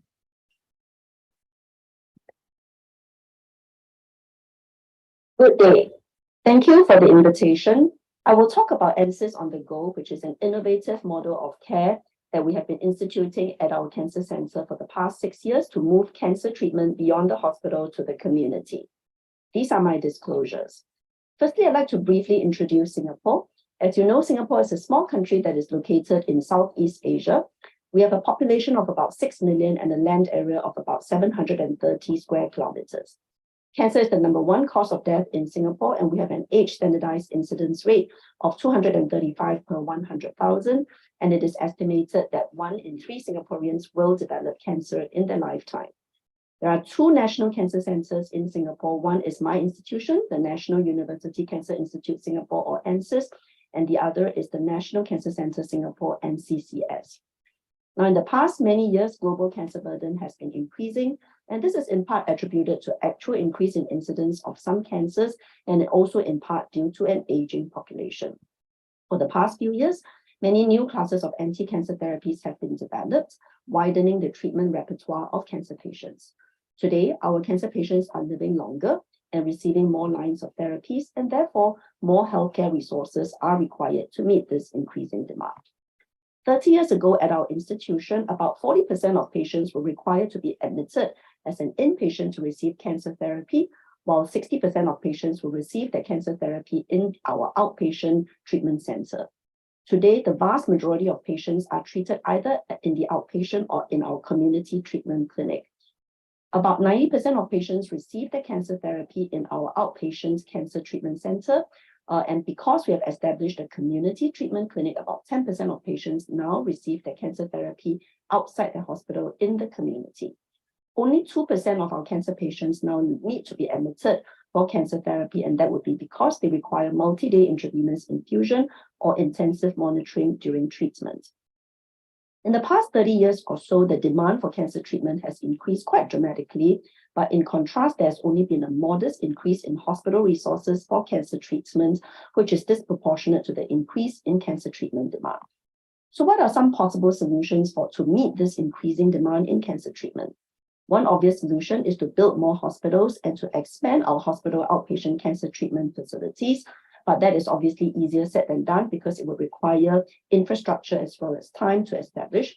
Another option is to simplify cancer treatment to facilitate treatment in the outpatient or community, and this includes more use of oral therapy, using shorter intravenous infusions, as well as switching to subcutaneous or intramuscular administration instead of intravenous treatments. So I'll explain to you this NSYS on the Go program that we have been running in our hospital for about 6 years as a strategy to move cancer treatment beyond the hospital to the community. And this is particularly applicable for low-risk, short-duration treatments. As I explained to you, our institution is one of 2 tertiary comprehensive cancer centers in Singapore. We offer a full range of cancer services for adults and children, and we serve about 40% of Singapore's cancer patients in the public sector. Our catchment area is about 30 kilometers between the patient's home and the hospital. In November 2017, our then Minister of Health articulated the 3 Beyond strategy as Singapore's strategy to sustain quality healthcare as demand rises. And among the 3 Beyonds is beyond hospital to community. Now, this idea of delivering anti-cancer therapy beyond the hospital has become even more pertinent during the COVID-19 pandemic. In fact, a few months after the COVID-19 pandemic started in March 2020, both the US ANCCN as well as the UK NICE guidelines issued guidelines to suggest that we can modify our usual care to reduce patient exposure to COVID-19 and to make best use of health resources. And these include switching intravenous treatment to subcutaneous or oral alternatives when available, and to use shorter treatment regimens. If you want to deliver cancer treatment beyond the hospital to the community, there are several possible models. On one end of the extreme is to provide treatment at home, and on the other extreme is to establish full-service satellite treatment centers, whereas the program I'm going to explain to you called NSYS on the Go, which is a community treatment clinic, is an example of an intermediate model. Administering treatment at the patient's home is obviously most convenient to the patient, but its largest limitation is that it can only offer a small range of services. It is labor-intensive and very expensive to operate and also difficult to scale up. A full-service satellite treatment center, on the other hand, can offer the largest range of services, but it requires infrastructure. It is very expensive and takes time to set up, and there are significant manpower needs, and the location, once it is established, is fixed and limited. The community treatment clinic concept, on the other hand, is very flexible. We can add or change location fairly easily. It can still offer an intermediate range of services, and we have shown that it is relatively cheap to set up and operate and also relatively easy to scale up. So in August 2015, our institution has established a home cancer treatment program. This is mainly targeting special populations, particularly those with disability or mobility issues. But because this is highly labor intensive and is expensive to operate, it has been very difficult to scale up. So this has still only remained a small scale program. Since 2017, our institution has decided to divert resources to develop the NSYS on the Go community treatment clinic program, because this is much easier to scale up and can benefit many more patients. So the NSYS on the Go program started in February 2017, and this slide shows the map of Singapore, and in red represents the location of our cancer center NSYS, whereas in black are the 2 first community treatment clinics that we established in the program. The 2 community treatment clinics are located 13 kilometers and 20 kilometers respectively from the hospital cancer center, and both are high volume community clinics that operate daily. We chose these locations because they are in an existing medical facility in the community within residential areas. In April last year, we started a 3rd community clinic, and this is by popular demand. And as opposed to the first 2 clinics, this 3rd community clinic is located much closer to the hospital, only 5 kilometers away, mainly to cater to patients who live closer to the hospital and who wish to avoid going to the busy, crowded cancer center. And although this 3rd community clinic has only been in operation for less than 1.5 years, we are already at more than 75% utilization. Our operating model is such that we rent a small clinic space at existing medical facilities for the program. So this program does not require a lot of space, special medical equipment, or infrastructure, and it is very flexible. We can very easily add or change location without capital investment. We operate this strictly by appointment, and all the cancer treatments that are scheduled for the day are prepared at the hospital pharmacy on the day of appointment. The NSYS on the Go program offers a courier service that shuttles between the hospital and the community clinic up to 3 times daily. When it goes from the hospital to the community clinic, it will bring along drug treatments that have been scheduled for the day. And when it comes back from the community clinic to the hospital, it will bring along blood samples that have been collected from the patients. What is important to note is that all procedures at the community clinic follow exactly the same standard operating procedures as in the hospital.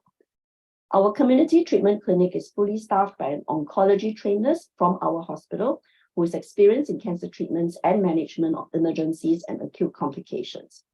In order to ensure that treatment is administered safely, we restrict this to only low-risk treatments and only to stable and well patients. We mandate that patients must have received the same treatment at least once in the hospital treatment center before transiting to the community treatment clinic. We started the program with just subcutaneous or intramuscular injections with very low risk of acute reactions, but since April this year, we have further extended this to short intravenous infusions. These are the services that we currently provide at the Answers on the Go program. So we offer 49 different blood tests, 19 cancer treatments, and 3 different procedures. What is notable is that the Answers on the Go program provide cancer services in a more intimate and familiar environment in the community that is less threatening and formidable to patients than the large, busy hospital, and it does help to put patients at ease. These are the 3 procedures that we offer at the Answers on the Go program. We offer simple nursing, flushing of central or peripheral venous lines, and off chemotherapy infusion pump after chemotherapy completes. We currently offer 19 cancer treatments at the community treatment center, of which 8 are high volume treatments. Among the 8 high volume treatments are 4 breast cancer treatments, including 2 hormonal treatments, as well as 2 anti-HER2 therapy that is administered subcutaneously. There are also 2 high volume multiple myeloma treatments that are administered subcutaneously, as well as supportive therapy, including blood booster and bone protectant subcutaneous denosumab. In March this year, we obtained licensing approval from our Ministry of Health to administer short intravenous infusion at the Answers on the Go community treatment clinic. This includes bone protectant zoledronate that can be completed over 15 minutes. As we know, zoledronate is given to prevent fractures in advanced cancer patients with bony metastases, as well as in early breast cancer patients on hormonal therapy to prevent osteoporosis, as well as to reduce the risk of cancer relapse. We started accepting patients to one of our community treatment clinics in April this year, and now we have administered many intravenous infusions at our community treatment clinics without any problems. We conducted a patient experience survey in May this year, and the respondents were 40 patients who used the Answers on the Go program at least once. In fact, most of the respondents were veteran users of the Answers on the Go program, with almost half the respondents having used the service at least 5 times. When we asked the patients why did they choose to use the Answers on the Go program, the most common reasons were shorter waiting time, nearer to their house, and easier to travel to. Because of the better location, the patients saved traveling time, with about half of the respondents reporting that they saved 21 to 30 minutes in traveling time, and almost 30% saving at least 30 minutes in traveling time. This also translated to savings in traveling cost, with almost 60% saving at least 5 Singapore dollars in traveling cost, and about 40% saving at least 10 Singapore dollars in traveling cost. And because our Answers on the Go community treatment clinic offers treatments that can be completed within 15 minutes, in a way it is offering an express service. So the patients also significantly saved waiting time, with almost 90% of the respondents reporting that they saved at least 20 minutes in waiting time, and almost 20% reporting that they saved at least 1 hour in waiting time. The satisfaction with the service is very high, with almost all patients expressing satisfaction, and all the patients express that they would want to continue to use the service. This slide represents the patient workload at the Answers on the Go program over the past 6 years. Just want to highlight that in 2020 as well as in 2021, we did have to suspend the service for several months because of COVID, but now we have been in full operation since 2022. Compared to 2018, our workload has increased by almost 5-fold. And this year, we project to provide service to 1,900 unique patients, including 1,000 new patients at our community treatment clinic. What is even more noteworthy is that in 2021, we successfully decanted 5.5% of our cancer center's workload to the community treatment clinic. And this increased to 9% last year, and we project that this will increase further to 12.7% this year. Our long-term vision is to decant 15 to 20% of our cancer centers' workload to the emphasis on the Go community treatment clinic. We also hope to further expand our service to other short intravenous infusions, such as intravenous chemotherapy that can be completed within 15 minutes. And we also want to open more community treatment clinics within the country with a long-term vision of having every Singaporean to have access to a community cancer treatment clinic within 5 kilometers from their homes. We have already identified a prospective new location and hope to open a 4th community treatment clinic next year to cater to patients residing in the north of Singapore.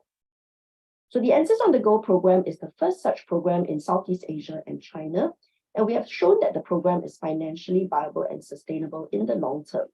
This program has attracted interest from various institutions in the region, and we have had the privilege to share expertise with institutions in Malaysia, Thailand, and China at several regional meetings and forums.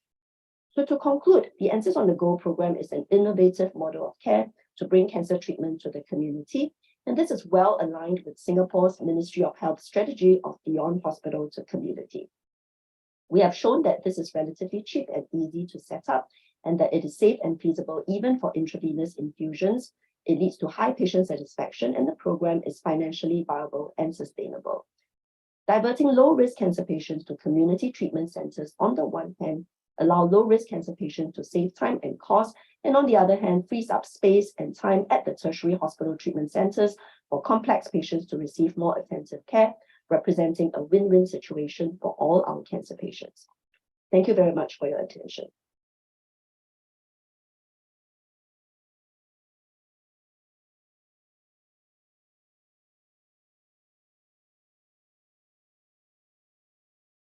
The next presenter is Dr. Bùi Thị Oanh from Vietnam National Cancer Institute, and she will present on the breast cancer management modern in Bắc Ninh. Dr. Oanh, please.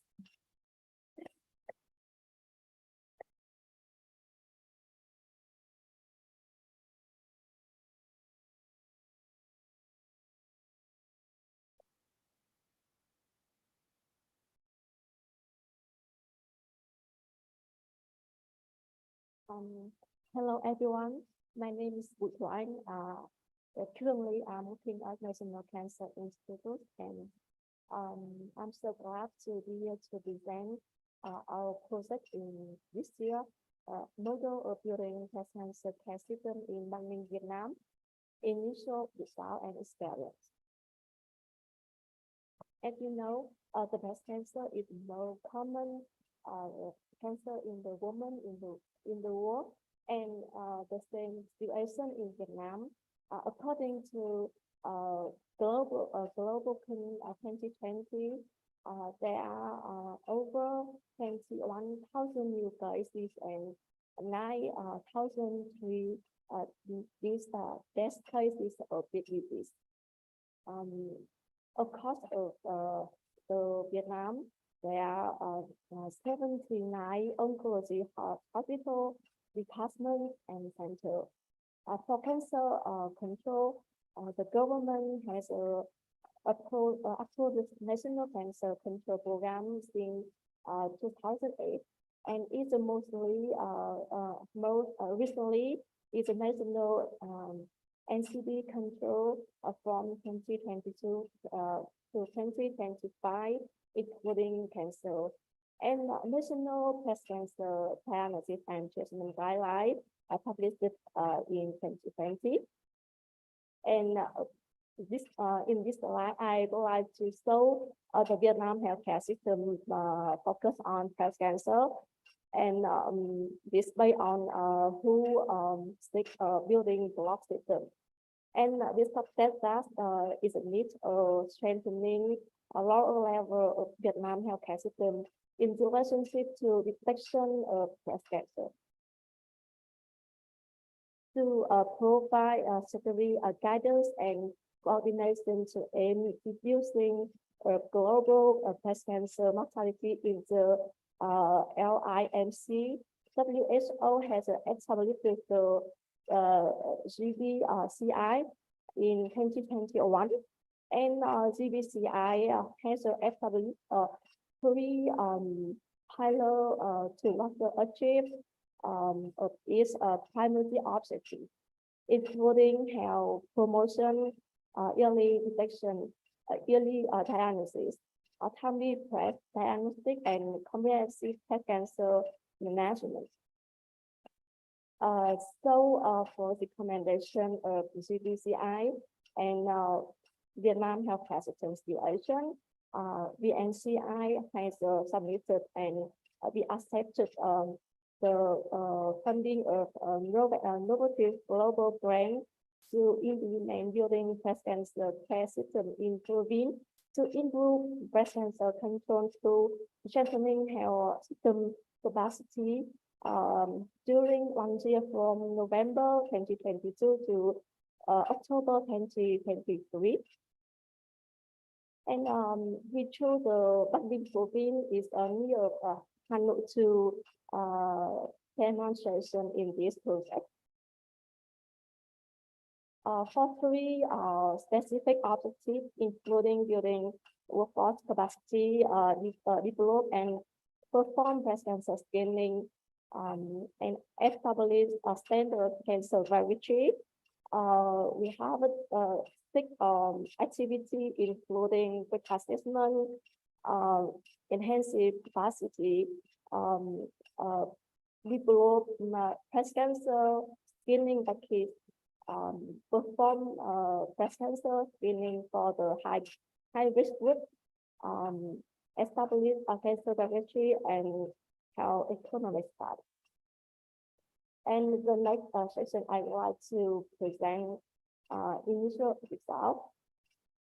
The first, for a quick assessment of breast cancer control in Bắc Ninh.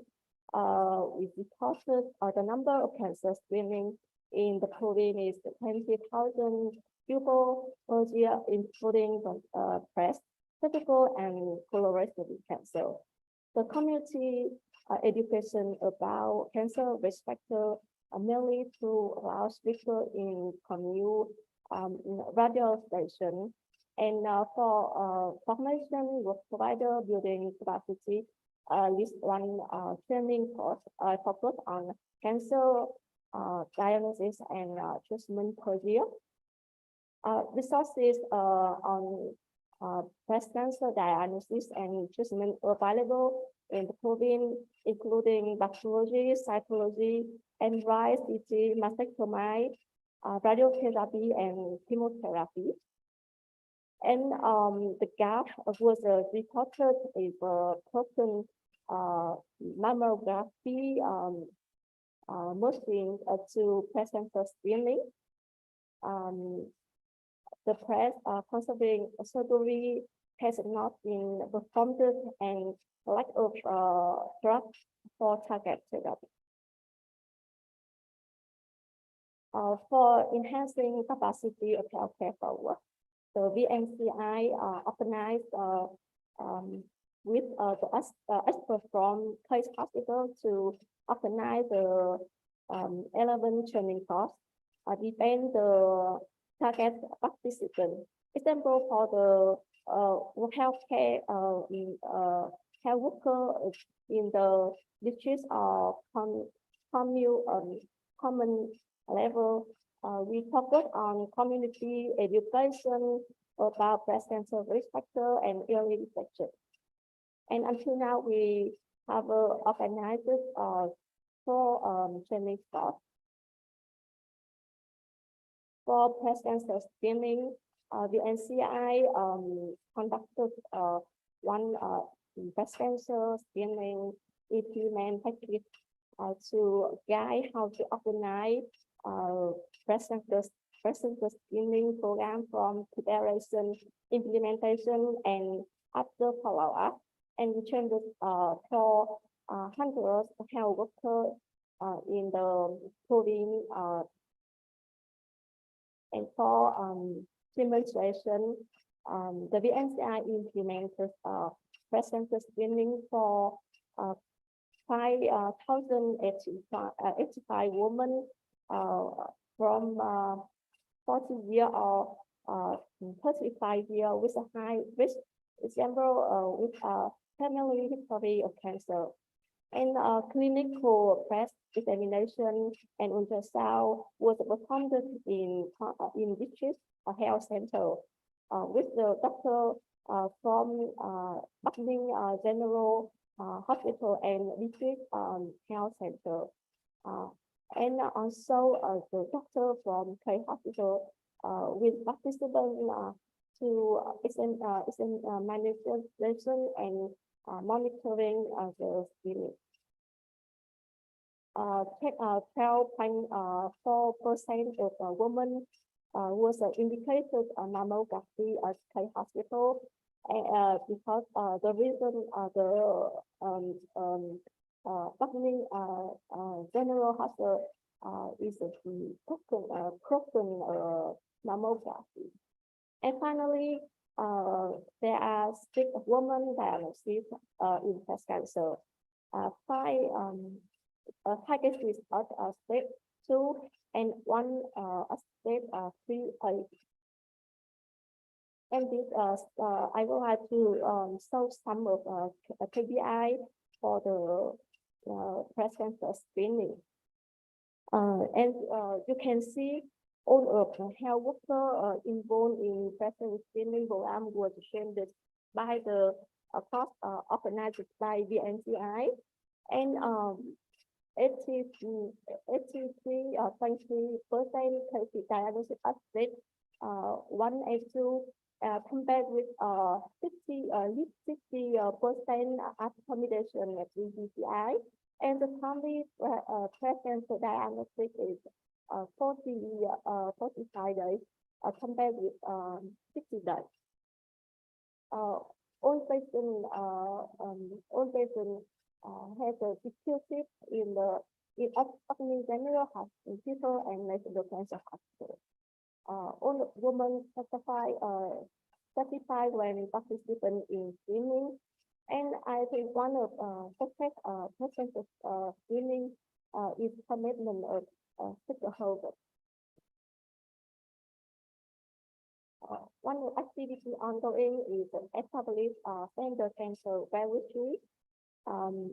The VNCI conduct a cancer registry form and training for the health worker of Bắc-Ninh General Hospital, and collect the breast cancer incident in 2022, in which there are 96 cases collected in 2022, and 45.8% cases diagnosis as age 1 and 2. The activity ongoing is linked to Vietnam incident data, survivorship breast cancer patient data collected at the Bắc-Ninh General Hospital, and the pilot mortality breast cancer registry in community. For the activity health economic study, VNCI collaborated with the Hanoi University of Public Health to conduct a study, IRB study in June 2023, and the data was collected in analysis. A final report will expected on September 2023. At the last slide, I would like to present project highlight and some limitation. The first, the project is sustainable with an interest and local like cross-section intervention. The second, the intervention of project based on the quick assessment to about the needs and the gap of the breast cancer control in Bắc-Ninh. The next is the commitment of the stakeholder, and thus the photo can be scanned up and adapted in all the city quarters. Besides the highlight of project, we created difficulty when implementation the project, and one is the lack of mammography and ultrasound machine for breast cancer screening. The variety of workforce capacity and the project duration is short or just 1 year. So require the activity is move fast and particularly deployment.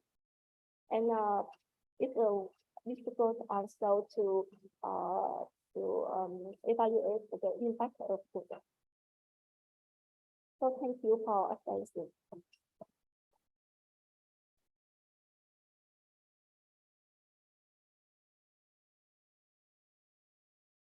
Thank you, Dr. Wang. And we already have many presentations on the comprehensive on the breast cancer and cervical cancer control.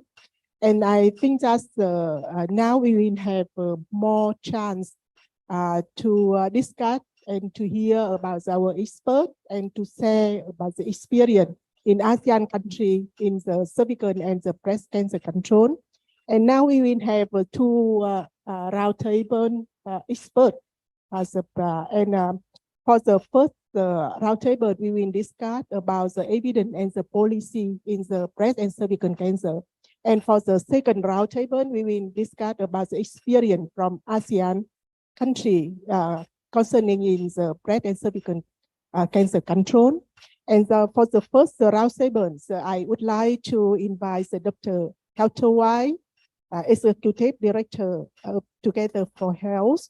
And the second expert, I would like to invite Dr. Patti, the head of the Early Detection, Prevention and Infection Plan in the IAP. And I would like to invite Dr. Professor Patti from University of Malaya, Malaysia.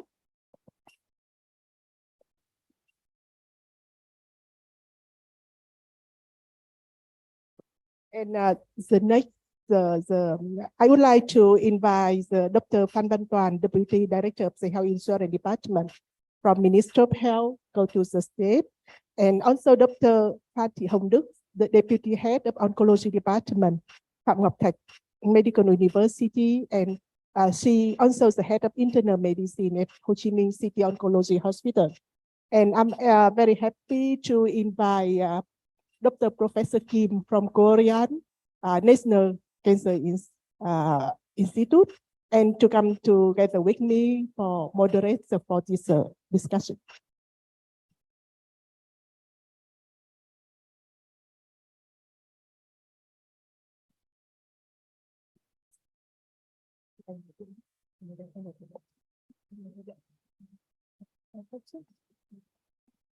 And maybe Dr. Kim.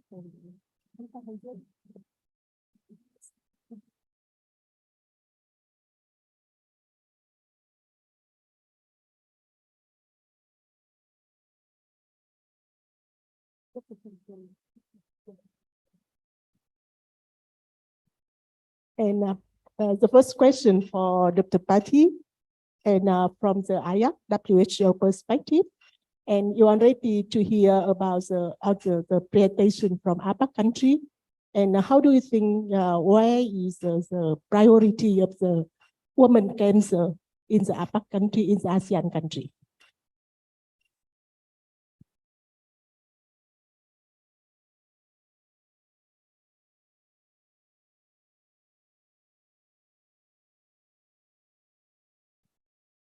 Thank you for the question. I mean, for any government, the commitment to the citizens in terms of cancer control is best understood by the quality of the National Cancer Control Program. Because that's a kind of, commitment from the government to make sure that the preventive services, the early detection services, as well as the therapeutic services are organized within a very defined framework. So we expect that the National Cancer Control Program should be there. And if you look at all these 6 countries in the region, all of those countries, they have National Cancer Control Program.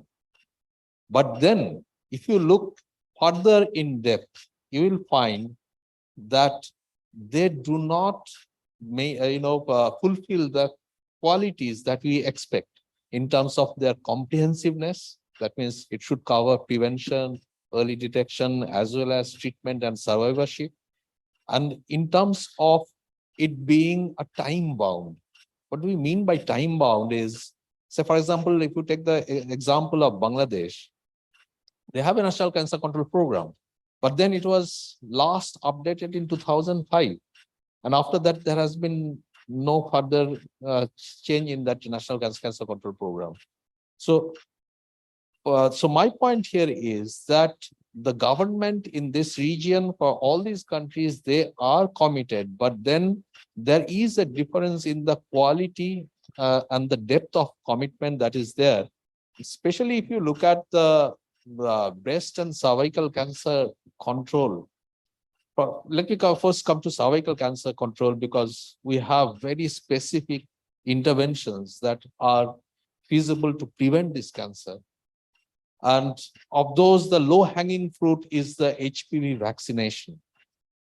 In terms of HPV vaccination, it is still a tragedy, I would say, that in this region, the two biggest countries, China and India, which together provide about 35% of the global burden, they do not have the HPV vaccination program. So that's a major weakness in terms of cancer control in this region. Indonesia, fortunately, they have introduced recently. That was another big country contributing quite a lot to cervical cancer burden in the region. Screening, again, excepting Thailand, Malaysia, among these countries, it is still not that well organized. Even in Thailand, Malaysia, they're scaling up things. Pati can tell us better. In breast cancer control, obviously we don't know that. We know that there is no specific prevention measure. I mean, yes, there are certain things, but those are very long term. The screening with mammography is again very challenging. So the focus in these countries should be bringing down the advanced disease, the proportion of advanced diseases, that means early diagnosis of the cancers.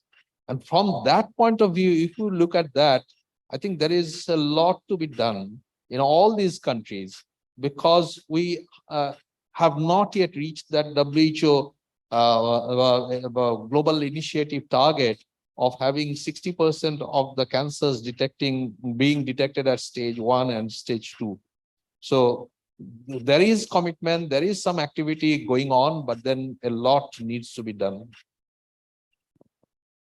Thank you, Dr. Basu. So we have more information on the cancer control in some ASEAN country, and we are agree together just is the breast and cervical cancer are priority of the cancer in women in ASEAN country.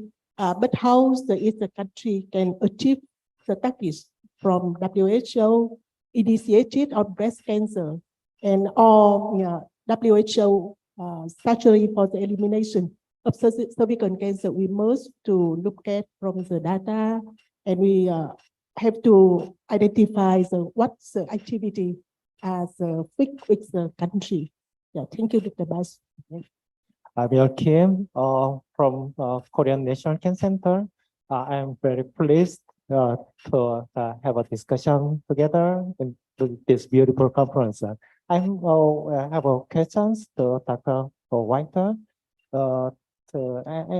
Firstly, I thanks to your good, nice efforts to reduce the global women's cancer burden. And you reported present about the assessment tool with the 5 domains, including policy planning, prevention and screening, diagnosis and resource capacity, and treatment and access, and awareness and education. Why did you focus on these 5 domains, and for how important is it to have such an integrative perspectives into breast cancer and cervical cancer reducing burden reducing? Thank you, Professor Kim, for your question. I think, for us in developing the report, we wanted to be comprehensive in our approach, looking at those 5 domains and starting with policy and planning, of course, is just a first step, but a necessary one to understand and to contextualize clinical guidance using frameworks that have been distributed recently, the Global Breast Cancer Initiative and the Elimination Agenda. How do you build within those frameworks policies and procedures that are culturally appropriate, adaptable, feasible within your context, and give you really a roadmap for where you want to go? The importance of putting together control plans for breast and cervical cancer are important to contextualize for those diseases, but then also understand how do they fit into your global comprehensive control plans with cancer more generally. So I would say policy and planning is the first step along the continuum. In looking at prevention and screening, of course, as a public health specialist, we always want to emphasize the importance of making investments in the early part of the continuum of care, looking at prevention measures. And as you said, Dr. Basu, HPV vaccination is a critical piece of that pathway within cervical cancer. To be able to ramp up immunization programs as part of EPI packages or within national immunization plans is really critical, and I think something that we'll see a lot more of over the next few years. Looking at screening measures, there's a real opportunity, I think, to look at clinical guidance and to make sure that those reflect best practices and innovations in both breast and cervical cancers, particularly HPV diagnostics, which, as Professor Wu rightly pointed out, are cost-effective at scale. So how do you think about building those within your programs and scaling those and looking at what coverage gaps can be addressed? When looking at diagnosis and resource capacity, of course, those are important pieces to look at, and understanding what human resources exist, what might need to be developed. But capacity is often thought of in terms of human resource capacity, but of course there's also health system capacity. What can your health system absorb? How might infrastructure need to be refined or adapted to be able to absorb some of these new technologies or practices? So looking across those pieces.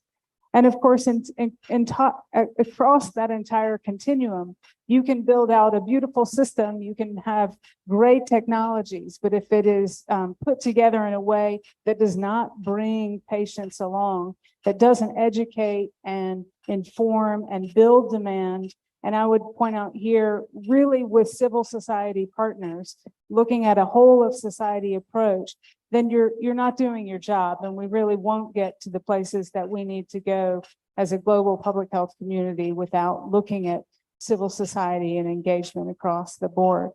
And I would just say quickly, with respect to integration, of course, there are opportunities to look at both from the patient perspective and the provider perspective. How do you sort of cross-pollinate, if you will? How do you engage with providers across that continuum of care so that women feel and are understood, not as a disease, but as a whole person? Thank you. Dr. Patty, and I read many your publication, and your research study is focused on the longitudinal study and also the surveillance and specific on the ASEAN women. And can you say your experience on how the result of your research can impact into the policy specifically for breast and cervical cancer? Okay, thank you for the question. So you were asking about the studies and how my studies can relate to the current discussion.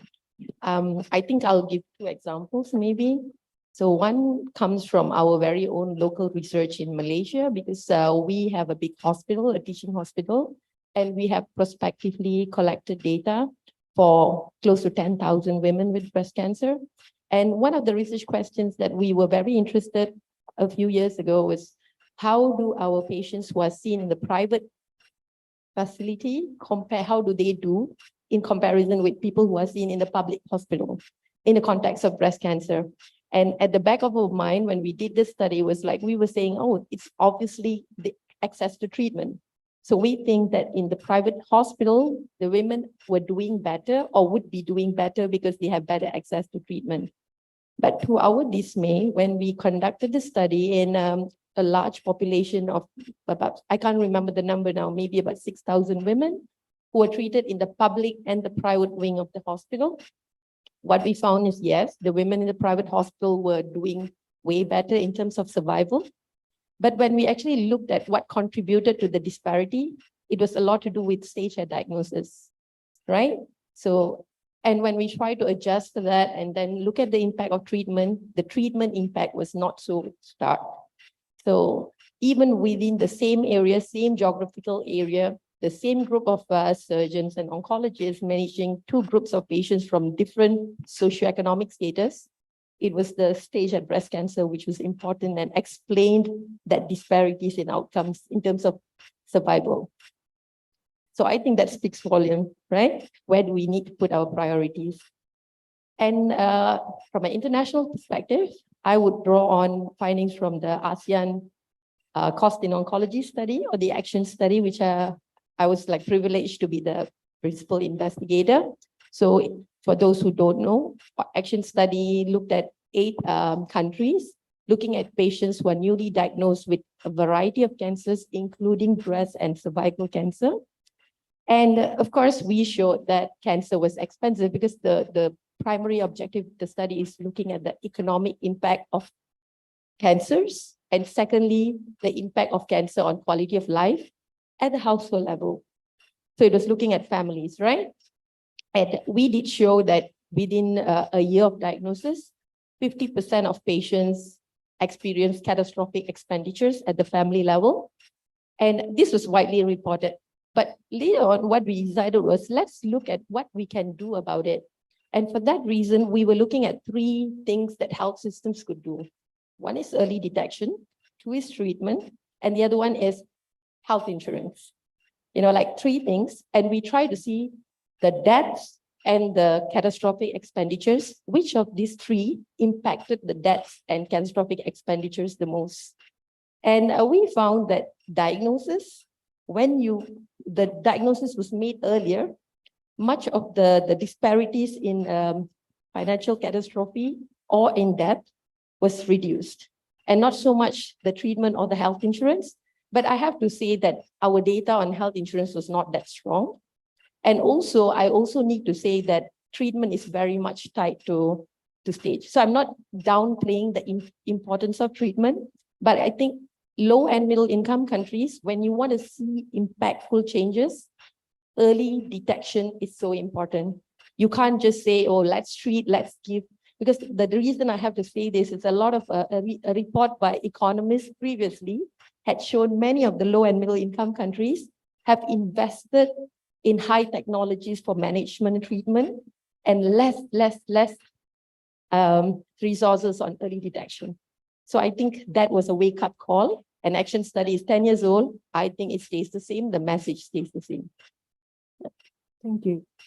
Thank you very much for nice opinion, Patty.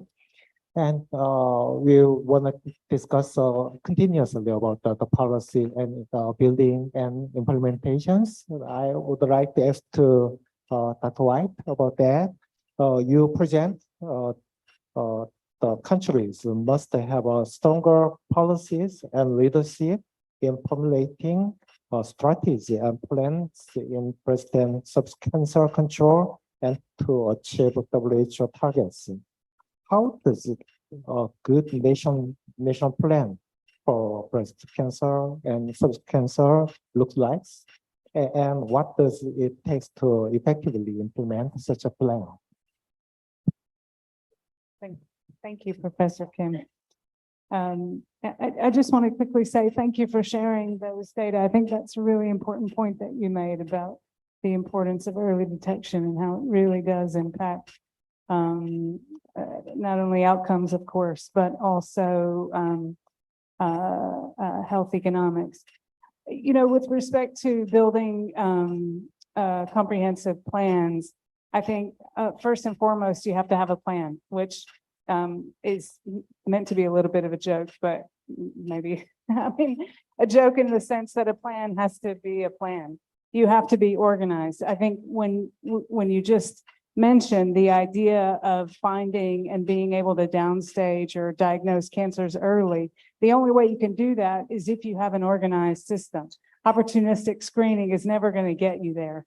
And so really being able to understand how you can invest, where you can invest, and what the framework looks like is such a key and critical component of building out a robust plan.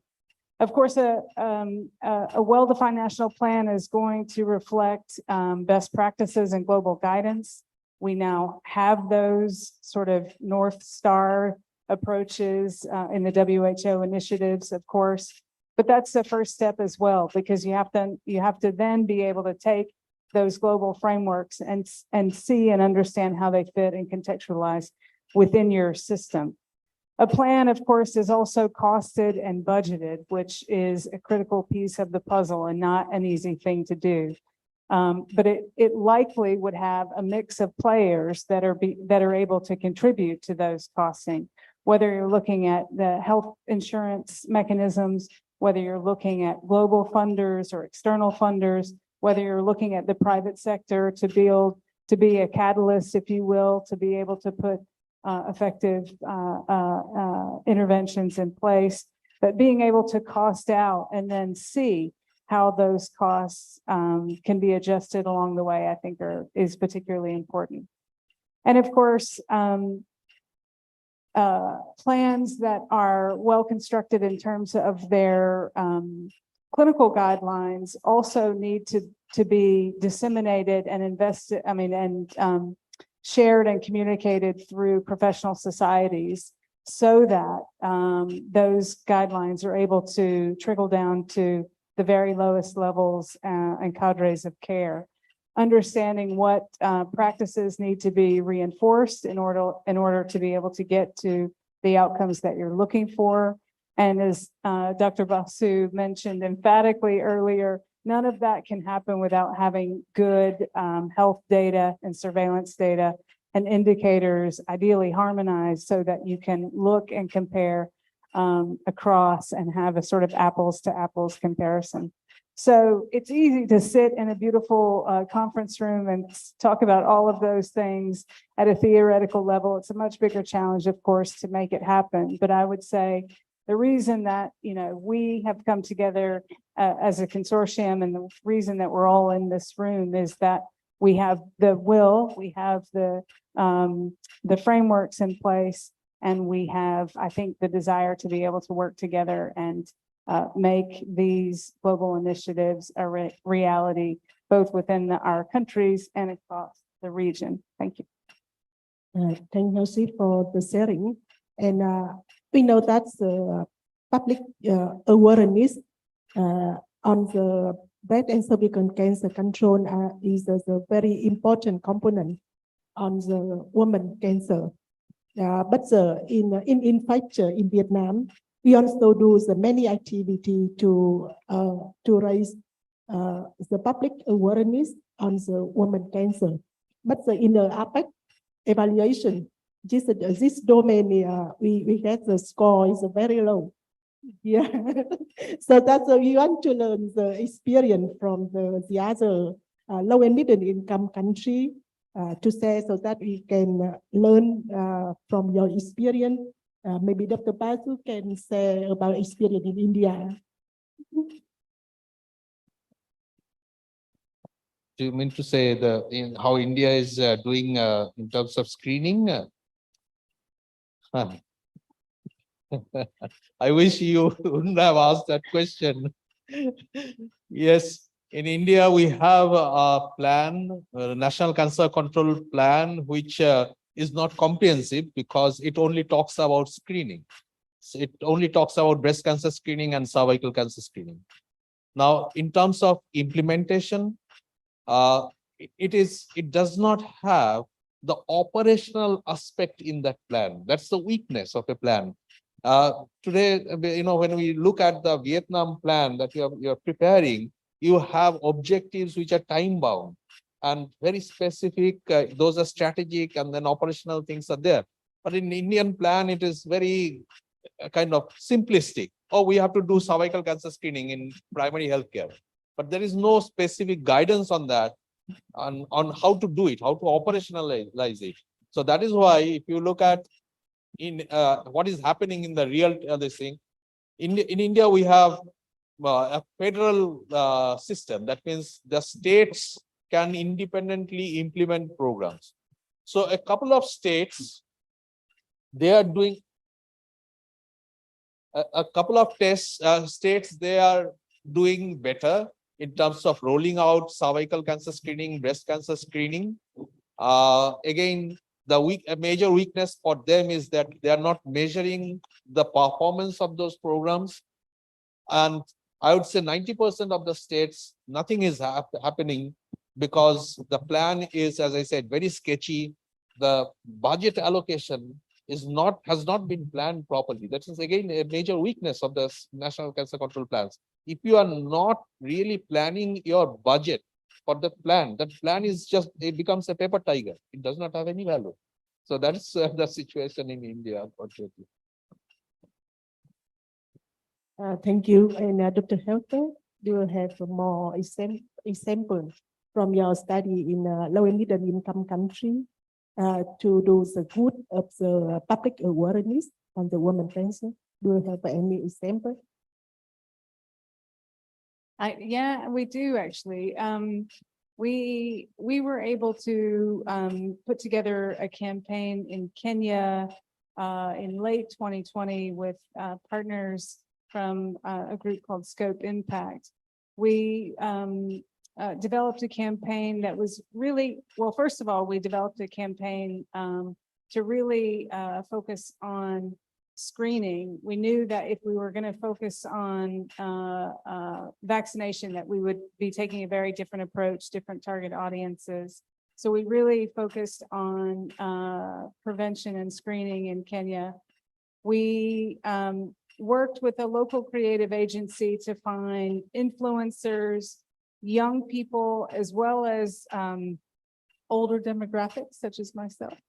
But look to build a social media campaign that felt fresh, that felt young, that felt inclusive, because we felt like there was really an opportunity to, shall I say, create messages that were a call to action to young women who would just be coming of age in the screening population in Kenya. It's actually 25 to 49 for cervical cancer. And in just a 6-week period, we were able to reach over 100 million impressions in social media channels and reach 30 million individuals through traditional media channels. So we really felt like we had the right approach.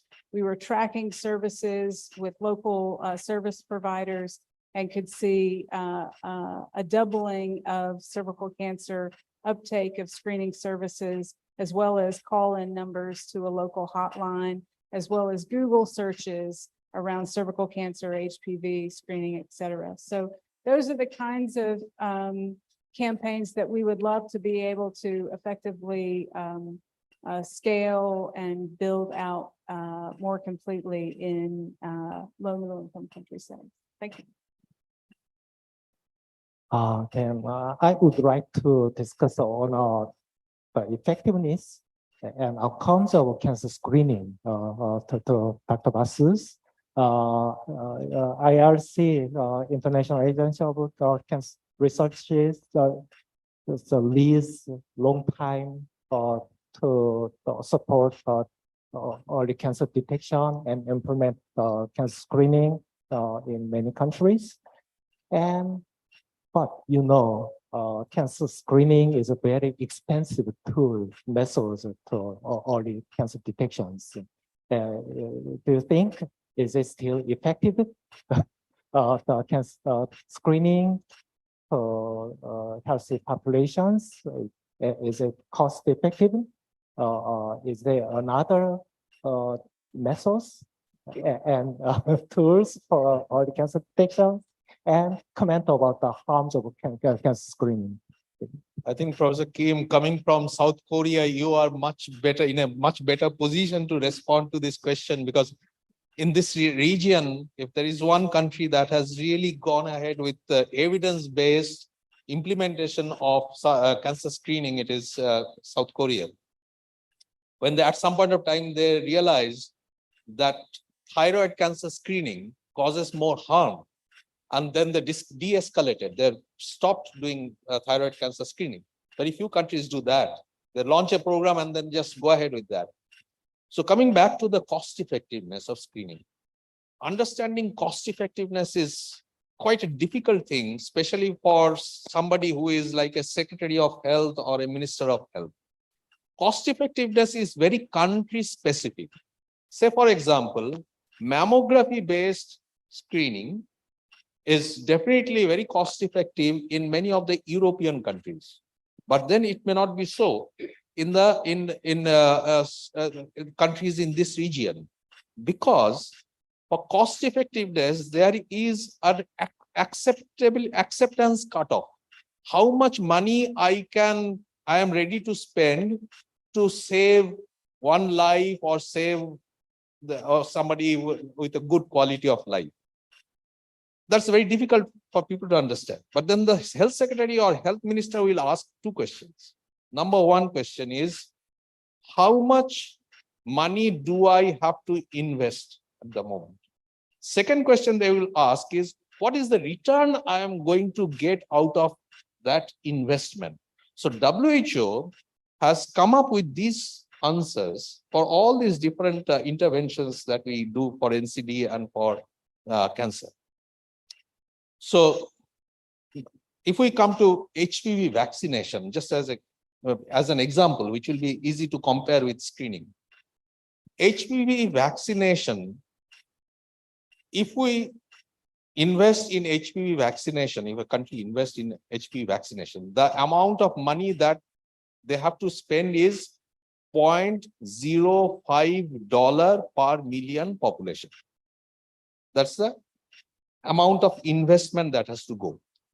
What is the savings or the return? The return is saving of nearly 2,000 lives per million population. So you invest $0.05 and then get in return saving of 2,000 lives. And in terms of money, because they want to understand money. For cervical cancer elimination, if they invest $1, that is $4 return, because you are saving so many lives in who are really otherwise would have died in their productive period of life. So that is just that is an example of HPV vaccination. Now let us come to cervical cancer screening.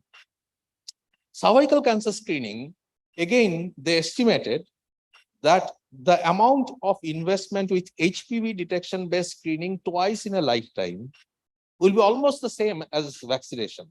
Again, $0.05 per million population. What is the return?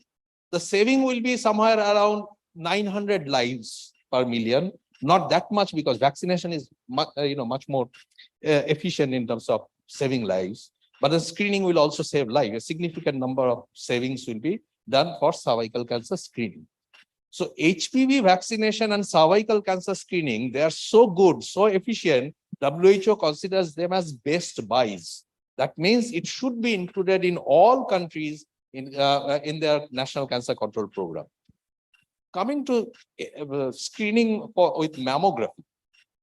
Mammography, as you know, the upfront investment will be definitely much more. So the upfront investment is $0.39 per million population. Just compare this to cervical cancer screening, which is 0.05, and here we are talking about 0.4. That means nearly 10 times higher. What do you get in return? You save almost the same number of lives that you save with cervical screening, about 800 lives you save with that. So that is the return. So that is the point. From in this regional perspective, the amount of investment that would be required to go for mammography screening will be quite a lot.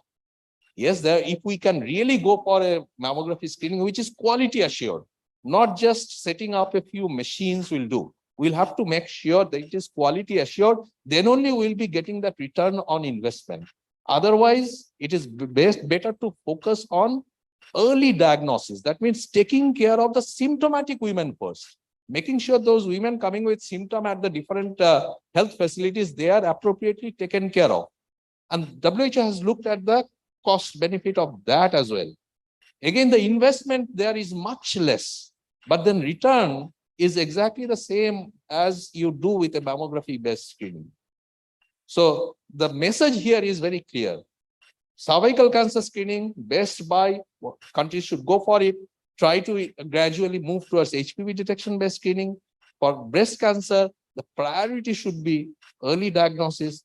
Then if their resources permit, then they should go for screening. Thank you. Thank you for Thank that, you. wonderful your opinion. Giáo sư Basu thì đã cung cấp cho chúng ta khá nhiều những cái bằng chứng liên quan đến cái việc là đầu tư như thế nào cho nó hiệu quả trong cái việc kiểm soát ung thư ở phụ nữ. Và cái câu hỏi tiếp theo thì tôi muốn dành cho bác sĩ Toàn từ vụ bảo hiểm y tế ạ. Và chúng ta cũng đều biết là bảo hiểm y tế thì đóng một cái vai trò rất quan trọng trong cái việc giảm thiểu bất bình đẳng về y tế, cũng như là đặc biệt là trong cái vấn đề về sàng lọc ung thư. Thế thì ở Việt Nam hiện nay thì bảo hiểm y tế cũng chưa chi trả cho cái việc sàng lọc ung thư, trong đó có cả ung thư vú và ung thư cột tử cung. Vậy thì theo ông thì ở Việt Nam thì đã và đang làm những cái hoạt động gì ạ để mà có thể và có các cái hoạt động để mà có thể có bảo hiểm y tế chi trả cho cái việc sàng lọc ung thư ở phụ nữ, đặc biệt là ung thư vú và cột tử cung hay không? Và cái câu hỏi thứ hai là vậy thì cần những cái điều kiện gì để mà chính phủ Việt Nam có thể chấp nhận cho cái việc là bảo hiểm y tế sẽ chi trả cho các cái sàng lọc ung thư vú và ung thư cổ tử cung ạ? Vâng, xin mời bác sĩ Toàn ạ. Vâng, cảm ơn câu hỏi của phó giáo sư Thanh Hương. Tôi là bác sĩ Phan Văn Toàn, là phó vụ trưởng vụ bảo hiểm y tế của Bộ Y tế. Thế thì đầu tiên tôi cũng xin cảm ơn tiến sĩ Basu đã cung cấp chia sẻ thông tin về cái chi phí hiệu quả trong sử dụng vaccine cũng như khám sàng lọc. Ở Việt Nam của chúng tôi thì về nhận thức có thể nói là tất cả người dân đều hiểu phòng bệnh tốt hơn chữa bệnh. Hỏi bất kỳ người dân nào người ta cũng hiểu như thế, về nhận thức như vậy. Về chủ trương thì Quốc hội và Chính phủ cũng khẳng định ưu tiên đầu tư nguồn lực cho phòng bệnh. Tuy nhiên thì trên thực tế thì nó lại không được như vậy. Thế thì đối với chính sách bảo hiểm y tế thì năm 2008 Quốc hội ban hành luật bảo hiểm y tế, trong đó có phạm vi chi trả của quỹ bảo hiểm y tế là khám sàng lọc, chẩn đoán sớm một số bệnh theo hướng dẫn của Bộ Y tế. Tuy nhiên thì ở cái giai đoạn đó thì Bộ Y tế chưa chứng minh được chi phí hiệu quả như tiến sĩ Basu vừa chia sẻ, không chứng minh được. Có thể ở cái giai đoạn đấy có thể do nguồn lực của quỹ bảo hiểm y tế hoặc là do cái chứng minh nó chưa được như bây giờ. Chính vì vậy thì mặc dù là có quy định trong luật nhưng Bộ Y tế không hướng dẫn được. Và rất buồn là đến năm 2014 khi sửa đổi luật bảo hiểm y tế thì nội dung này lại bị loại ra khỏi phạm vi chi trả của quỹ bảo hiểm y tế. Một điều rất là đáng tiếc. Và cũng để tiếp nối cái câu hỏi của phó giáo sư Thanh Hương thì Bây giờ làm nào để chính phủ, quốc hội đồng thuận với cái việc quỹ bảo hiểm y tế chi trả chi phí sàng lọc, trong đó có sàng lọc ung thư vú. Thế thì chúng ta cũng biết là về y tế thì có dự phòng và khám chữa bệnh.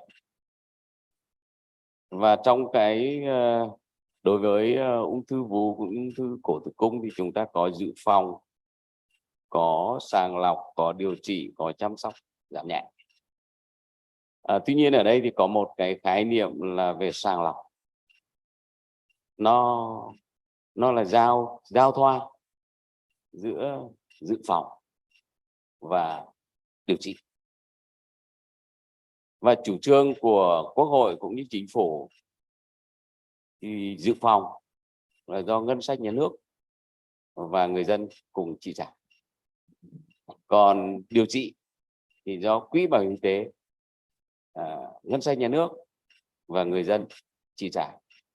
Thế thì bây giờ phải xác định trường hợp nào thì khám sàng lọc thì được quỹ bảo hiểm y tế chi trả, và trường hợp nào thì sàng lọc là thuộc dự phòng và do ngân sách chi trả. Vì lần này chúng tôi vụ bảo hiểm y tế đang được Bộ Y tế giao là sửa đổi luật bảo hiểm y tế, làm thế nào đó để đưa cái khám sàng lọc nói chung, và trong đó có khám sàng lọc ung thư cổ tử cung cũng như khám sàng lọc ung thư vú vào phạm vi chi trả của quỹ bảo hiểm y tế. Nó cũng đồng bộ với cái luật khám bệnh chữa bệnh mà Quốc hội vừa thông qua, thì có hiệu lực từ mùng 1 tháng 1 năm 2024. Thì trong đó xác định trong cái giải thích từ ngữ thì xác định là khám bệnh là để đánh giá tình trạng sức khỏe là điều đầu tiên. Điều thứ hai là đánh giá nguy cơ đối với sức khỏe của người bệnh. Thì ở đây chúng tôi làm chính sách về bảo hiểm y tế, chúng tôi đang hiểu đánh giá nguy cơ sức khỏe để xác định nguy cơ đối với sức khỏe. Đấy chính là sàng lọc. Và như vậy thì nếu không thể hiện được trong luật bảo hiểm y tế thì Bộ Y tế phải thể hiện được trong hướng dẫn chẩn đoán và điều trị ung thư vú, ung thư cổ tử cung, trong đó có nội dung về khám sàng lọc. Còn những cái hoạt động khám sàng lọc khác, như khám sàng lọc tại cộng đồng hay là tại cả một quần thể nào đó, thì được xác định đó là dự phòng. Còn khám sàng lọc trong điều trị là có đối tượng đích, có một nhóm nhất định, có giới hạn nhất định, thì lúc đó được xác định là khám sàng lọc trong điều trị. Và để được như vậy thì nếu trong trường hợp không đưa được vào trong luật bảo hiểm y tế thì Bộ Y tế phải ban hành các cái quy trình chuyên môn hướng dẫn chẩn đoán và điều trị đối với các bệnh này, trong đó có nội dung khám sàng lọc, thì sẽ được quỹ bảo hiểm y tế thanh toán. Và chúng tôi cũng đang cùng với Viện Chiến lược và Chính sách Y tế thì đang dự kiến đánh giá chi phí hiệu quả khi quỹ bảo hiểm y tế thanh toán cho khám sàng lọc một số bệnh, như là trong đó có ung thư cổ tử cung, ung thư vú, trong đó có đái tháo đường, viêm gan C và một số bệnh mãn tính khác. Nếu như thực hiện khám sàng lọc thì tôi nghĩ là như tiến sĩ Basu chia sẻ, có thể chúng ta chi ra 1 đồng thì tiết kiệm chi phí cho người dân, cho nhà nước, cho xã hội 10 đồng. Thậm chí theo như giáo sư Nguyễn Anh Trí ở trước đây là giám đốc Bệnh viện Huyết học Truyền máu Trung ương, bây giờ là đại biểu Quốc hội, cũng khẳng định rằng trong lĩnh vực huyết học có bệnh hình như là bệnh thalassemia hay bệnh gì đó, thalassemia, nếu sàng lọc phát hiện sớm, lại có sàng lọc trước sinh, sàng lọc sơ sinh, nếu phát hiện sớm cái bệnh này thì chi phí sẽ tiết kiệm được 200 lần, 200 lần chứ không phải là 10 lần nữa đâu. có những bệnh là nếu mà chúng ta khám sàng lọc phát hiện sớm sẽ tiết kiệm được sẽ hiệu quả chi phí rất là lớn. Và đây là một số ý kiến của thầy.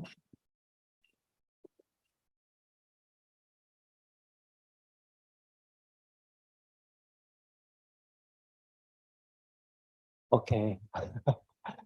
I think it's a really difficult matter to implement cancer screening in countries because of need very big money budgets. About that, I want to hear from Malaysian experience from Dr. Papis. You comments the population-based screening and early detection program can be feasible in low and middle-income countries. What can other countries learn from Malaysia to improve cancer care infrastructures and workforce capacity? Can you share your experience at this? I think first of all, I need to say that we don't have a population-based cancer screening. And I think it's a pity because for cervical cancer, it's really clear cut. So I think we should be, but still, I think I can share some experiences. And I think, of course, with respect to cervical cancer and breast cancer, I think for cervical cancer, I need not speak more because today morning, Professor Wu Yin-ling has shared what Program Rose has done as a foundation. So it's an NGO. And I'll also draw an example for breast cancer, but I'm not going to talk about mammogram. I think I really echo what Dr. Basu has said very, very loudly. Also because we have empirical evidence to say why we should be focusing more on early diagnosis rather than screening for breast cancer. In Malaysia, for instance, in a tertiary hospital, academic hospital, the recent analysis that we have done with our data, simple stuff, 50% of patients, when they come, the tumor size is 2.5 centimeter. It's an inch, right? An inch. So a lump, which is 1 inch, is better off detected by palpation, either by the patient or by clinicians or by nurses, right? And I believe we also have higher numbers. So 50% is a number that I'm drawing from Klang Valley, which is a high income area within Malaysia. And in other parts of Malaysia, the numbers are like 60 to 70% of patients present with tumors which are much, much larger, breast tumors, breast lumps. So I think early diagnosis is a good place to start with rather than screening.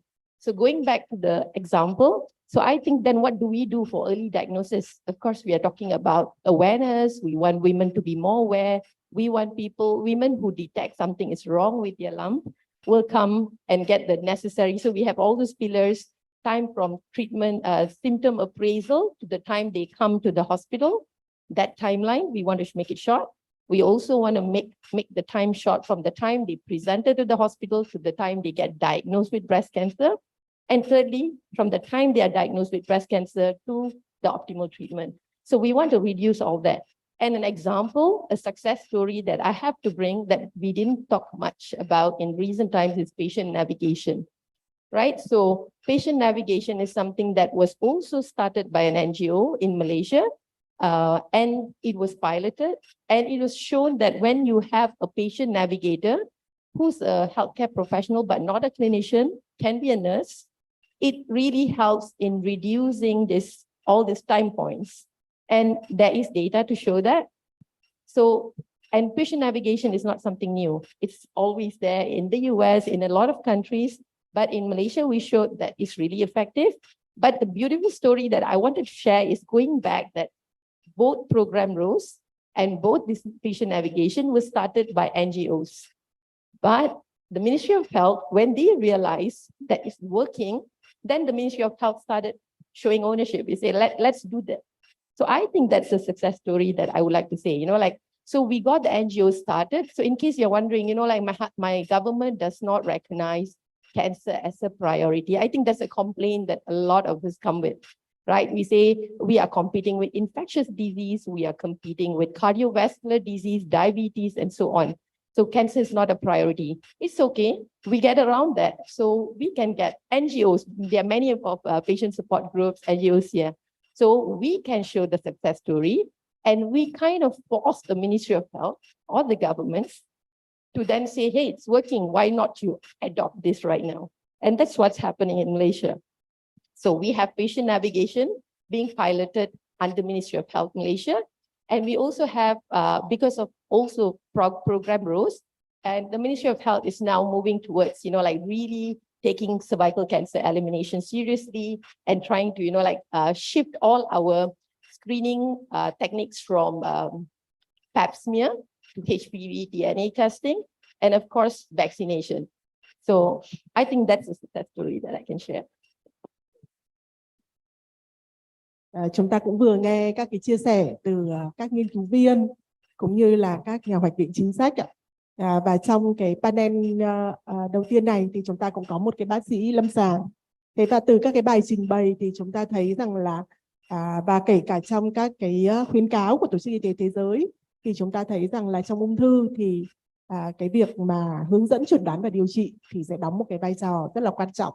Và chúng ta cũng nhớ lại những cái phần trình bày của các diễn giả ngày hôm nay đều nói tới các cái chỉ tiêu để loại trừ ung thư cổ tử cung, trong đó cũng có những chỉ tiêu liên quan đến điều trị một cách hiệu quả, hay là trong chương trình về kiểm soát ung thư vú của Tổ chức Y tế Thế giới chúng ta cũng thấy là có cái chỉ tiêu liên quan đến thời gian chẩn đoán kịp thời cũng như là chẩn đoán điều trị hiệu quả. Thế và cái câu hỏi này thì tôi muốn dành cho bác sĩ Đức ạ.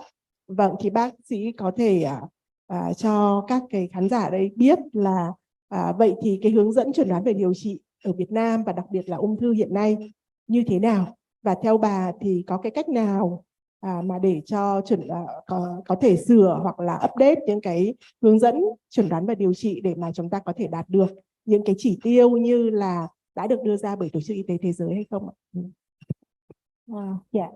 Kính thưa Phó Giáo sư tiến sĩ Thanh Hương và kính thưa quý đại biểu và các anh chị, dưới góc nhìn của một bác sĩ lâm sàng thì hiện tại theo như những diễn giả của Việt Nam thì nãy giờ cũng đã có trình bày thì tại Việt Nam cũng tuân thủ theo đúng những cái khuyến cáo điều trị nổi tiếng trên thế giới, chẳng hạn như là NCCN Guideline, ASCO và ESMO, và chúng tôi cũng rất là cập nhật những cái tiến bộ mới trong chẩn đoán và điều trị của các bệnh lý ung thư và đặc biệt là ung thư vú và ung thư buồng trứng.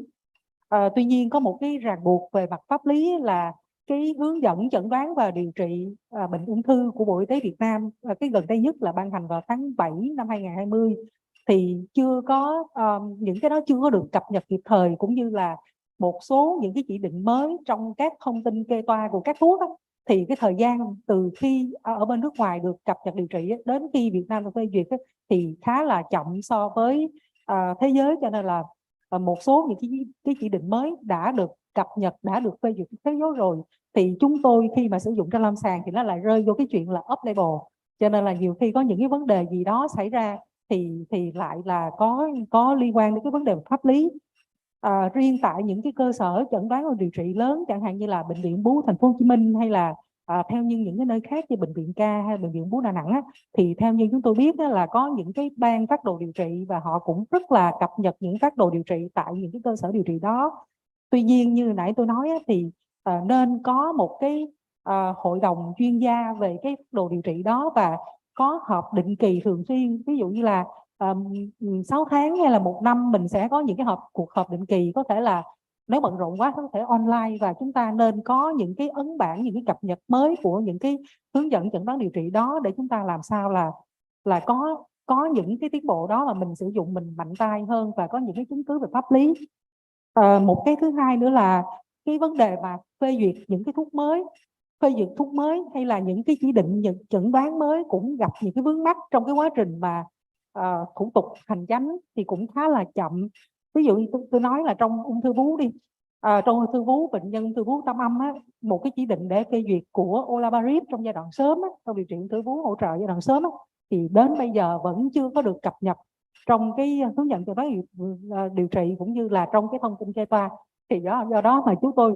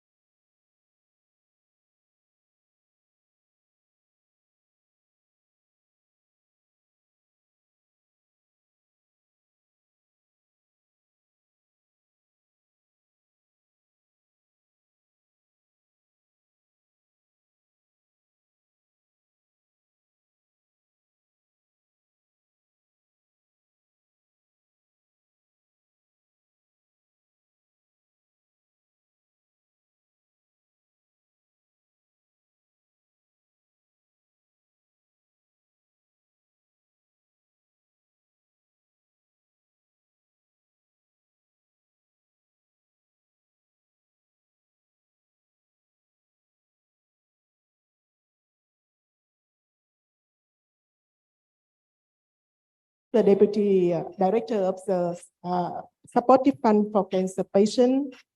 We would like to invite Mr. Lenoir Carillo, the General Director of Broad Pharma Vietnam. And we'd like to invite Dr. Nguyễn Hoàng Thúy, the Head of Oncology Department from Ho Chi Minh University. And as the moderator for the second roundtable is Dr. Toàn and Dr. Healthy.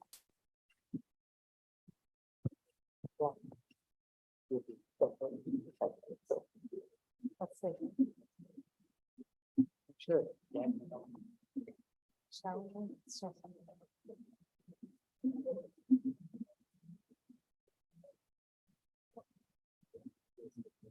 Yeah, okay.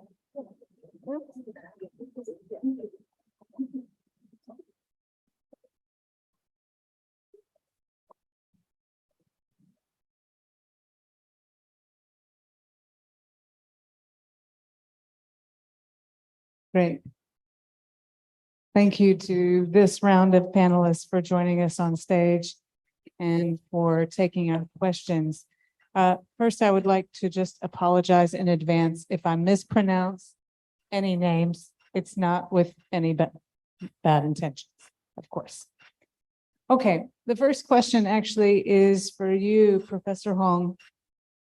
I'd like to hear, based on international experiences and the current situation in Vietnam, what, in your opinion, does Vietnam need to do to progress towards the WHO targets for both breast and cervical cancer? And what do you see as some of the short-term opportunities that can make the biggest impact in the next 1 to 2 years?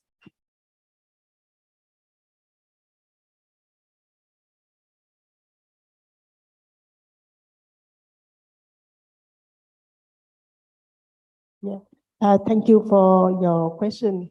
And interpretation, all of you know that in Vietnam we have a National Cancer Control Program starting from the 2008. But in fact, it's not separate the National Cancer Control Program. It's a one component of the NCD program. So that is the power is not so much power. And we also don't have enough resources, the funding, the human resource here for comprehensive cancer control program.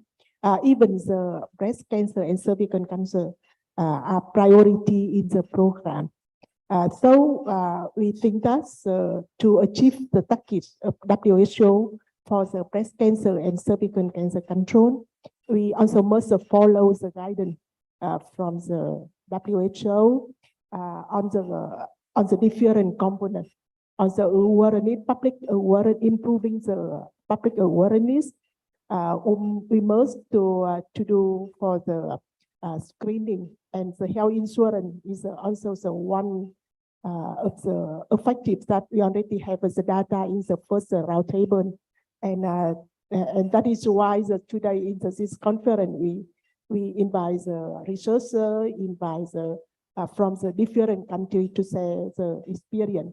And we also must to improving the capacity for the oncologist, for the nurse, and we also must to improve the palliative care in the community and apply some of the modern in the community. Thank you. Thank you.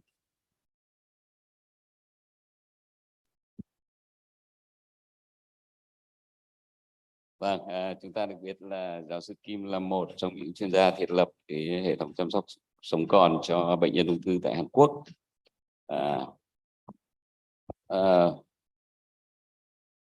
Vậy câu hỏi cho giáo sư là việc theo dõi các kết quả cho bệnh nhân ung thư như là tỷ lệ sống còn quan trọng như thế nào trong việc chứng minh các quốc gia đang tiến tới mục tiêu của Tổ chức Y tế Thế giới và hiệu quả của kế hoạch phòng chống ung thư quốc gia cho ung thư phụ nữ ở Việt Nam.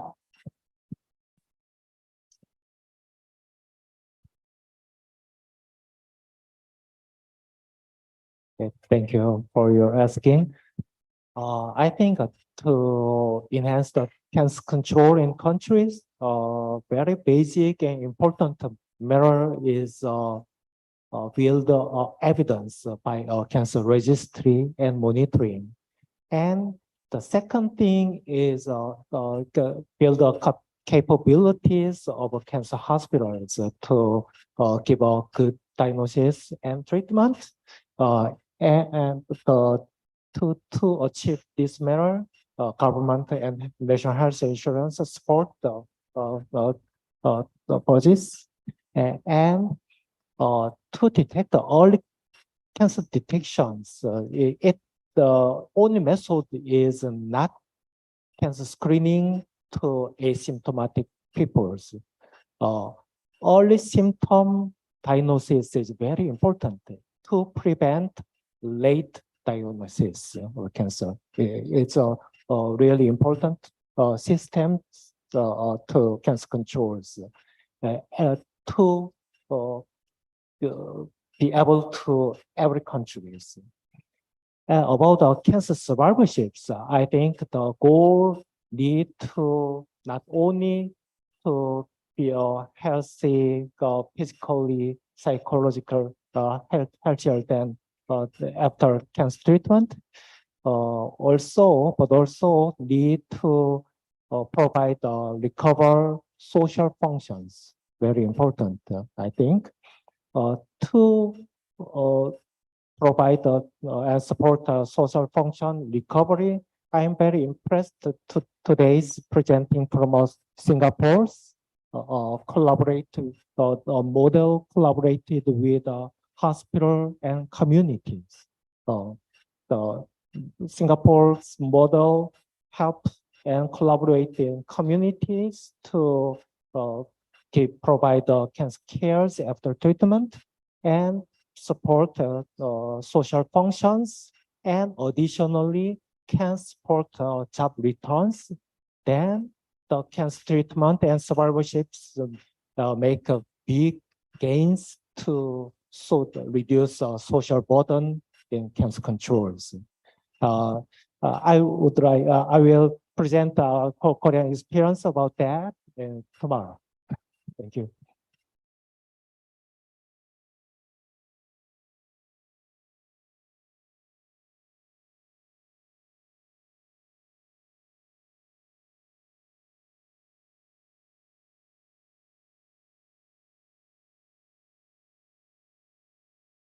Great. The next question is for Dr. Tin. BFF has successfully implemented many activities with participation of cancer patients. How, in your opinion, do we take this to the next level to have stronger patient voices in the policy decision-making process, such as clinical guideline development of national cancer control plans, patient voices in reimbursement, and so on? Thank you. Vâng, trong thời gian tới thì Quỹ hỗ trợ bệnh nhân ung thư ngày mai tươi sáng của chúng tôi cũng sẽ cố gắng nỗ lực để cùng với người bệnh có cái tiếng nói để tăng cường cái thực hiện chính sách cũng như là các cái bảo hiểm y tế. Về vấn đề bảo hiểm y tế trong khám sàng lọc ung thư thì bác sĩ Toàn cũng đã trả lời ở trong cái phần trao đổi lần trước, thì chúng tôi không xin phép không được nhắc lại. Tuy nhiên thì bên cạnh đó thì chúng tôi đang và sẽ tiếp tục các cái chương trình về khám sàng lọc ung thư miễn phí cho người dân ở trên khắp mọi miền Tổ quốc. Trong những năm qua, gần 10 năm qua thì chúng tôi rất là cảm ơn công ty trách nhiệm hữu hạn Fanpage Việt Nam cùng với các nhà tài trợ đã cùng chúng tôi là đã khám sàng lọc cho khoảng hơn 80.000 người, 80.000 phụ nữ ở khắp mọi nơi. Và chúng tôi sẽ tiếp tục những cái chương trình này để cho đánh giá cho thấy cái hiệu quả của các cái chương trình khám sàng lọc như thế nào, để cho các nhà hoạch định chính sách có thể có những cái đánh giá cũng như cái phương án trong quyết định chính sách của mình. Bên cạnh đó thì chúng tôi cũng có mời các đại biểu nữ là đại biểu Quốc hội, là những nhà làm luật và quyết định luật, thì chúng tôi cũng có mời các đại biểu nữ của Quốc hội cũng đã khám sàng lọc về ung thư và cũng đã có kết quả. Cái việc thứ hai đó là chúng tôi có tăng cường về những cái giải pháp về truyền thông, về cái sự quan trọng của việc khám sàng lọc phát hiện sớm, điều trị đúng cách, đúng phương pháp, chúng tôi cũng đã cố gắng nỗ lực tới truyền thông tới đồng bào vùng sâu vùng xa, người dân tộc thiểu số ở tại Việt Nam của chúng tôi. Chúng tôi dịch những cái tuyên truyền này qua tiếng người dân tộc thiểu số, như ví dụ như là người Thái, người Tây ở trên Điện Biên, cũng như làm những cái video clip tuyên truyền bằng tiếng người dân tộc thiểu số ở tại Việt Nam để tuyên truyền cho người dân. Bên cạnh đó thì qua cái kết quả của khám sàng lọc này cho thấy cái tầm quan trọng của khám sàng lọc đối với các cái chủ của các cái doanh nghiệp, các cơ quan tổ chức, để những người lãnh đạo các cơ quan tổ chức cũng như là người chủ doanh nghiệp thấy cái tầm quan trọng của việc khám sàng lọc này và hỗ trợ cho nhân viên của họ, chính nhân viên của họ, để hỗ trợ về kinh phí, hỗ trợ về thời gian, hỗ trợ về ngày nghỉ, để cho nhân viên của họ được đi khám sàng lọc trong quy trình chính sách về bảo hiểm y tế. Thì những cái giải pháp chúng tôi sẽ liên tục làm như vậy. Một cái hướng tiếp theo đó để giảm đó là hỗ trợ cho người dân được tiếp cận với các thuốc điều trị về ung thư. Thì trong những năm qua thì chúng tôi đã liên tục tổ chức các cái chương trình hỗ trợ thuốc cho người bệnh điều trị về ung thư bằng các cái giải pháp khác nhau, mua 1 tặng 1, rồi là hoặc là điều trị 5 đợt chu kỳ, từ đợt thứ 6 cho đi miễn phí, rất nhiều hoạt động khác nhau. Và tới thì theo một cái hướng mới thì chúng tôi sẽ hỗ trợ thuốc điều trị theo cái thu nhập của người dân. Chúng tôi sẽ đánh giá thu nhập người dân và tùy theo cái khả năng chi trả thì chúng tôi sẽ cố gắng làm sao mà để cho nhiều người dân được tiếp cận nhất đối với các phương pháp điều trị tiên tiến, các thuốc điều trị tiên tiến. Ví dụ có thể là vẫn có người dân được mua 1 tặng 1, có thể có những người bệnh nhân khi được dùng 6 đợt là mua 1 tặng 1 thì từ đợt thứ 7 đến đợt thứ 12 sẽ lại hoàn toàn miễn phí. Cái này chúng tôi sẽ đánh giá theo thu nhập và khả năng chi trả của người bệnh để hỗ trợ cho người bệnh được tốt hơn. Thì đấy là một số các cái giải pháp mà quỹ hỗ trợ bệnh nhân ung thư ngày mai sáng của tôi sẽ cố gắng triển khai trong thời gian tới. Xin trân trọng cảm ơn.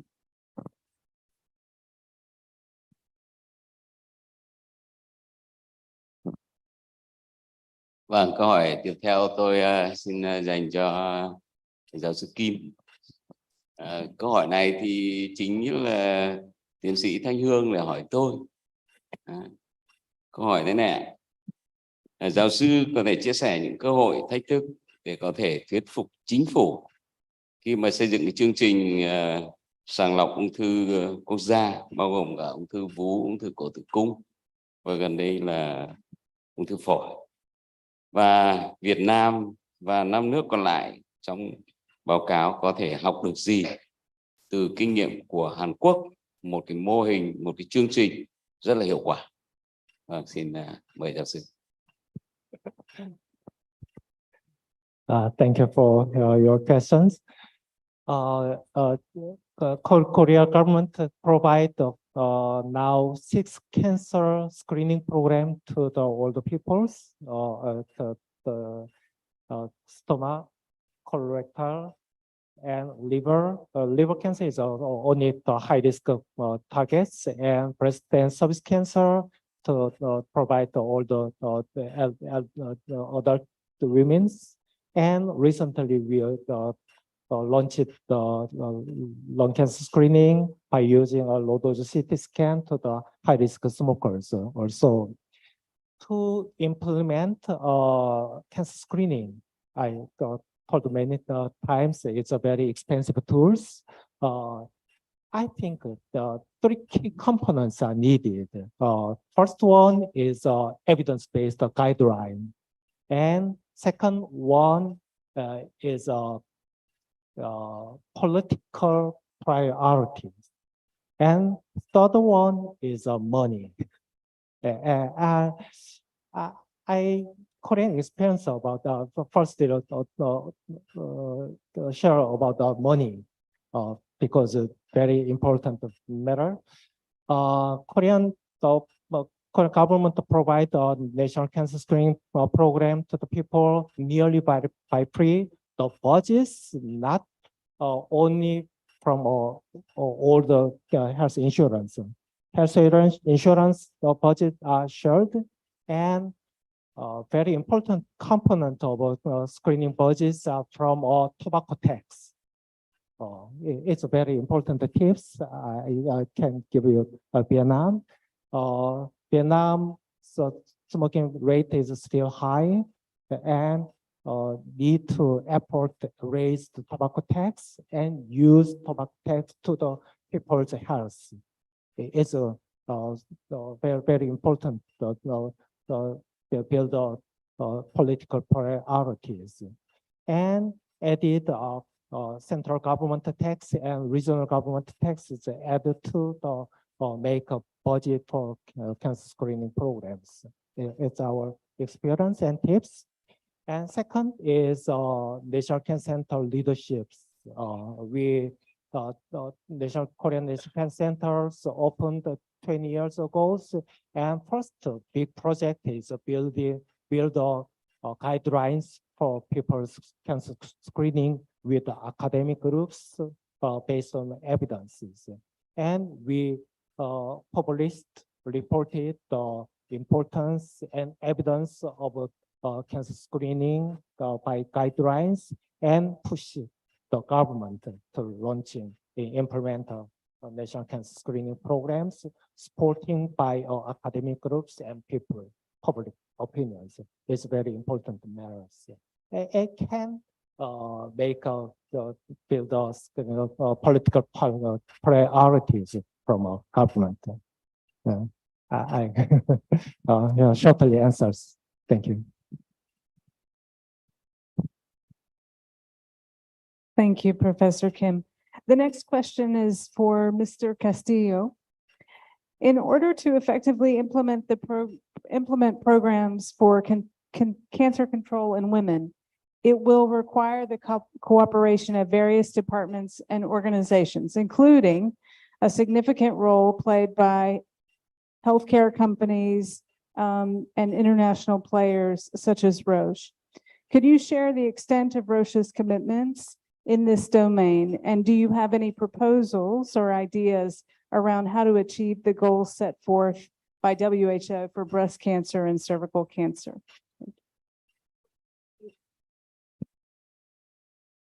Thank you for that question, Dr. White. So Roche is committed, there's a longstanding commitment of improving women's health, particularly in the areas of improving outcomes for women living with cancer, breast cancer and cervical cancer.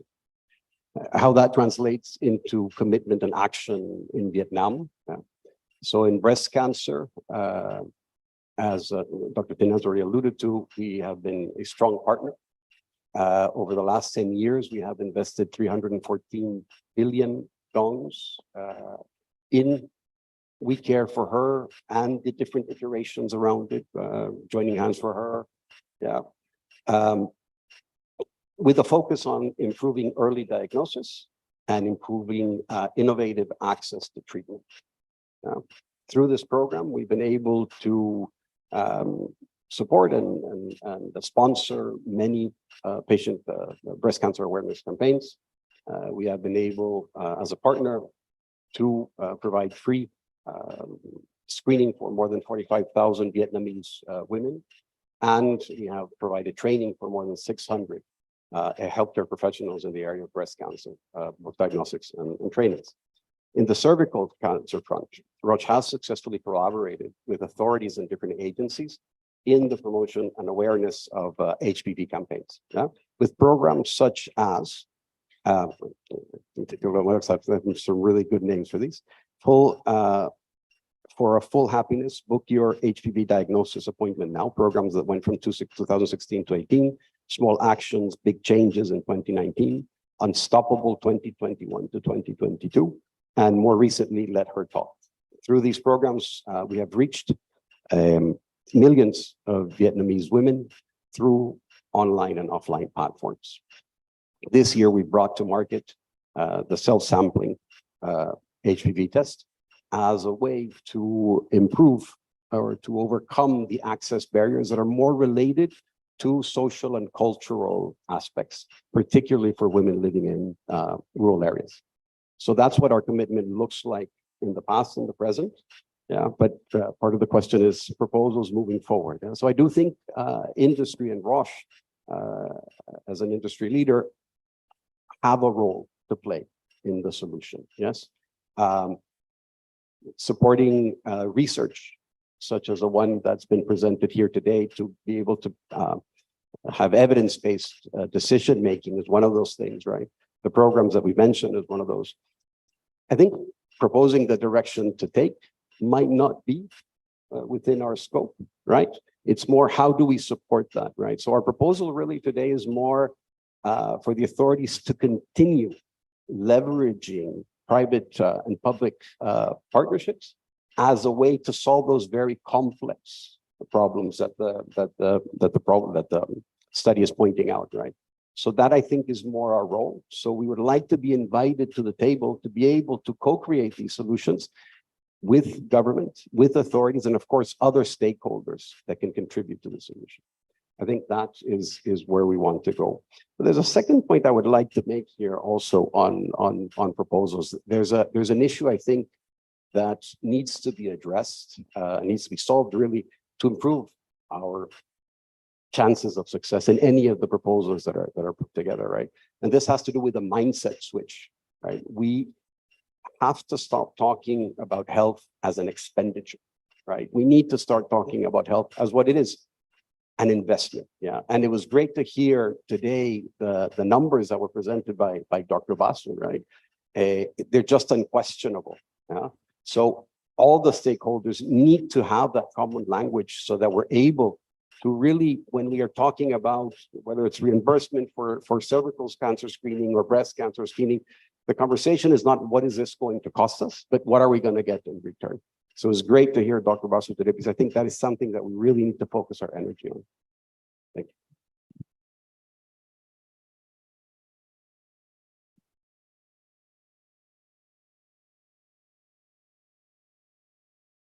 Vâng, còn khá nhiều câu hỏi, tuy nhiên là thời gian chúng ta cũng hạn chế, cho nên là tôi xin được có một câu hỏi cuối cùng cho tiến sĩ Nguyễn Hồng Quý, vừa là giảng viên và đặc biệt là bác sĩ lâm sàng. Thì tiến sĩ có thể chia sẻ về thực trạng, những thuận lợi và khó khăn trong việc tiếp cận dịch vụ, đặc biệt là các phương pháp điều trị tiên tiến cho người bệnh. Dạ, xin cảm ơn câu hỏi của quý chủ tọa. Thì rõ ràng trước một cái bệnh nhân mà được chẩn đoán và điều trị ung thư á, thì 3 yếu tố mà chi phối trên bệnh nhân đó. Đầu tiên là phải kể đến là yếu tố từ chính bệnh nhân, là yếu tố nội tại từ bệnh nhân. Bệnh nhân có một rào cản rất là lớn, đặc biệt là tâm lý của bệnh nhân Việt Nam á, thì rất là ngại đi khám bệnh. Đó một là tâm lý chung, đặc biệt là tâm lý đó cũng rơi vào những bệnh nhân châu Á khác. Cái lý do thứ hai mà liên quan đến bệnh nhân á, đó là cái chi phí kinh tế để mà bệnh nhân đến chẩn đoán và điều trị. Theo một thống kê cách đây năm ngoái thì cho thấy rằng là gần 60% bệnh nhân bị ung thư vú tại Việt Nam á, thì có mức thu nhập là dưới 12 triệu một tháng. Và gần 90% bệnh nhân ung thư vú tại Việt Nam thì mức thu nhập là dưới 25 triệu một tháng.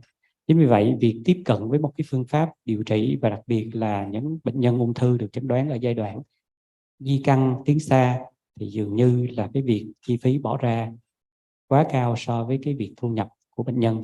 Đó là yếu tố liên quan đến bệnh nhân và là một cái khó khăn hiện hữu lớn nhất. Cái yếu tố liên quan thứ hai chi phối đến cái việc điều trị của bệnh nhân, đó là việc nhân viên y tế và cơ sở vật chất điều trị mà bệnh nhân đến tham gia điều trị. Một cái yếu tố rất là thuận lợi khi mà Việt Nam đã được hội nhập quốc tế và các nhân viên y tế đều được cập nhật các kiến thức, cũng như là Bộ Y tế Việt Nam cũng cập nhật các phác đồ điều trị.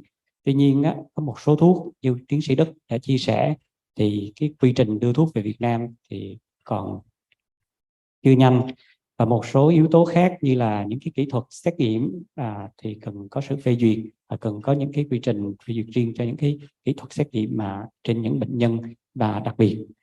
Và một yếu tố thứ ba là yếu tố cuối cùng liên quan đến cái chính sách xã hội, an sinh xã hội, mà những cái chương trình như là Quỹ Ngày Mai Tươi Sáng đã đưa ra những cái hỗ trợ cho bệnh nhân, cũng như cái việc mà đưa ra những cái chương trình tầm soát ung thư trong những cái ung thư giai đoạn sớm cho những yếu tố bệnh nhân nguy cơ cao mà tiến sĩ Bích vừa chia sẻ, thì cũng mang lại những cái lợi ích và những cái thuận lợi cho bệnh nhân Việt Nam. Rõ ràng là cả 3 yếu tố đó, yếu tố từ bệnh nhân, yếu tố từ cơ sở y tế và nhân viên y tế, và đặc biệt là những yếu tố chính sách an sinh xã hội, nó sẽ chi phối cho cái việc điều trị của bệnh nhân Việt Nam. Dạ em xin hết ạ.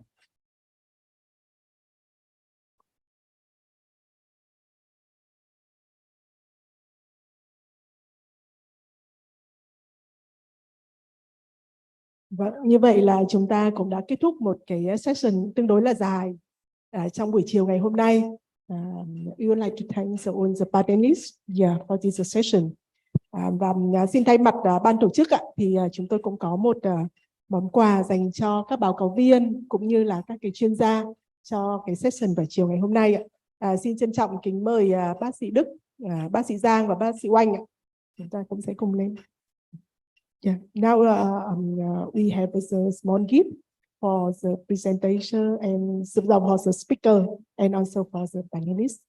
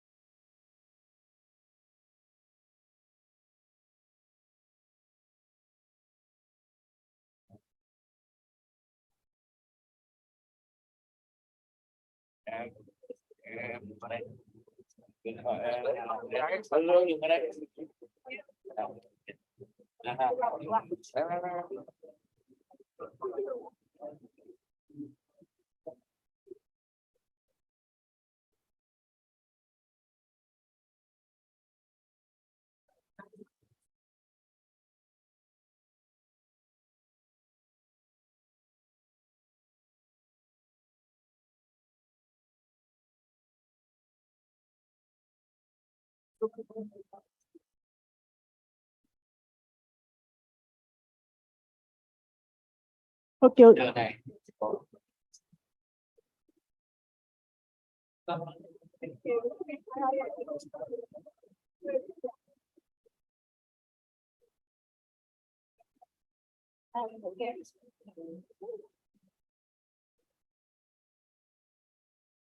Xin trân trọng cảm ơn tất cả các quý vị đại biểu đã tham gia vào chương trình hội thảo ngày hôm nay ạ.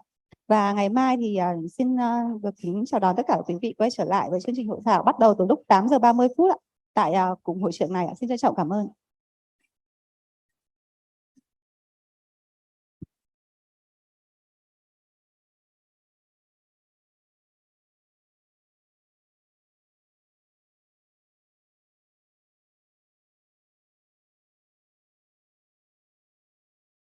Đâu cái khóa đó.